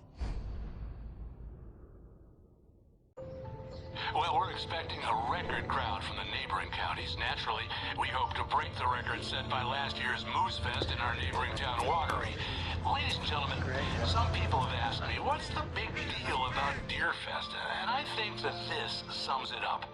It's about friendship and community. We've got a great party coming up, but let's try to hold it in until tomorrow and get through the night in one piece, all right? I have it.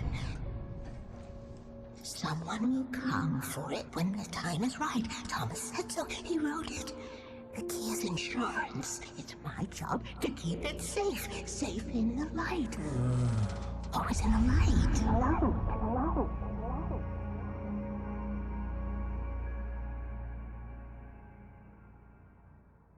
All the manuscript pages were gone. The FBI agent had taken them. I think my tongue just took a crap in my mouth. Ugh. Oh, wait, we're in jail now? Al, this is not good. That about sums it up.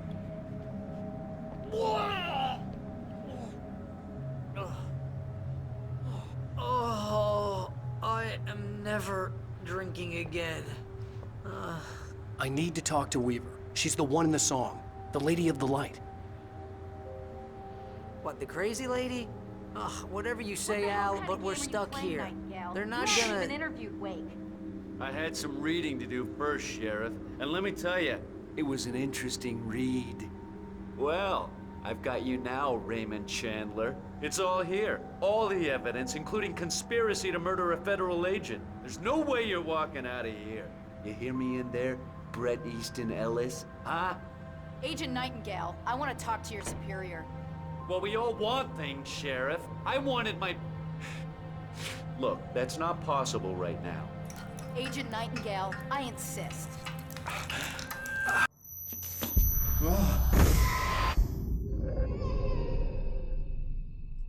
Wake, what's wrong? Lady, are you stupid? It's a trick. It's an obvious trick. Okay, I've had enough of this crap. Wake, I'm gonna trust you with this. You're joking. Agent Nightingale, your opinion would matter more if you were sober and if I actually believed you were here on official business. Whoa! Get back in the cell, Stephen King. The only way you're leaving this place is over my dead... Wait a minute. I know this... Oh my God! Light. We need light. It's the only way to fight this thing. In my office. I've got your things there. Follow me. Oh man, we're sitting ducks with the lights out. Nightingale tried to make sense of the manuscript. It was disjointed and strange. He didn't understand half of it, but it all rang true. Impossibly true. He took out his hip flask when he reached the page that described how he reached the page that made him take out his hip flask. It wasn't the booze that made his mind reel. Stay cool. I can get the emergency power on. Nightingale felt the situation veering out of his control, but the gun at least felt steady in his hands. He was ready to fire, resolved that he would let this happen over his dead body. And yet he hesitated. He had seen this moment before, read it in the page. He was transfixed by the déjà vu and the horror that he was a character in a story someone had written. Then the monstrous presence burst in behind him and dragged him into the night.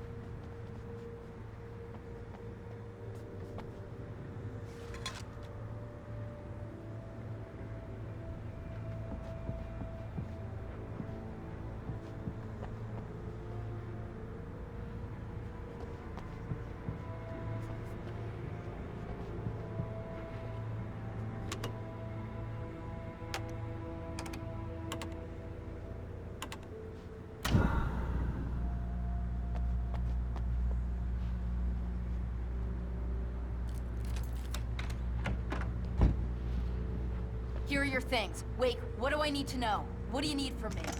They can be hurt in the light, only in the light. And I need to find Cynthia Weaver. She can help me stop this. Light. Check. Cynthia. She lives in the old decommissioned power plant.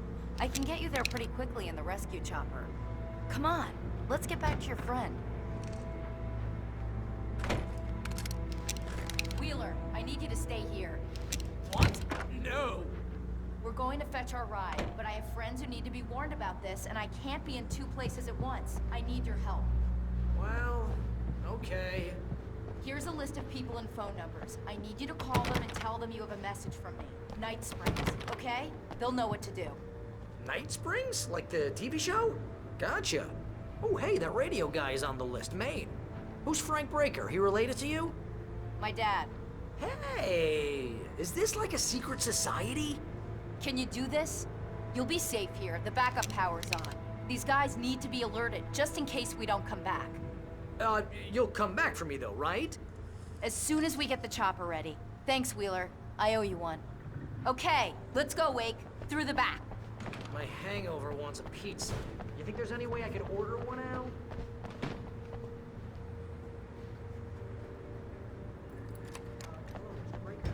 This is Barry Wheeler. Yeah, I know it's late, but Oh, hell. Whatever took Nightingale must have broken the gate controls. We can't reach the gate's control box from here. We need to get to the other side over the rooftop. I'll go. I'll open the gate for you once I'm across. You stay here in the light and cover me, Sheriff, okay?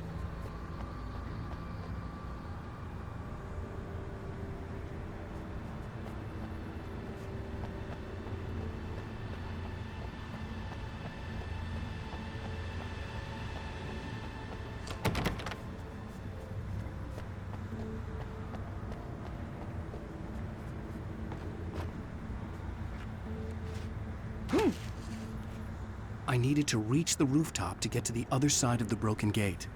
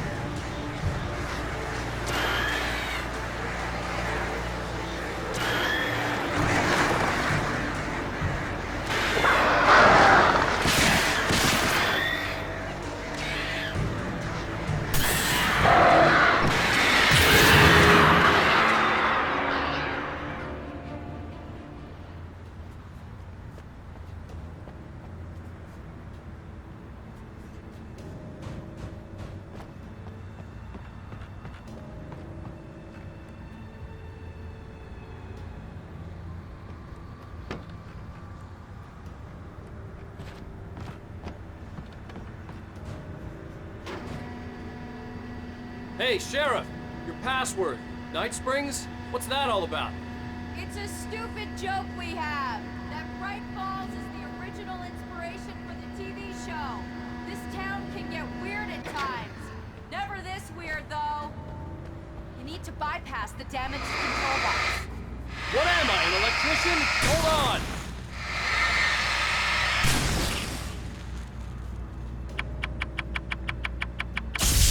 Ah, damn!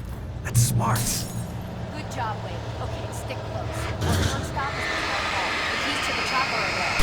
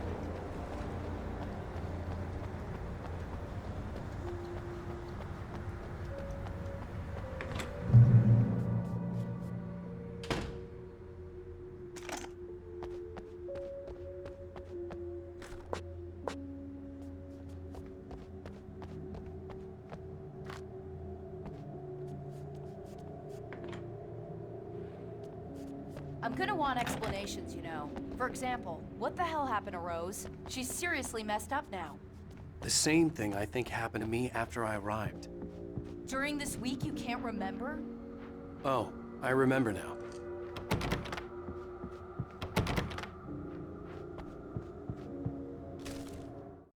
Barry was in his element, making calls, making things happen, even if he didn't entirely know what those things were.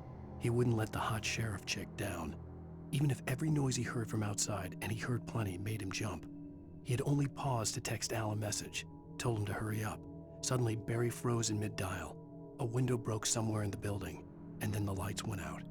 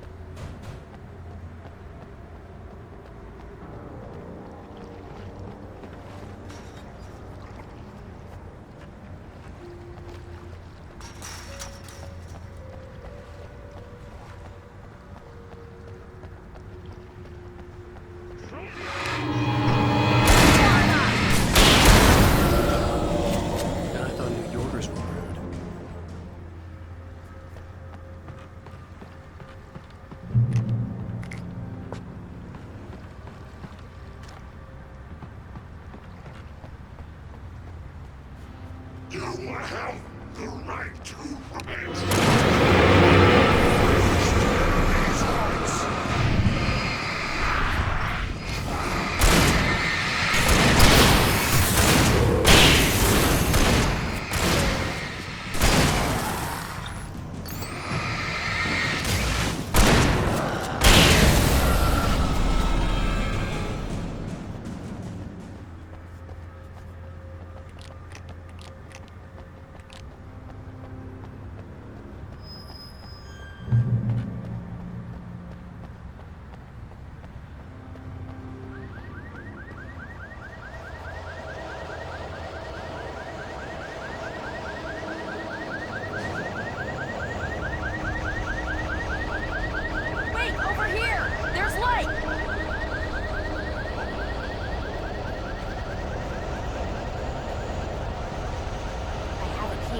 Watch my back, Wade.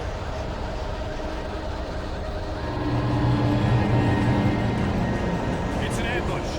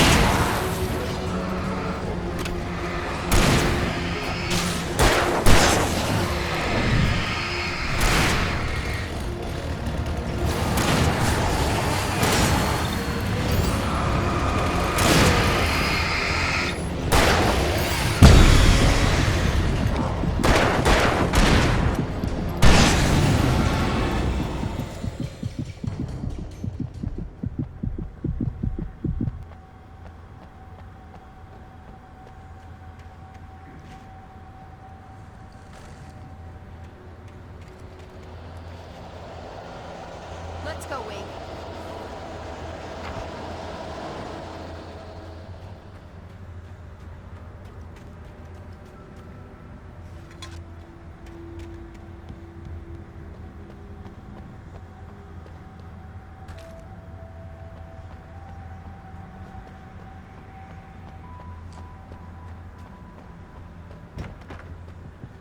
Okay, someone's messed with the fuse box here, but you should be able to jury-rig it while I find the keys. I already got electrocuted once today. How about I look for the keys and you get burned for a change? Fine. They should be in the clerk's office on the other side of the building, near the main entrance. Gotcha.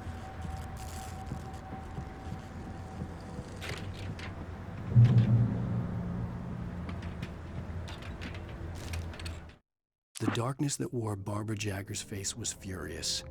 The story in the manuscript had been making it stronger all the time, but now the light had set the writer free and hurt it, weakened it. It was only a matter of days before the dark presence would be strong again, but meanwhile, it would be difficult to recapture the writer.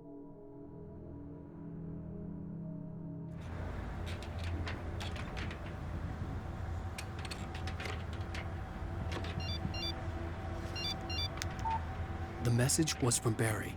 He was getting worried at the station. He wanted us to hurry.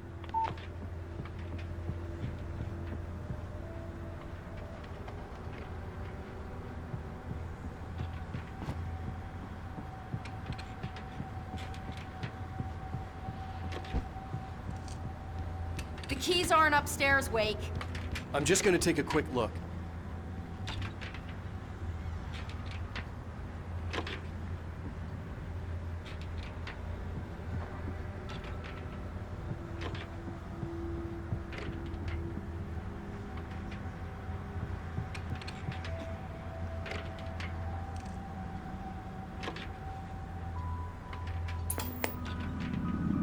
Freedom. A fusion of vigilance, conscience, conscience and uncompromising clarity of vision.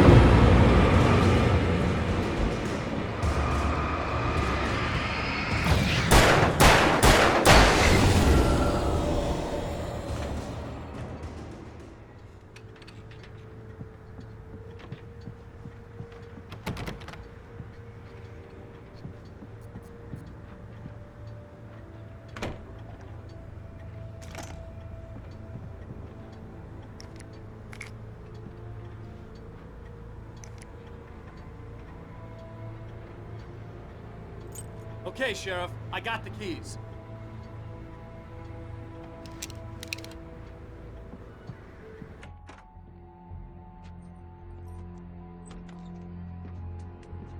Barry? Why isn't he inside? Oh God! Oh God!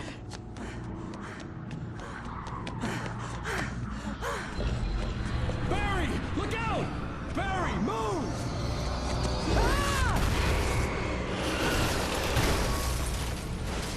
Barry! He made it inside, Wake. He's okay. The storefront's blocked. Come on, Wake. Let's go around. We can meet him in the back.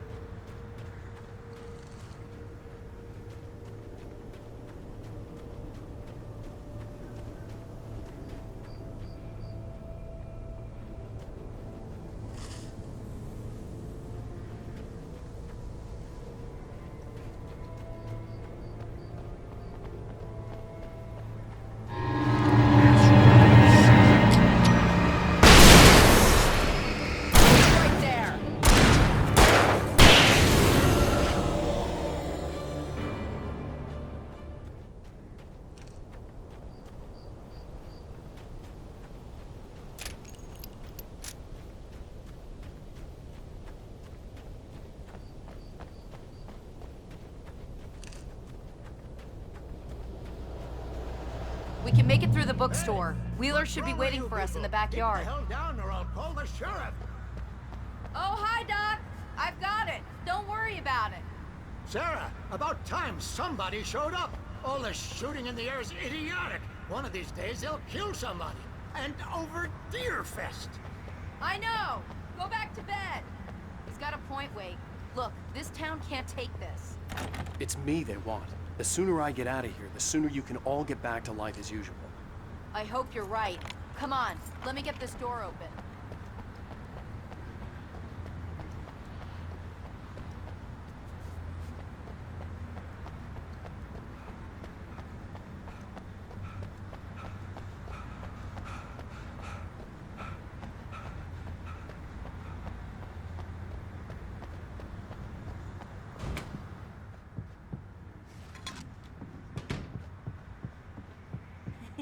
They're really taking advantage of your presence here, Wake. I heard they're selling a lot of your Alex Casey books. Right now, Cynthia Weaver worked hard, following her obsessive rituals, sometimes fighting them, always giving in to them in the end. She haunted the halls of Bright Falls' abandoned power plant. She marked her caches with light-sensitive paint that could only be seen by eyes that had been touched by darkness and saved by light like she'd been. She was preparing defenses and supply lines for the war she knew would come. The war between the forces of light and darkness. I'm not a big fan of my own writing.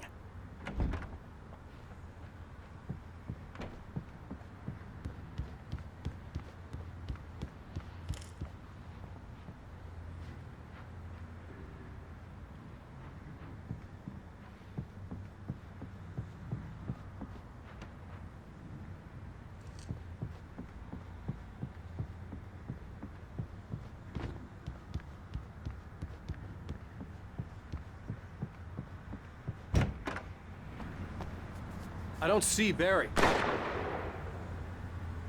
Look, wait, maybe that's him. That's the way to the chopper.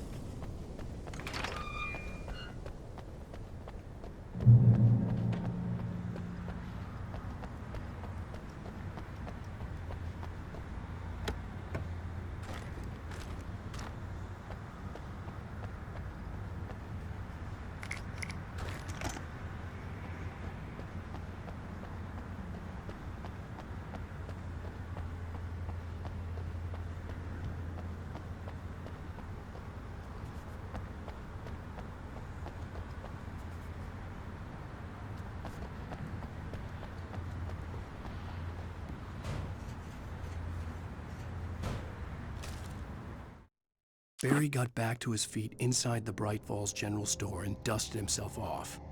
Right next to the cans of baked beans was a locked case filled with flare guns, and yet here was a conveniently placed barrel of crowbars. Barry's smile widened as he realized that this was the classic movie scene where the hero had to gear up and arm himself to the teeth. Barry threw himself into the role.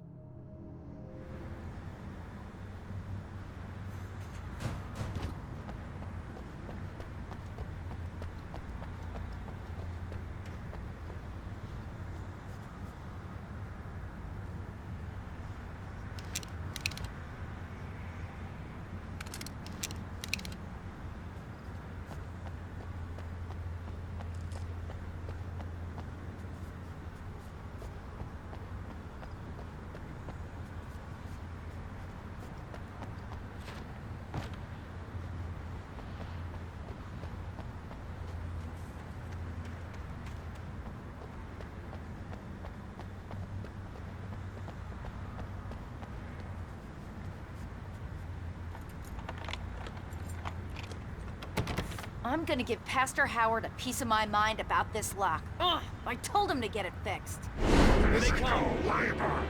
Let's take a break.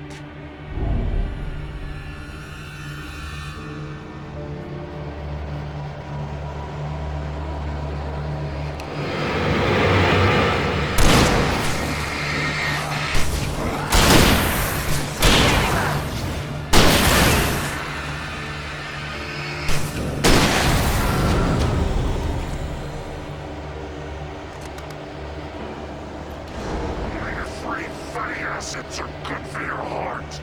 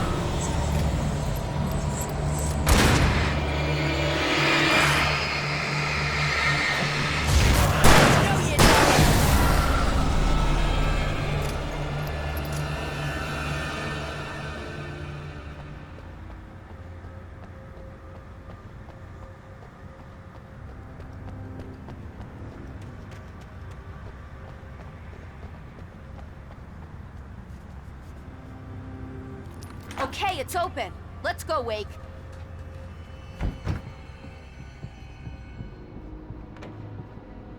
Wow. We keep them lit all night long on the night before Deerfest. Why? Well, it's tradition.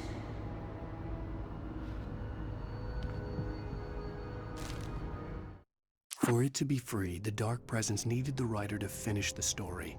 Again and again, the story let it get frustratingly close to the writer without letting it capture him.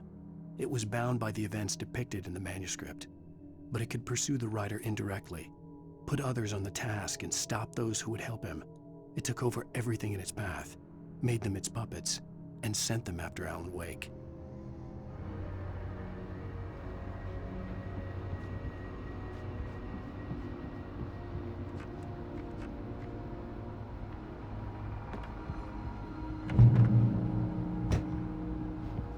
We're almost there. We'll have to go through the basement to get to the parking lot. Yeah, there's no way going through the crypt will turn out to be a bad idea.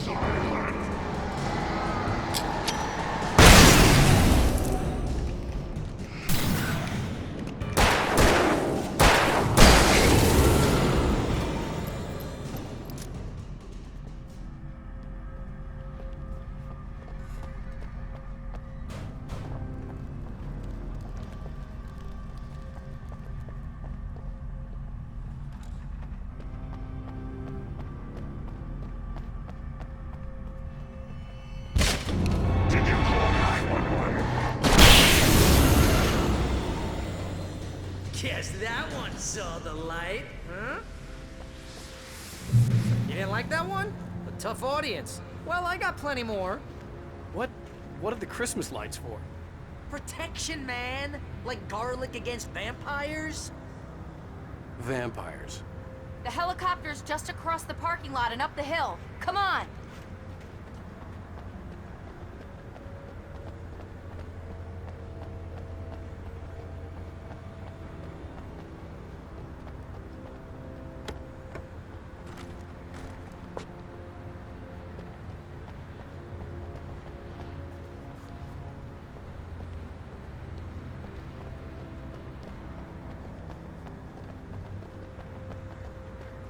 The Bright Falls General Store is now my favorite place in the entire world.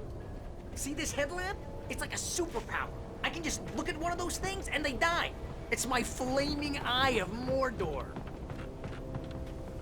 I wish I didn't say that. Yeah. Hey, I want a headlamp.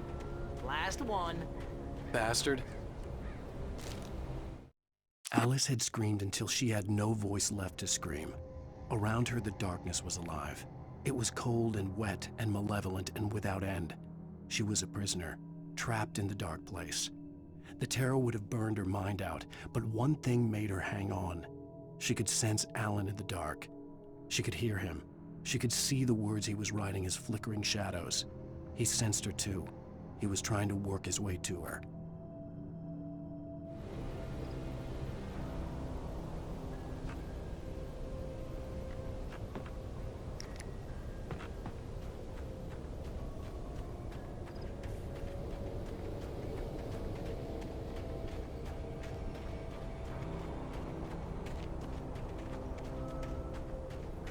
Someone throws a damn school bus at your head and you're about to take a helicopter ride with someone who may or may not have a pilot's license, you're cleared for departure to Red Springs.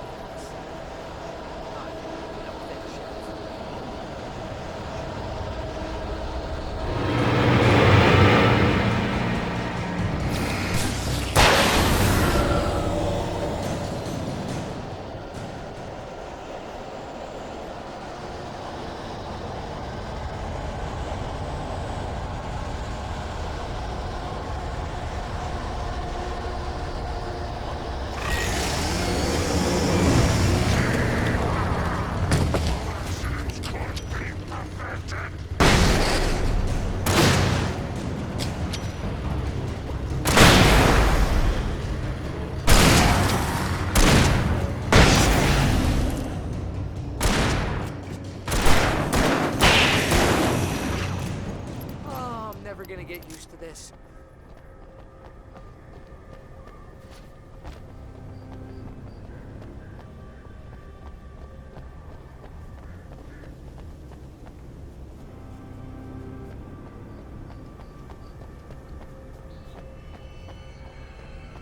The helicopter's just up ahead. I'll need a while to prep for takeoff. Don't take too long. I want to get out of here.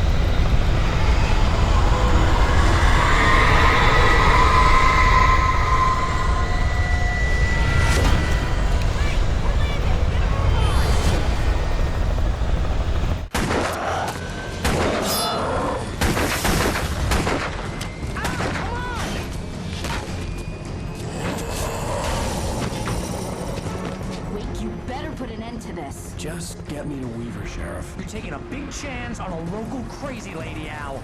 I hope you're right about her, or we can kiss this town goodbye.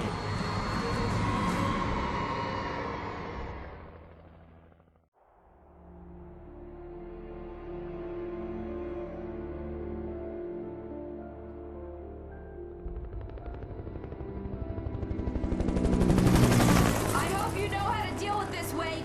I guess you New Yorkers are used to rough situations like this. Right. The city's a war zone. King Kong, mutant alligators, and Alex Casey shoots the place up every weekend. Look, I never even carried a gun until a couple of days ago. Well, my dad used to be a cop there. Tells some pretty wild stories. Stuff like this? No, just normal bad stuff. Kinda like your books, Wake. I used to tease Dad that he was just like Alex Casey.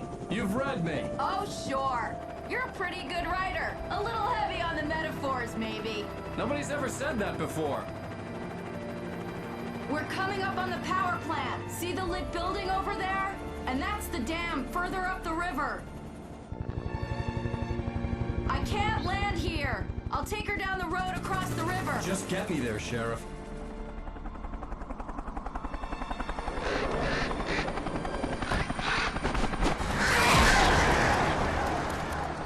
Hold on! Ow! Son of a bitch!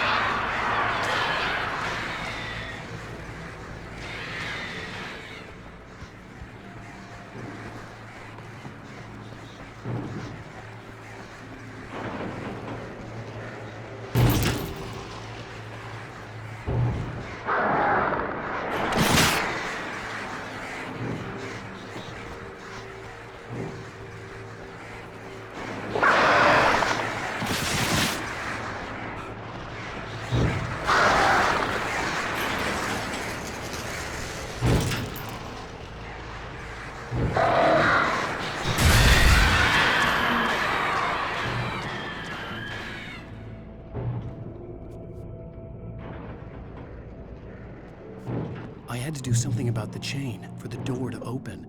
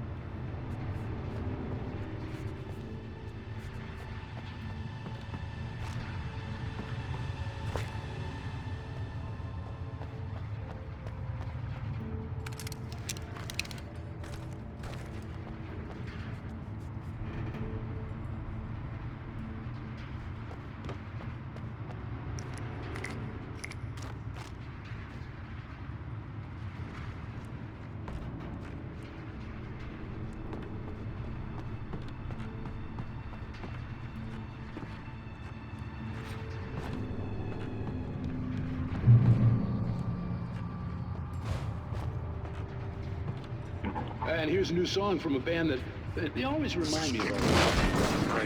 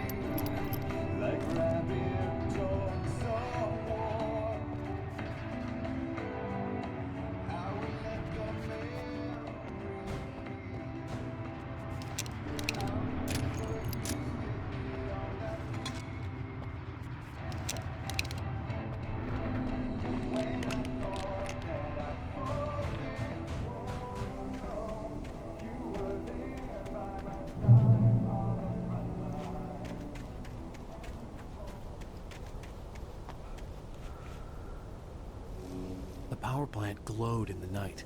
It was close, but I had to find a way across.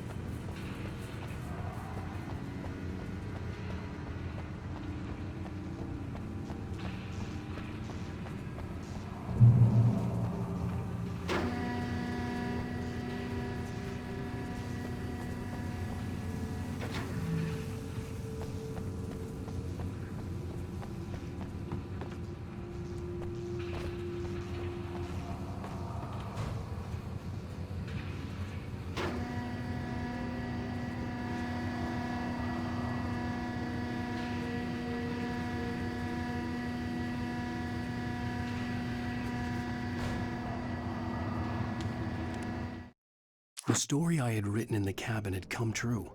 Touched by the dark presence, I had written a horror story, but the end was still missing. The story was incomplete, and the last unfinished page of the manuscript still sat in the typewriter in the cabin study. If I could get back there, if I could read the page, then I could write my own ending to this story and save Alice.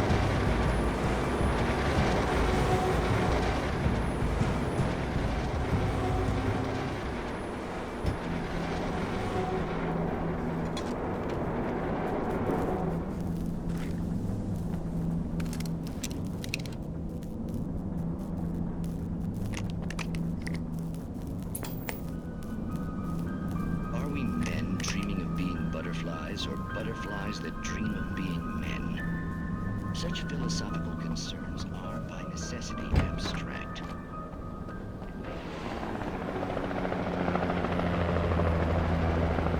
We managed to lose the flock! You're almost at the power plant! Keep going! I'll give you support!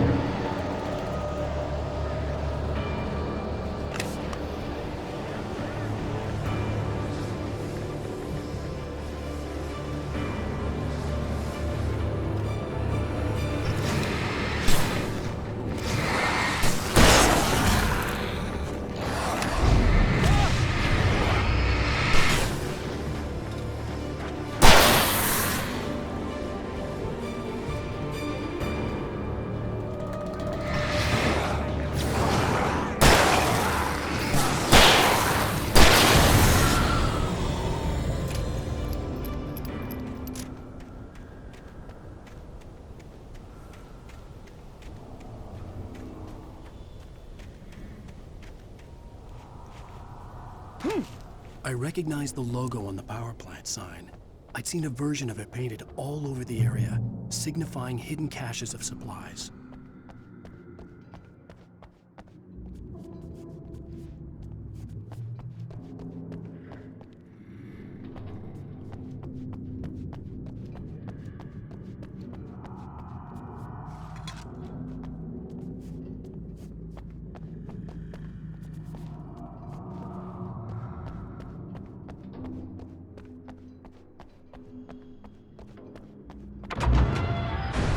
Hold it right there! Miss Weaver, Cynthia, I'm a friend. Prove it! You knew Zane, Thomas Zane. You're the Lady of the Light in the song. You can help me. About time. Young man, I've been waiting a very long time for you. It's in the well-lit room. Excuse me? What you'll need to drive the darkness back. The well-lit room is at the dam. I built the room to keep it safe. Will it help me find Alice? Will it get me back to the cabin? Fine, let's go. I can get my friends to come back with the helicopter.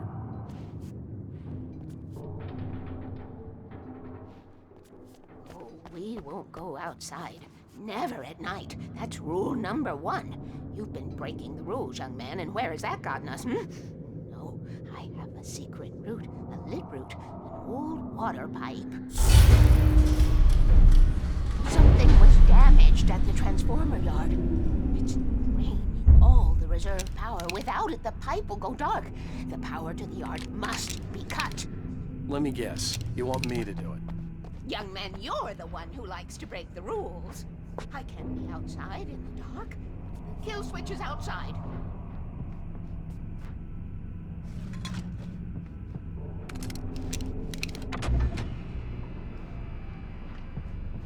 I have been preparing for these times, the dark tides. You have found my caches, haven't you? You can see the signs. Very few people can. Yes, please. Take what you need. This is all for you, for the likes of us. We do Tom's work, don't we?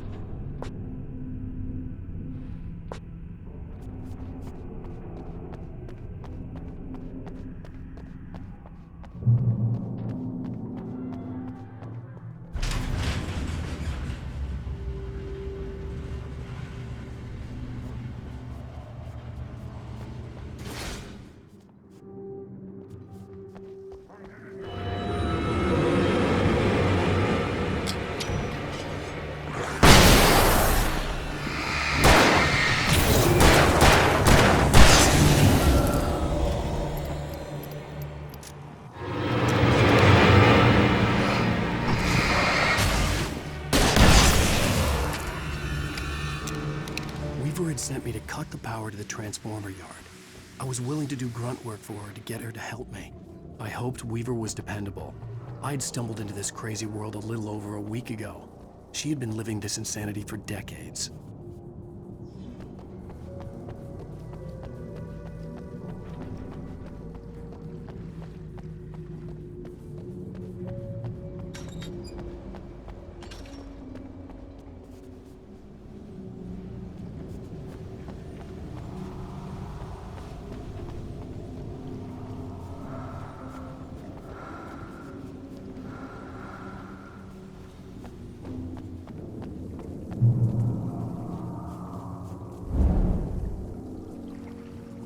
I could see the kill switch that would cut the power to the transformer yard. Now I had to find a way to reach it.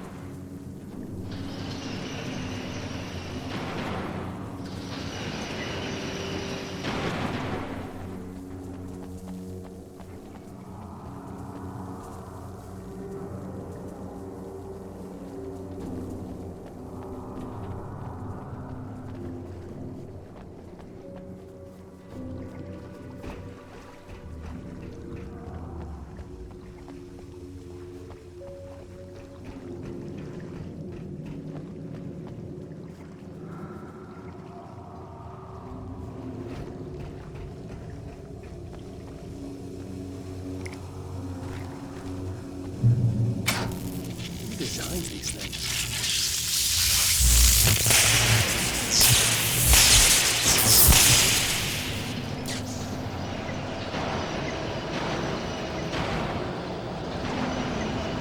The transformer yard went dark and dead. Weaver's water pipe passage should now be good to go.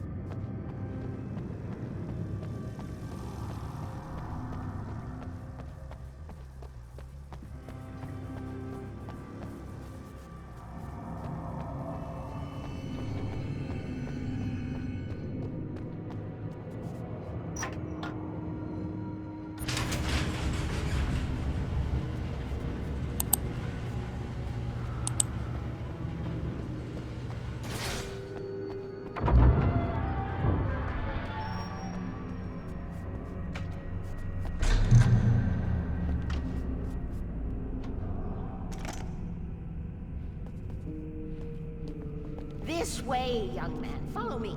Come, come. The pipe's empty now. We're ready to go. This way. We need to go. I knew them both, Tom and Barbara. I had such a crush on him. Such a beautiful man. I was jealous. There was a part of me that was maybe a little glad when she had the accident. And then Tom started writing and woke the darkness up. He tried to bring her back, but you can't do that. There are no free rides like that. I'm starting to realize that. In that case, young man, perhaps you're a smarter man than Tom was. The witch looked like her, but it wasn't. Barbara was sweet. He didn't understand until it was too late. He tried to undo it, wrote himself, her, everything he'd ever written out of the world. Oh, he was so famous. And afterward, no one knew. Oh, Tom. He left only one thing behind in my care, in case it happened again. Insurance. He trusted me. Or perhaps used me a little. Tom knew how I felt. Knew I wouldn't refuse him. I built the well-lit room and I put it there. It's been waiting for you. We are characters trapped in a story you've written, and none of us will survive to see the end of it if the darkness isn't stopped. She'll twist the story to her own dark ends. How do you know all this? Tom, that's the way he wrote it. He still talks to me, you know, in television, from beyond, from below. We have both been touched by the darkness, young man. He saved us both with light. The darkness stays with you. Leaves a stain. This pipe will take us directly to the well-lit room. Okay, I need to call my friends, tell them where we're going. Hello? Al! Barry, we're headed to the dam in one of the pipes. Meet us there. Okay. It's Sarah now?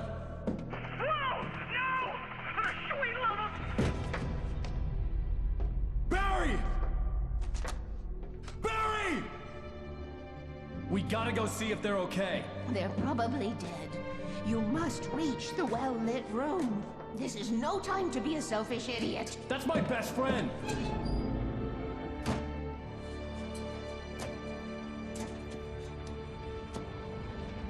Well, be a fool. I'll use the pipe. I'll meet you at the dam if you make it.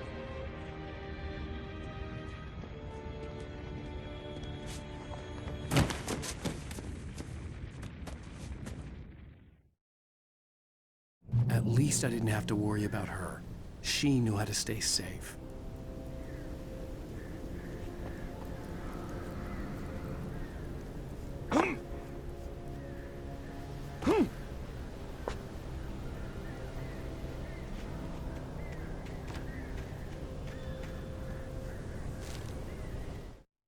Sarah was almost starting to relax. Maybe they could turn this into a win yet.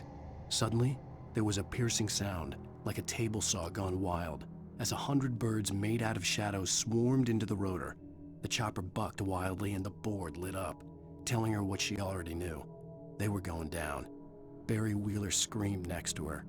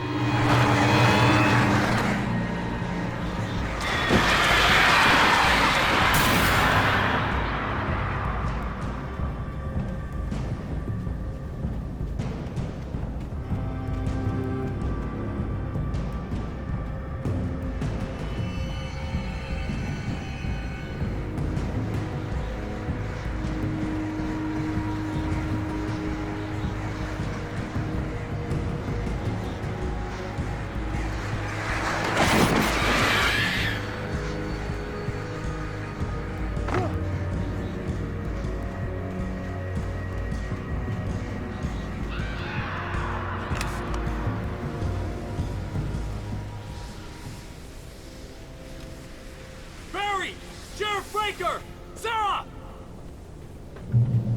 The crash site looked bad, but as far as I could tell, the wreck was empty.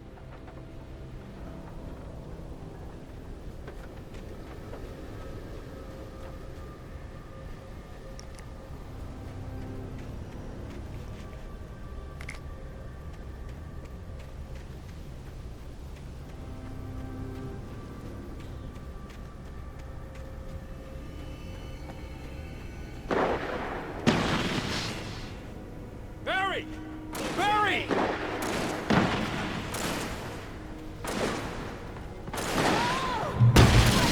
Heads up! Here they come! Hang in there, I'm coming!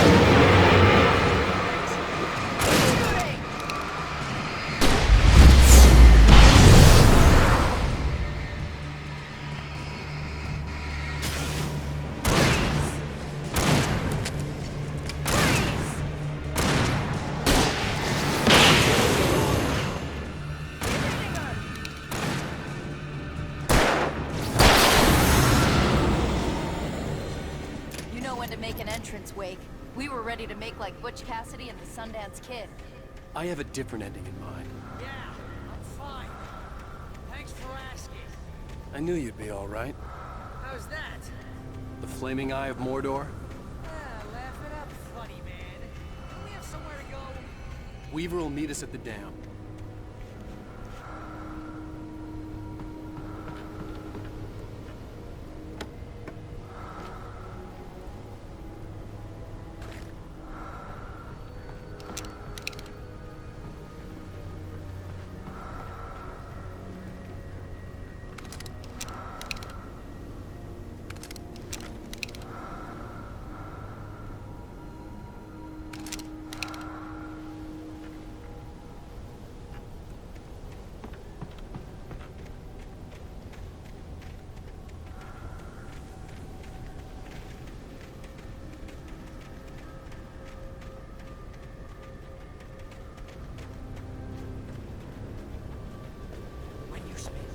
Most of your night running uphill while the crazy bunch of demon hicks try to take your head off with an axe.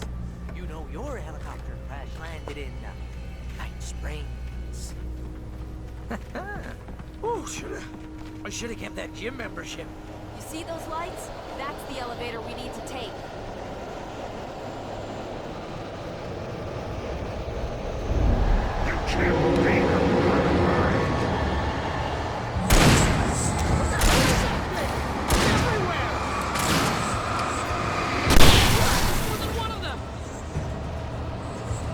Nothing moves like that. It's impossible.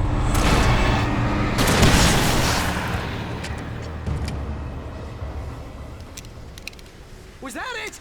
Are we safe? That was... wow. I think we're okay. Hey, Al, I got a bad feeling. Let's keep our eyes open.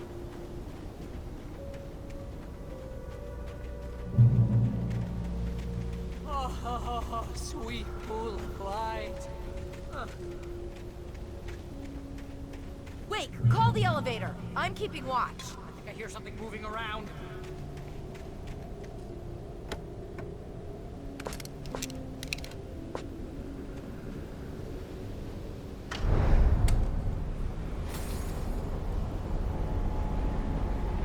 Heads up! Here they come!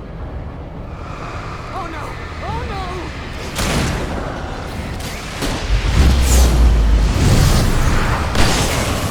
They're coming! We have to hold them off!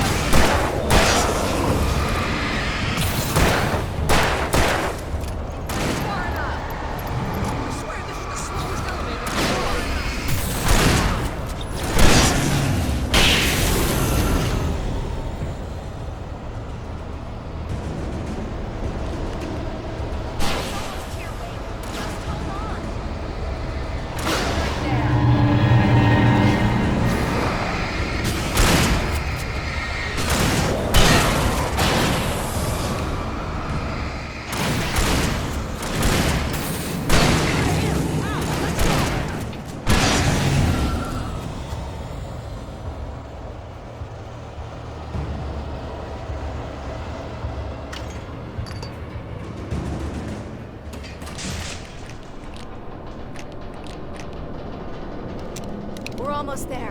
There's an entrance into the dam at the top. What's the plan, Wake? Well, Weaver's crazy, but she's got something Zane left behind. Something to fix this. Gee, could you be a little more vague? Thomas Zane? Seriously? Might as well be Paul Bunyan or Bigfoot. Yeah, well, he was real.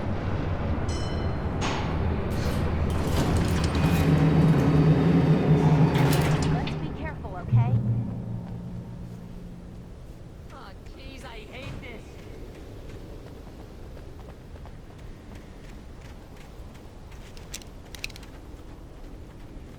Okay, Wake. There's a button over there that opens the door.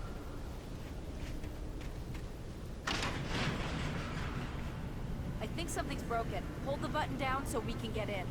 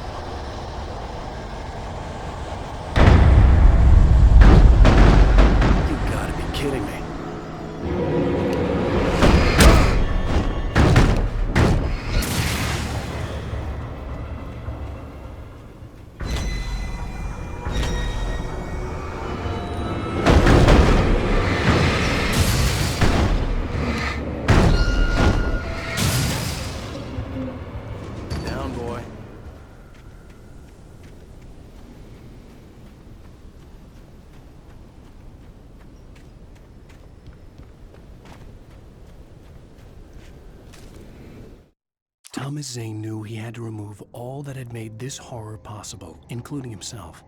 That was the only way to banish the dark presence he had unleashed and now looked at him through the eyes of his dead love. But he also knew that despite his best efforts, it might someday return. So even as he wrote himself and his work out of existence, he added a loophole as insurance, an exception to the rule. Anything of his stored in a shoebox would remain.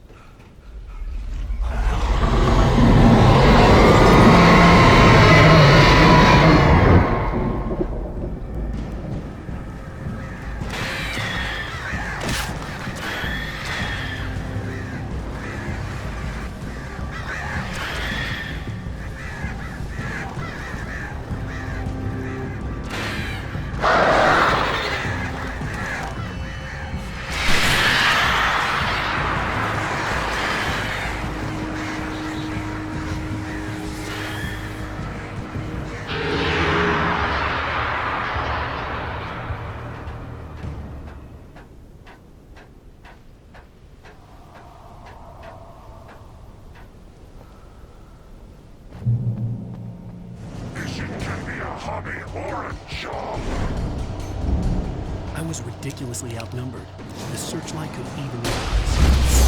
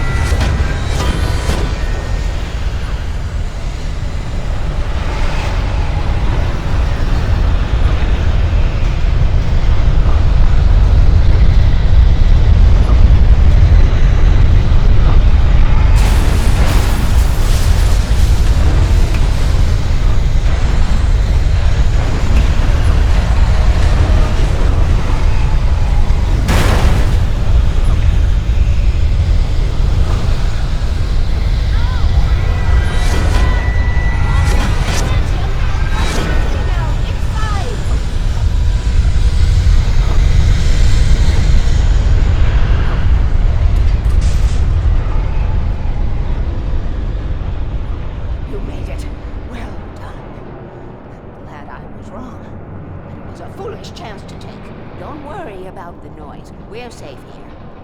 I have looked after the well-lit room for many, many years now. There is no shadow in the well-lit room. The power is fail-safe, and all of the bulbs are numbered and changed regularly based on their make and model. Right.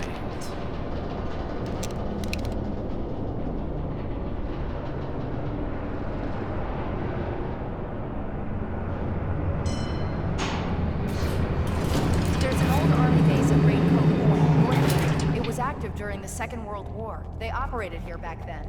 They must have built this. Yes, they did. It's my place now.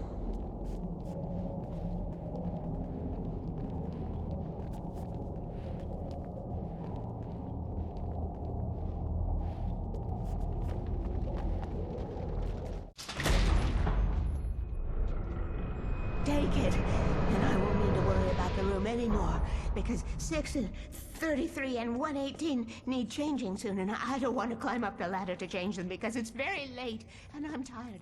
And if you take it, I won't have to do that anymore.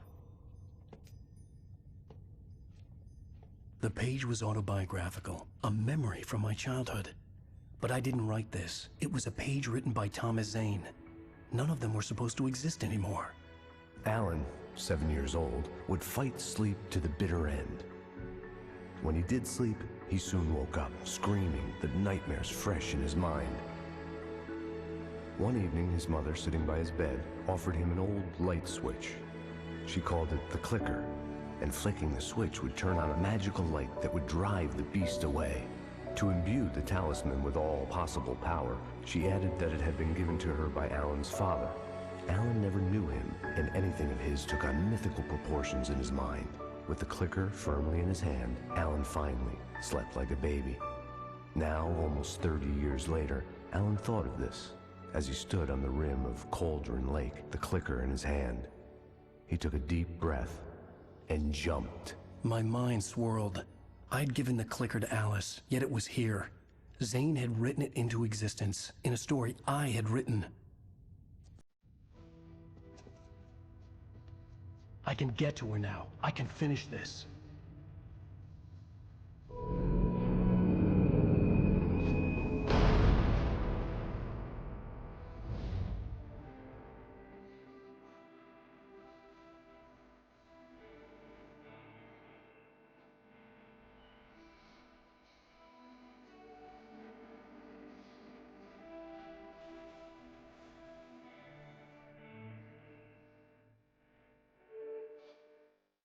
Previously on Alan Wake, I wrote a horror story that has come true. Thomas Zane did the same in the 70s. You will go no further. If I continue like the Dark Presence wants me to, the story I'm writing won't save Alice. It's a horror story. No one will survive. You knew Zane! Thomas Zane! You're the Lady of the Light in the song! He left something behind to help me. The clicker. Alan thought of this as he stood on the rim of Cauldron Lake, the clicker in his hand. He took a deep breath and jumped. I can get to her now. I can finish this.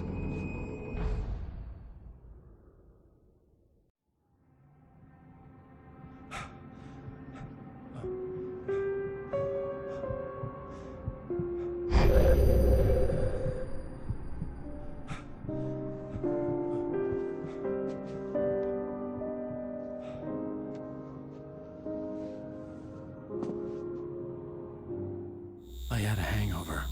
My head was about to explode and the light hurt my eyes. I needed my sunglasses and painkillers to dull the pain. In one of my finer moments of self-deception, I swore to quit drinking.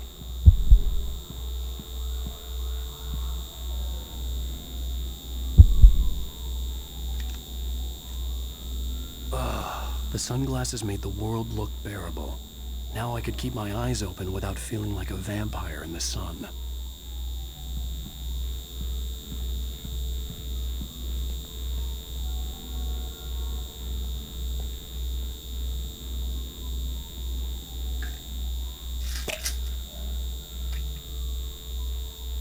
The pills worked fast. The prospect of being awake started to seem bearable again.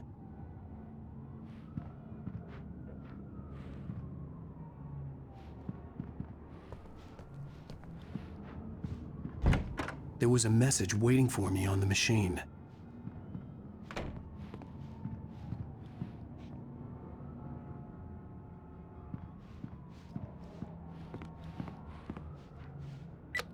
have one new message. Al! Are you still asleep? Wakey, wakey! You should have your show on your TiVo. If Alice wasn't too mad to record it. She called me earlier and really chewed me out. Yeah, we went a little overboard last night. But parties are a part of this business.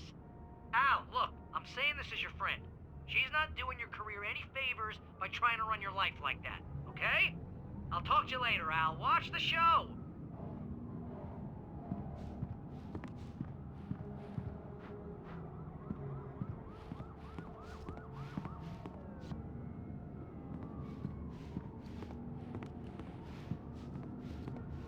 I'd been a guest on the talk show the previous night, talking about my latest book.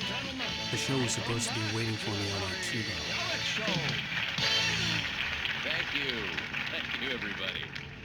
We have a great show tonight. I've been talking with the best-selling author Alan Wake about his new book, The Sudden Stop. Yeah, good read. Go buy it. No, it is a good read. Look, I'm gonna be honest here. Is that wise? No, but I'm gonna do it anyway. I got people who give me the lowdown on books. I'm a busy guy, but this... Hey, honey. Did you watch the show? I didn't say anything stupid if that's what you want to know. Okay, Grumpy. You want an aspirin or something? Are you gonna start with me about drinking now? You know what? Go back to sleep, Alan.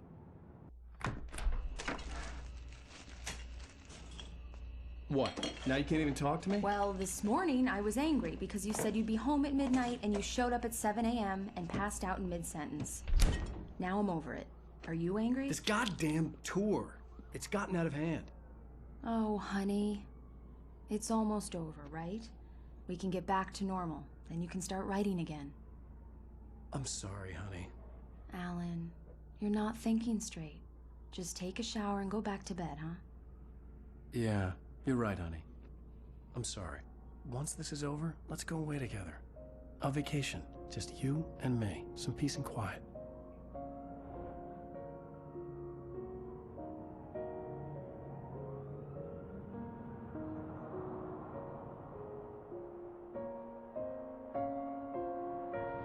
Somehow, the clicker was the key to the cabin. I had to return to Cauldron Lake to save Alice.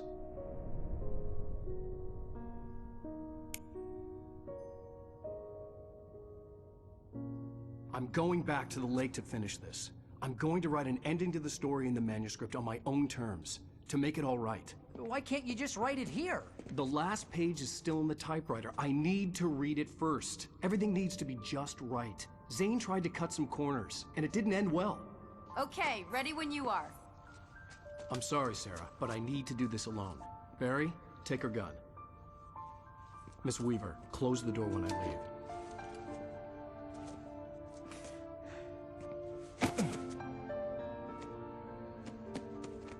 Good luck, Al.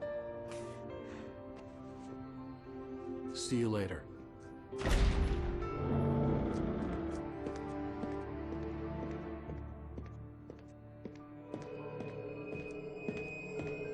When I got out, it was warm and sunny.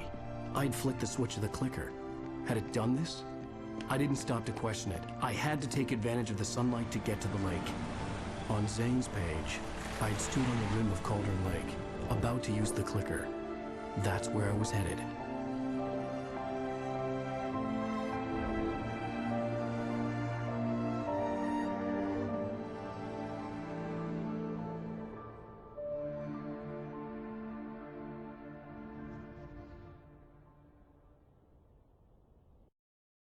Alone, in daylight, surrounded by the beauty of the Pacific Northwest landscape.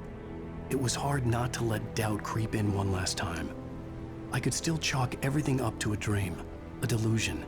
I had enough imagination to make up something like this, having been in the cabin all this time, trapped in a story inside my head, gone mad from grief over Alice's death like Hartman had claimed.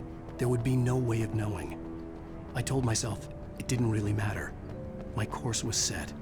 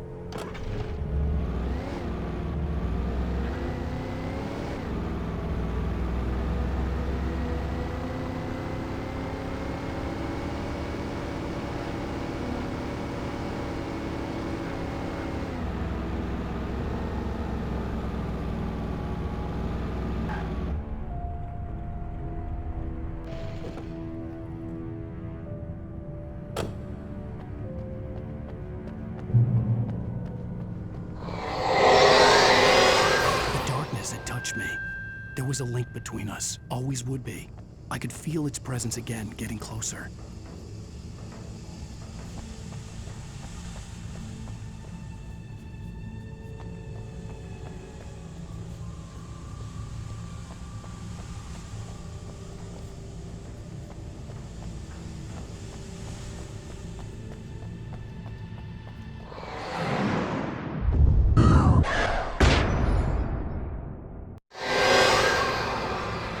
Kill your wife.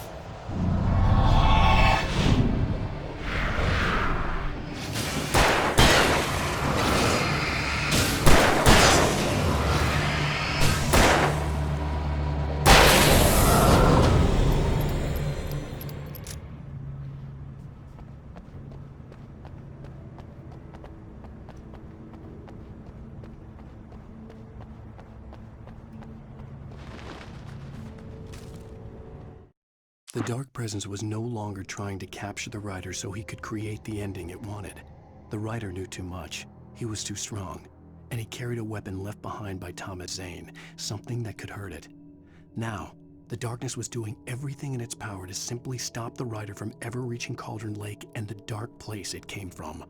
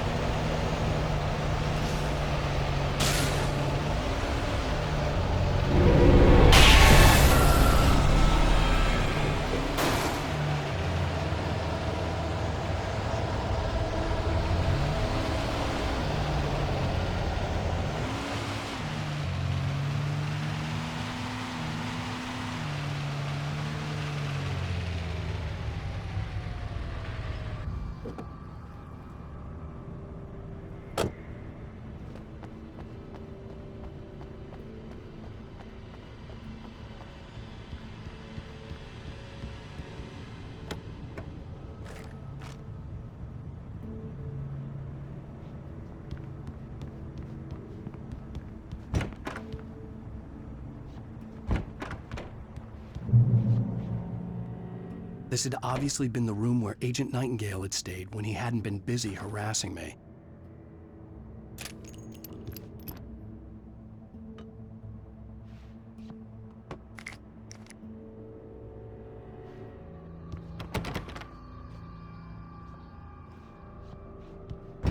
Look after yourself and your co-workers.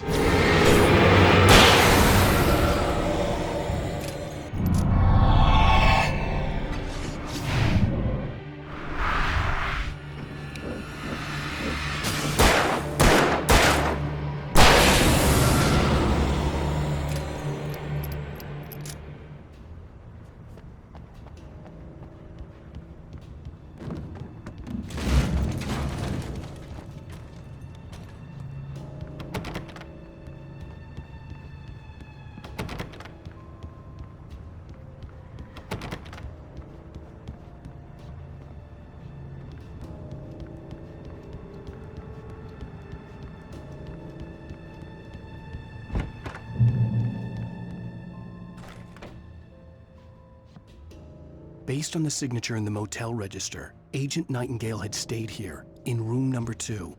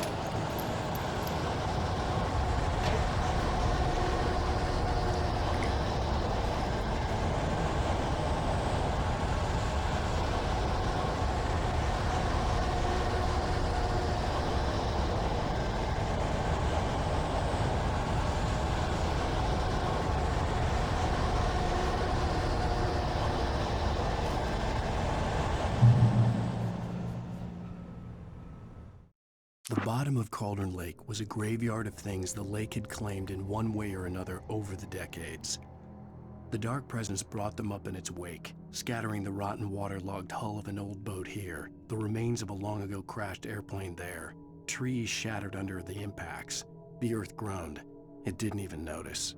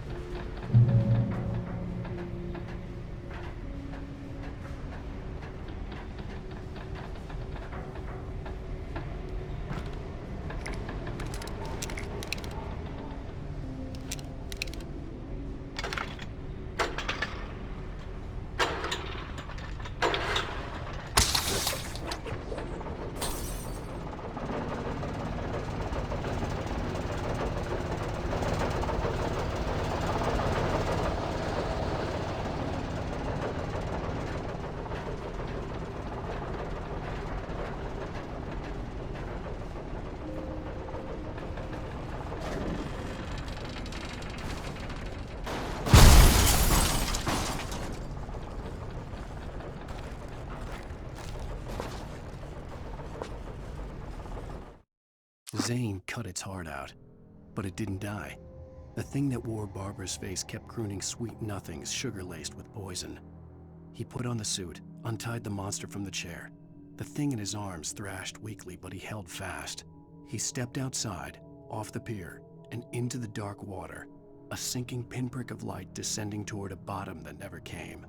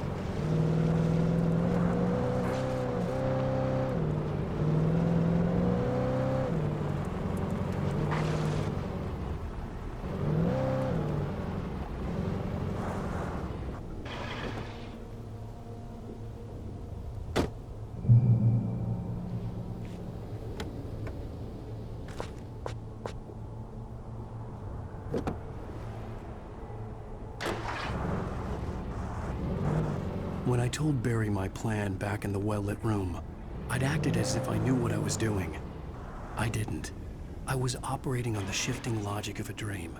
I had to fight my way to the lake through the horrors of the night. I had to flick an old battered light switch imbued with childhood magic. I had to write a happy ending to a horror story. I had to save my wife from the dark prison she was being held in.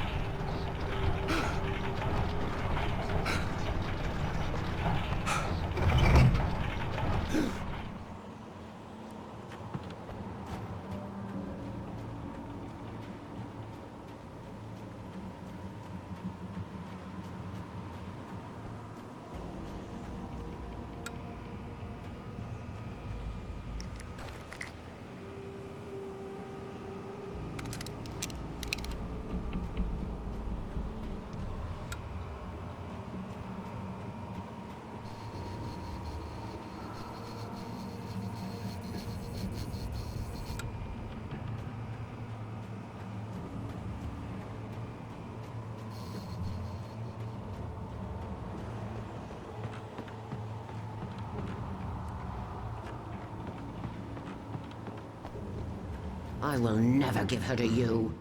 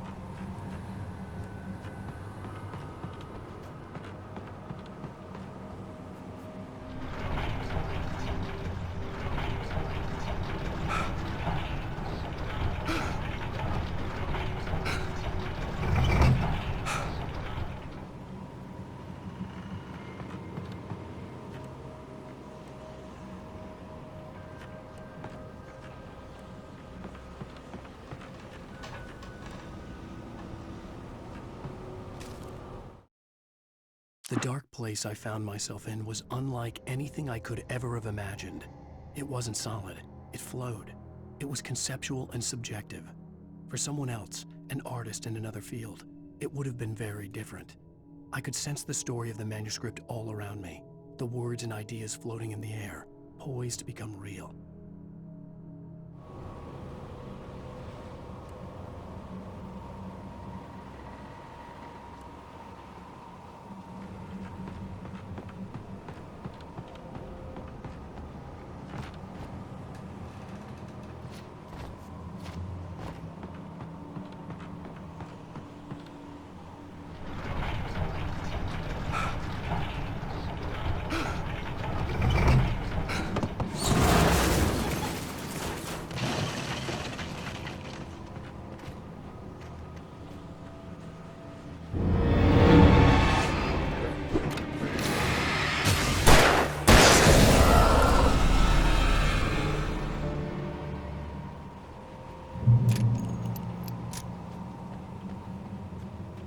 I could see Mirror Peak in the distance.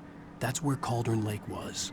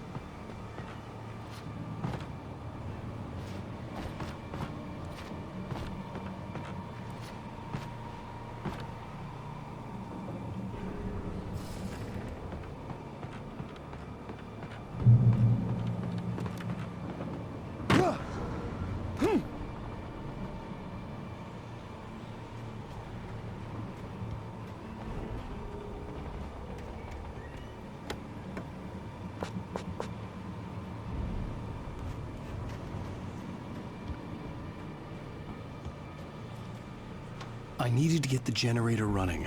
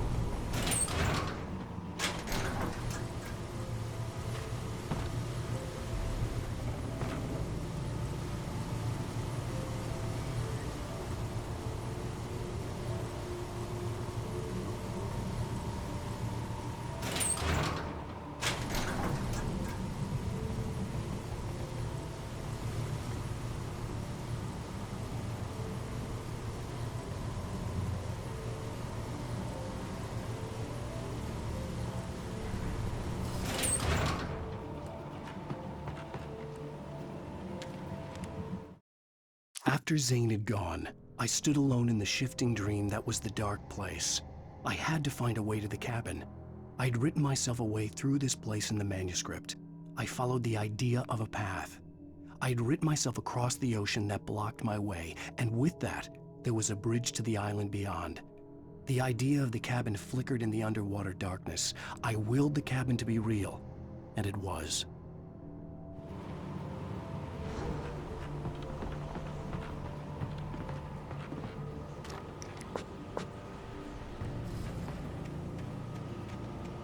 Turn back now.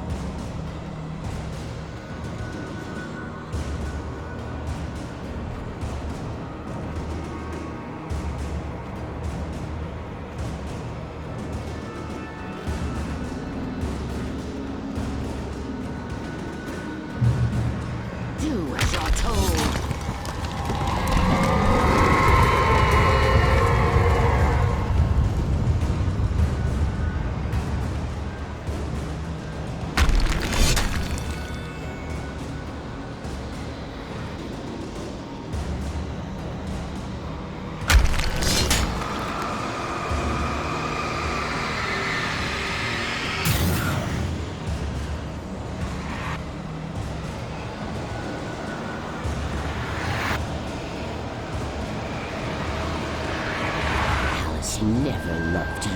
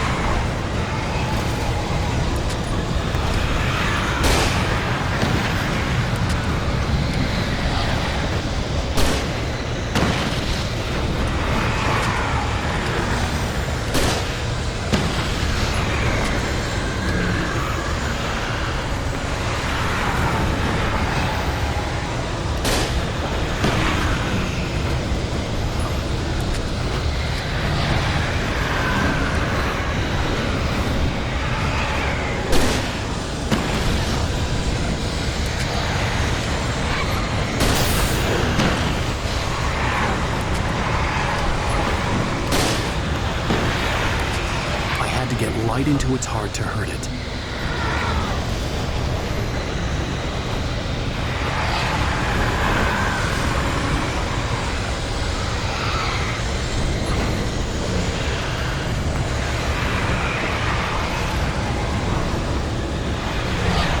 You will fail.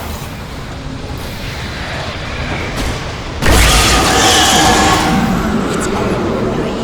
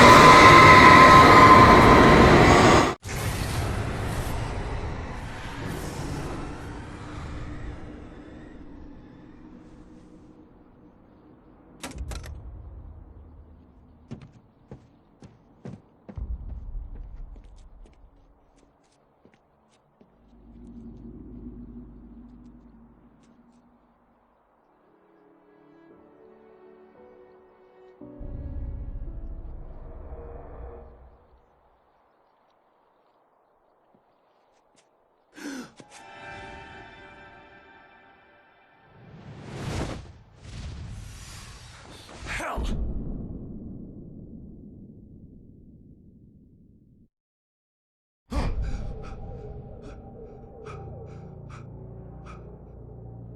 Shh, baby. You were having a bad dream. It was just another nightmare. No. Everything's fine. You're home. It wasn't a dream. Everything's fine. Turn the lights on. Turn the lights on! Shh, baby. The power's out. There's no light. Come back to bed and I'll make you forget all about your fear of the dark. My fear? It's your fear. Why aren't you afraid? You're not Alice. Turn the lights on now. Where's the clicker? What did you do with it? Alan, honey, you're still 1 foot in a dream. You're not making any sense. Come back to bed.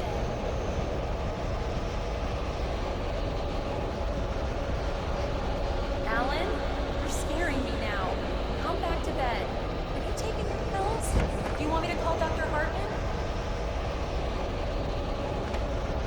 I read your manuscript. It's brilliant. Departure is your best work yet.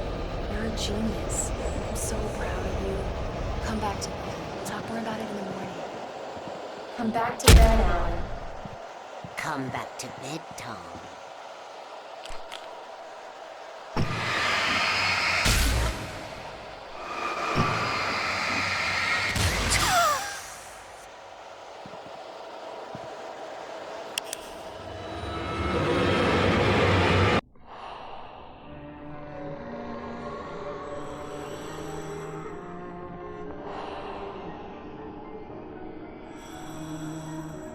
You must find your way to the cabin.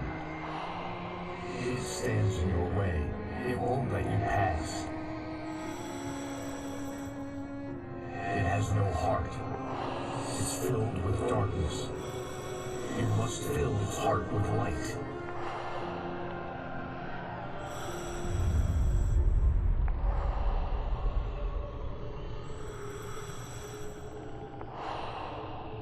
Don't mind him. He's Mr. Your friends will meet him when you're gone.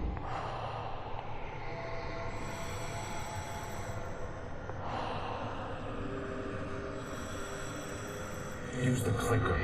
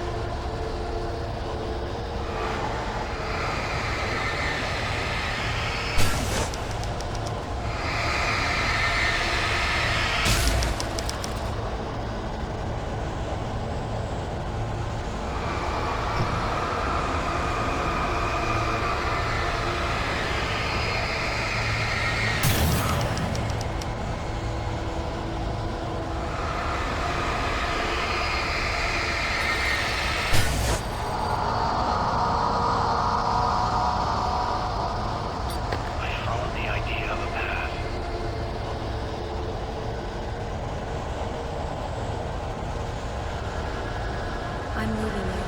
What? I'm leaving you. I met someone. I'm in love with someone else. Alice? No, what are you saying? You can't. You don't love me. How could you? You don't even love yourself.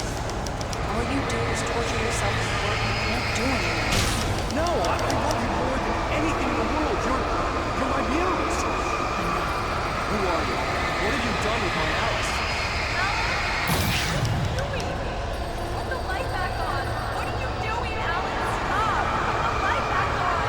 It wasn't true. Nothing like that had ever happened.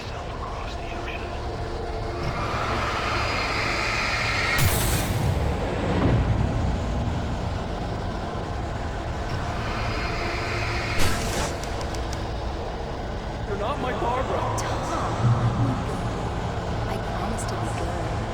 Please, untie me, you naughty boy. I will help you reach your instructions. I will love you forever. No, you're not Barbara Jagger. I made a terrible mistake. I should have never written you back. You came back wrong. Your heart is filled with darkness. Put that knife away, Thomas. Put it down. Your heart is filled with darkness. Cut it out. Get back to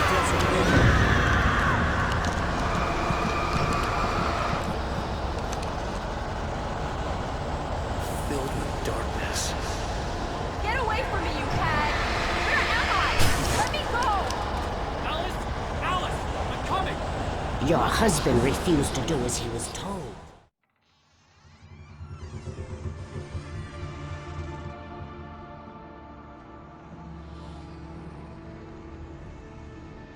Now you will never get her back.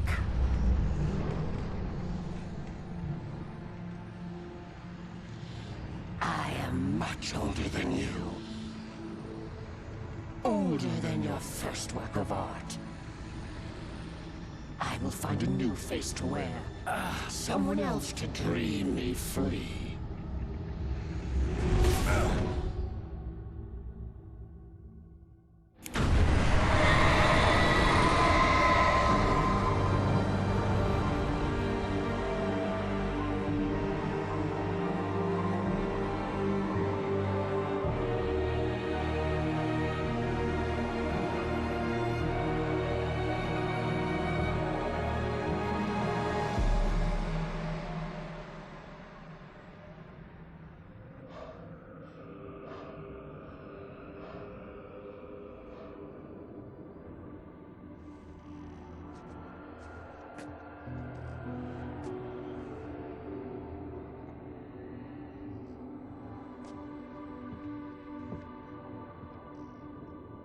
I could feel Alice's presence close by. I understood what I had to do now. I knew how to write the ending to Departure. There's light and there's darkness. Cause and effect. There's guilt and there's atonement. But the scales always need to balance. Everything has a price. That's where Zane had gone wrong. There's a long journey through the night back into the light. Alice? Alice?